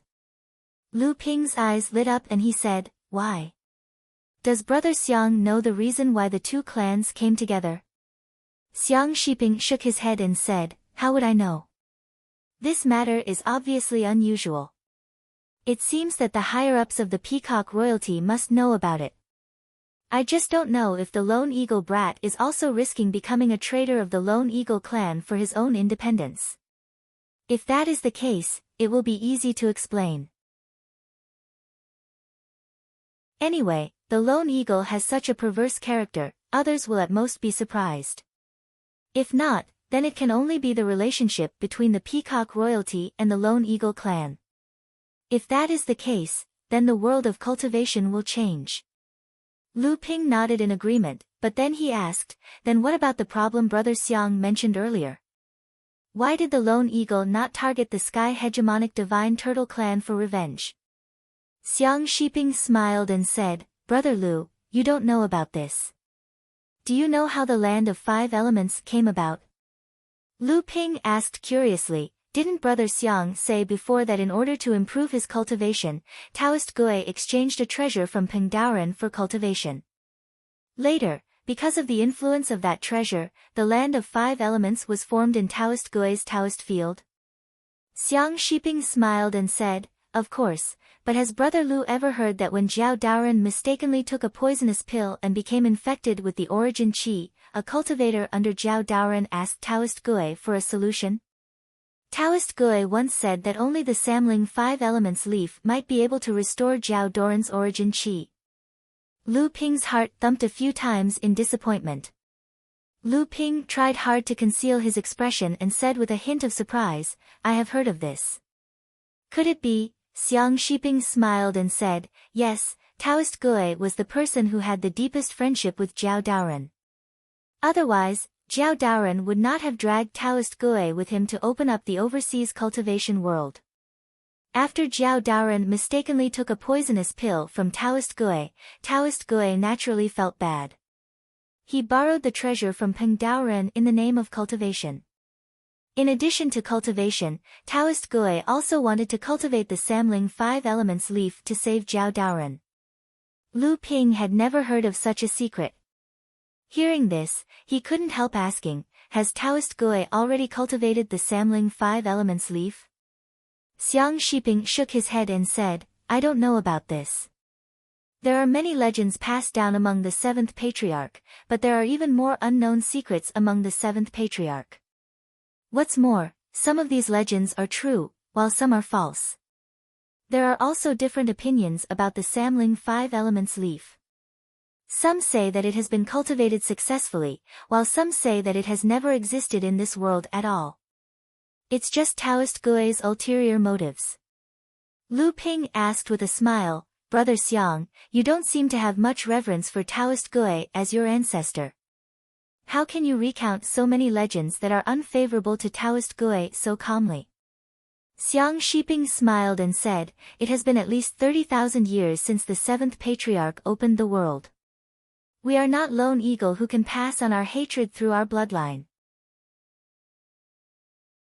After a few days, they seemed to be getting closer and closer to the Land of Five Elements.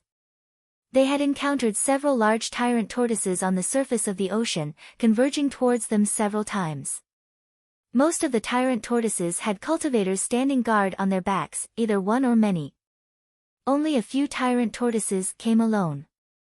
Amongst the tyrant tortoise race, they were as rare as phoenix feathers and chelan horns.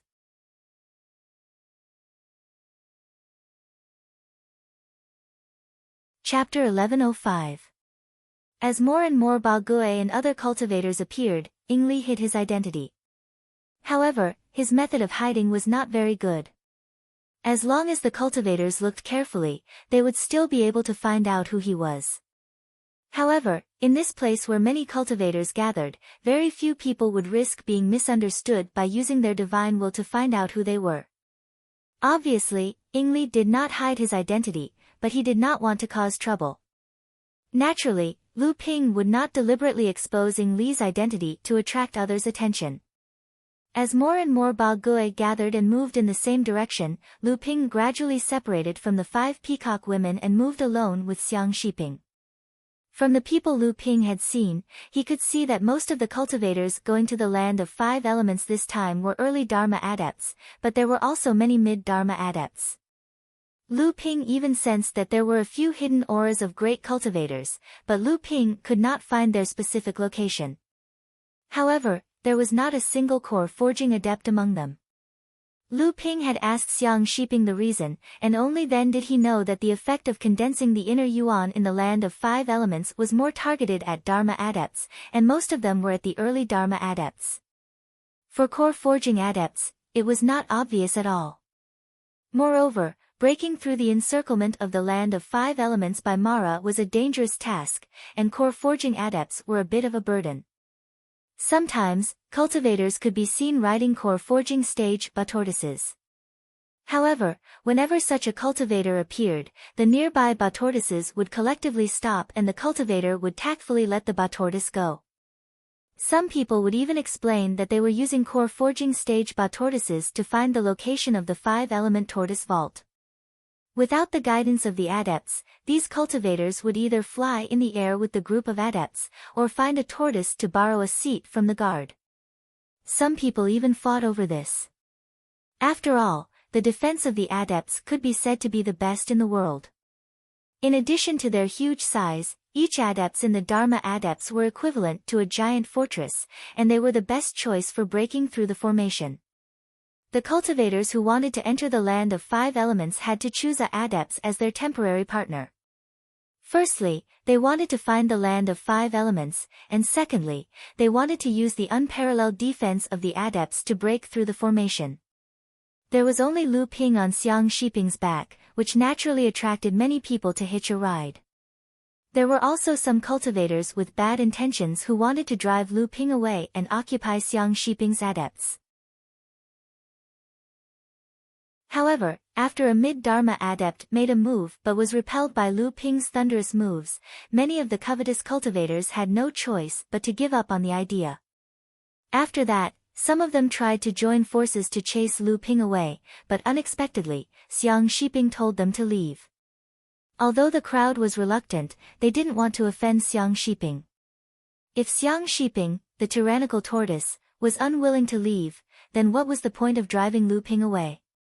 They couldn't possibly force Xiang Shiping. The few people who wanted to join forces to drive away Lu Ping saw that there were already more than 20 adepts in the Dharma adepts. This idea only flashed in their minds for a moment before it was completely extinguished. At this time, another cultivator with a long sword on his back was carried by a core forging adepts to catch up with the group. When he saw the magnificent group of adepts in front of the friar, he was instantly delighted. The long sword on his back was unsheathed, and he suddenly stepped on the long sword and flew into the air.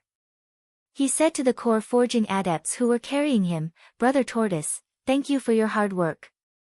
This time, we have caught up with the other groups, you can leave now." The core forging adepts nodded at the cultivator and roared at the group of adepts in front of him. Many of the adepts who were moving forward also turned around and roared back, as if they were greeting each other.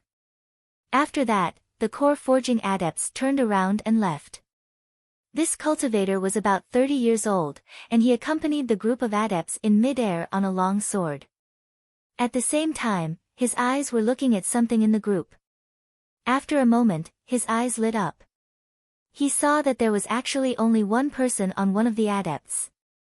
The cultivator's feet flashed, and he was already in front of Xiang Shiping.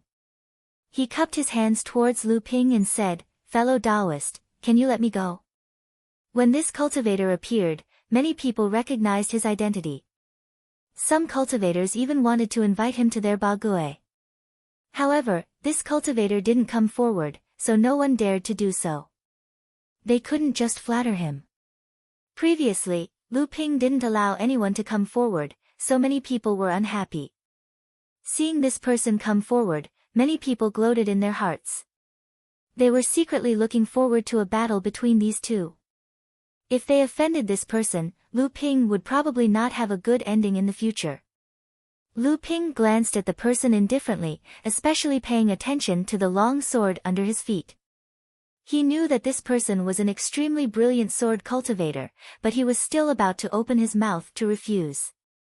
Unexpectedly, when the person saw Lu Ping, he suddenly exclaimed and asked, "Are you brother Lu Tianping of the North Sea?" Lu Ping was startled. He didn't know how this person knew him, but he still replied, "I am Lu Tianping, may I know who you are?" The friar laughed and said, "It really is brother Lu. I am Su Jin of Purple Sun Palace. I wonder if brother Lu has heard of me from 6th junior brother." Lu Ping suddenly understood and smiled. So it is brother Su of Zhongcheng Sword. Why, is brother Su also going to the land of 5 elements? Su Jin smiled helplessly. This is all because of the trouble you guys caused in the East Sea 3 years ago. Qin Shijun of Crystal Palace was the first to pass the first Thunder Trial and advance to the Mid-Dharma stage. The disciples of the other holy lands also advanced to the Mid-Dharma stage, but it put a lot of pressure on us. It wasn't easy for us to pass the first Thunder Trial, but it caused our training to become unstable. Who knows, we might have to go to the land of 5 elements this time. Lu Ping's heart skipped a beat. None of the direct disciples of the Holy Lands were easy to deal with. Qin Shijun of Crystal Palace was the first to start the 3rd-generation disciples advancing to the Mid-Dharma stage. In just 3 years, more than one of the direct disciples from the Holy Lands had advanced to the Mid-Dharma stage. This Su Jin was only the 3rd direct disciple of Purple Sun Palace, but he had already passed the first Thunder Trial. Lu Ping asked Xiang Shiping, "Brother Xiang, brother Su is one of the 6 swords of Purple Sun Palace. I would like to invite brother Su to go to the land of 5 elements with me. I wonder if brother Xiang would agree." Xiang Shiping said nonchalantly, "Since you are a direct disciple of Purple Sun Palace, your abilities will naturally not be weak. It's up to you." Lu Ping immediately smiled at Su Jin and said, "Brother Su, if you have not found a suitable sky-dominating divine turtle, would you be willing to join forces with me to go to the land of 5 elements?" Su Jin smiled and said, "Of course, I dare not." The surrounding cultivators who were waiting to watch a good show were all disappointed. They watched as Su Jin landed on the back of the sky-dominating divine turtle that Lu Ping was on and laughed with Lu Ping. From time to time, he would even talk to Xiang Shiping about something.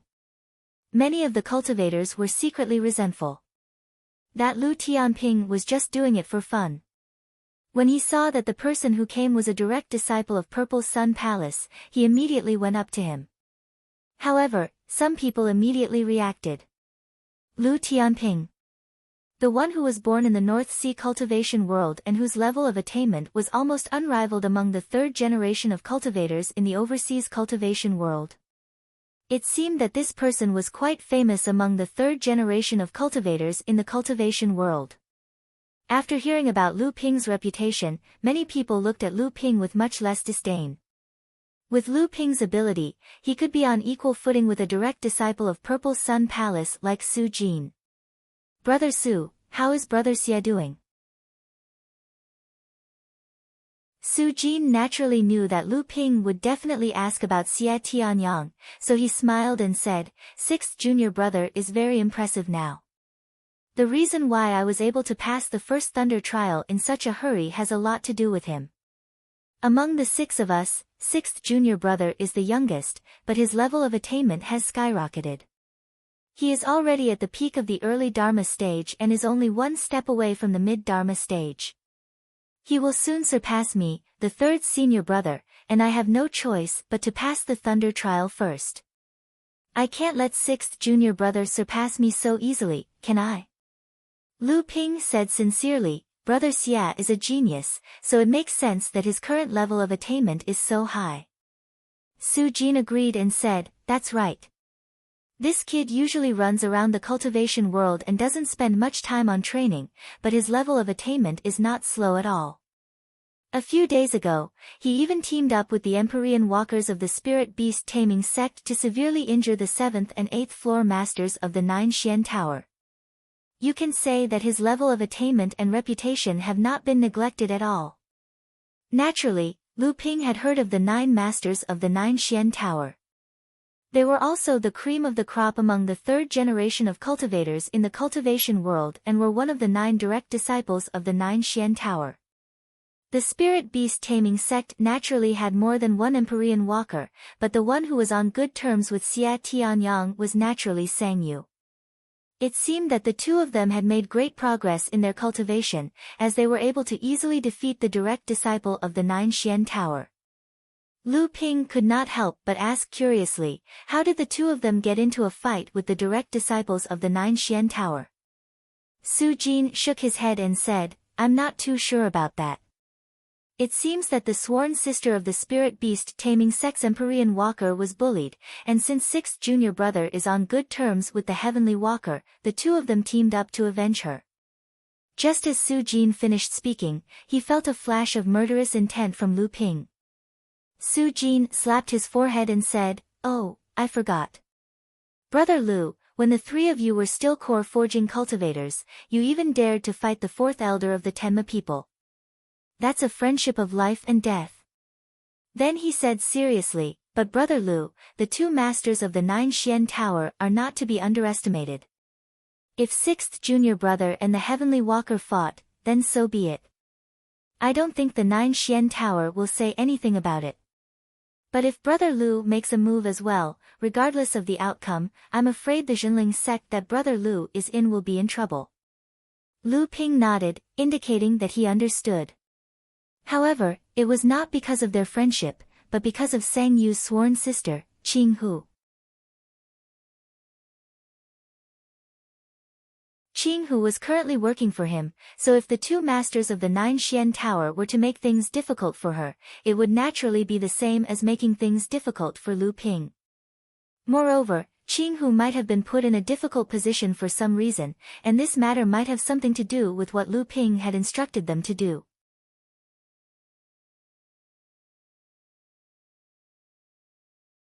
Chapter 1106. Naturally, there was more than one path to the land of 5 elements.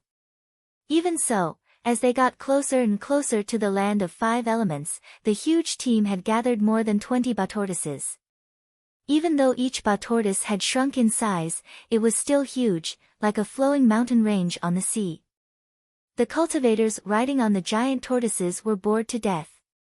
Some of the more famous cultivators simply began to organize various activities, such as exchanging cultivation experiences, exchanging some precious treasures, or talking about the secrets of the cultivation world to make friends with each other. After a few more days, a thin layer of multicolored mist gradually rose from the surface of the sea, and the yuan qi between heaven and earth became denser and denser. Everyone knew that the land of 5 elements was close at hand, so they stopped all kinds of activities and began to make their own preparations. After another day, the 5 elemental energy on the surface of the ocean grew even thicker and the 5-colored mist grew even thicker. Even the divine sense of the cultivators was affected. Although Ba Gui could still rely on his bloodline to determine the direction, his team, which had been in an orderly state, was now in a state of disarray due to the divine sense attack. Lu Ping and Su Jin sat cross-legged on the Batortise's back, one on the left and the other on the right. They each circulated their qi, ready to give their opponent a fatal blow at any time. It was at this moment that a few exclamations suddenly came from the fog in front of them on the right. It was closely followed by a deafening roar and cultivators' curses. At the same time, it was mixed with Mo Luo's roar. Su Jin's eyes widened. A ray of divine light that was as sharp as a flying sword suddenly sank into the surrounding 5 elements fog. Then, with this ray of light as the center, all the 5 elements fog within a radius of 3 feet retreated. The ray of light shot out to a distance of over 1,000 feet, forming a space of over 1,000 feet that was not shrouded by the fog. At the same time, Lu Ping slowly opened his eyes, and a cyan light flashed. There was not the slightest change in the surroundings, but Lu Ping's gaze was moving, as if the surrounding fog could not stop his gaze. At this moment, Lu Ping and Su Jin said almost in unison, "It's coming." The two of them looked at each other and smiled. Almost at the same time, 2 beams of sword light rose from the turtle back on Xiang Shiping's left and right sides respectively, and disappeared into the colorful mist. Desperate screams came from the fog. He could vaguely see that the sword light on the left had turned into a sky full of sword chi, like raging waves, while the sword light on the right was a vast expanse of whiteness, like an endless ice field. Ba Gui continued to move forward, breaking through the colorful fog more than 1,000 feet away. The place where the two of them had killed their enemies finally revealed a clue. On the left side of the sea were the dismembered limbs of Mara, while on the right side of the sea, there was an iceberg floating on the sea, with several Mara sealed inside, all of them dead. "Good move, Brother Su." "Ha, same to you."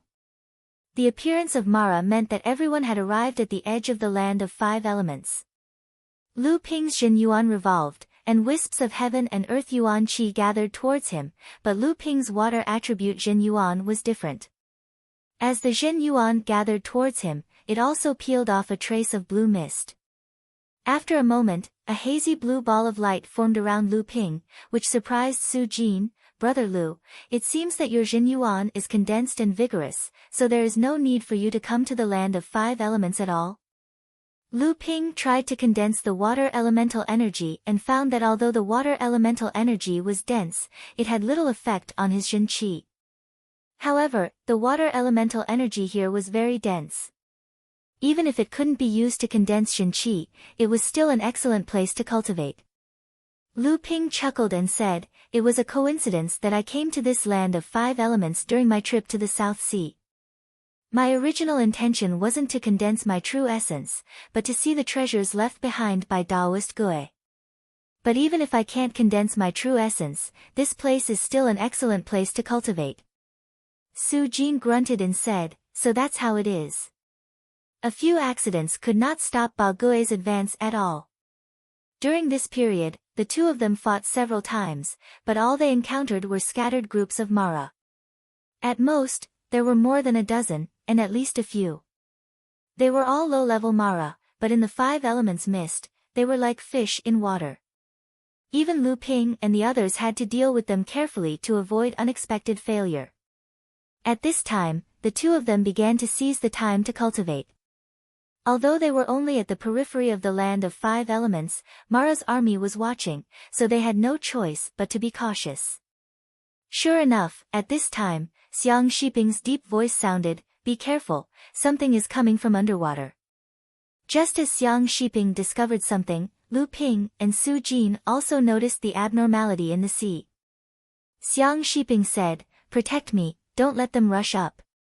As soon as he finished speaking, Xiang Shiping's body that had shrunk to more than 30 meters suddenly expanded, all the way to more than 300 meters in size. As his body expanded, the height of his tortoise shell also increased. But at this time, Xiang Shiping's body suddenly sank several meters into the sea, and then a long roar came from under the sea. Xiang Shiping's body suddenly accelerated and began to rush forward. Because of his acceleration, the seawater in front of him was pushed forward by several meters high waves. Previously, Xiang Shiping's speed was extremely fast, but not a single wave was stirred up. Now that he deliberately half-submerged in the sea, the waves he pushed up were only about 30 meters high, forming a wall of water in front of him. But this wall of water was condensed by Xiang Shiping's great power, so its impact was even more ferocious than the hundreds of meters high tsunamis. At this time, a dense series of muffled bangs suddenly came from the bottom of the sea. From the top of the tortoise shell, Lu Ping and Su Jin could feel the slight tremors caused by Xiang Shiping's huge body colliding with the things at the bottom of the sea. The edge where Xiang Shiping's tortoise shell came in contact with the seawater. Clearly, Mo Luo, who had been hiding at the bottom of the sea, had been smashed and killed by Xiang Shiping's attack. The destructive effect of Xiang Shiping's attack had truly shocked the two of them. Lu Ping sighed again and again. No wonder there was a sect in the South China Sea that once hired a pure young tyrant tortoise as their treasure ship to pass through the central region. With the unparalleled defense of the tyrant tortoise clan, a pure young tyrant tortoise was completely comparable to a treasure ship. At that time, this sect also successfully passed through the Sea of Storms and arrived at the central region. This caused a huge sensation in the cultivation world at that time. Many cultivators rushed from all over the central region just to see how majestic a pure young tyrant tortoise was. Although treasure ships were known as the pinnacle of refining in the cultivation world, to be able to make a pure young tyrant tortoise serve as a treasure ship to pass through the central region, whether it was the shocking effect or the ingenuity of the owner, it could be regarded as unprecedented. This matter had caused a lot of shock among the major sects in the South China Sea. Many large sects also tried to contact the tyrant tortoise, hoping to pay a certain price to be used as a transportation tool between the South China Sea and the central region. Unfortunately, a pure young tyrant tortoise was something that could only be encountered by chance. The reason why this sect was able to invite a pure young tyrant tortoise back then was due to a favor owed by a cultivator of the previous generation. Furthermore, this was the only time this could happen. The other sects naturally did not dare to have any ideas about a pure young tyrant tortoise, but a great cultivator tyrant tortoise could still be found in the South China Sea. However, until now, no one had been able to succeed again. As Xiang Shiping went deeper and deeper into the land of five elements, he encountered more and more Mara. Many Mara avoided the collision at the bottom of the sea and began to climb up the tortoise shell. Often, before they could show their heads, they would be hit by the sword chi of Lu Ping and Su Jin and slowly sink to the bottom of the sea. At the same time, there were also Mara taking the opportunity to attack from the fog in all directions. However, with the waves pushed by Xiang Shiping in front of them, Lu Ping and Su Jin could only focus on dealing with the Mara that was coming from both sides. Boom! The entire tortoise shell shook violently. Xiang Shiping, who was originally moving forward, suddenly slowed down. Then, he began to move forward again, but it seemed to be much more strenuous. The tsunami of more than 100 feet in front of him also fell back because of the sudden decrease in speed of Xiang Shiping. More than 10 Mara of different sizes crossed the water wall and attacked the tortoise shell, but Lu Ping separated a torrent of sword light from his body and killed more than half of these 10 Mara, while the rest fled in confusion. This huge tremor almost caused Lu Ping and Su Jin to lose their footing. The two of them communicated listlessly for a while and knew that Xiang Shiping had encountered a strong enemy at the bottom of the sea. Su Jin shouted, "Brother Xiang, force him up." As soon as he said this, Xiang Shiping's body suddenly appeared in front of him. Waves splashed in front of him, and 2 blood shura were thrown up from the bottom of the sea by Xiang Shiping. At the same time, there was another muffled sound from the bottom of the sea. Obviously, there was another blood shura fighting with Xiang Shiping at the bottom of the sea. Lu Ping and Su Jin were the first to attack the 2 blood shura. Now, whether it was the thin water-flowing sword, the blood-orange sword, or the shapeless aqua sword, Lu Ping's abilities were all first calamity spirit treasures. Although he had not advanced to the mid-dharma stage, his abilities had already increased greatly. Su Jin was wielding a flying sword as a spirit treasure, and he himself was a mid-dharma swordsman, so his attacks were even more powerful. With the two of them working together, the 2 blood shura were actually unable to withstand more than 10 attacks. One of them was decapitated by the shapeless aqua sword, while the other was sliced in half by Su Jin's flying sword. The two of them looked at each other and smiled, feeling that they were working well together.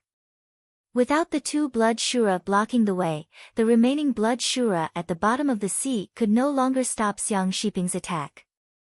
The previous feeling of being unable to move was instantly gone, and Xiang Shiping once again rushed forward at high speed. At this moment, from the right side where Su Jin was, there was a loud rumbling sound coming towards them.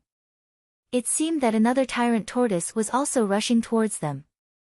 Su Jin shouted, "Fellow Taoist over there, be careful not to bump into him." At the same time, his eyes shone brightly, piercing through the five elements fog. He said, "Hey, is that Mr. Wen Yuan of the Yuan family up ahead? You're tuning in to the Blissful Bookshelf YouTube channel. We're so grateful for your support, and don't forget to subscribe to join us on this incredible journey through captivating stories. Your generosity through donations truly makes a world of difference, as it's the primary source of revenue that allows me to expand and enhance this channel for you. Thank you from the bottom of my heart for being a part of this adventure.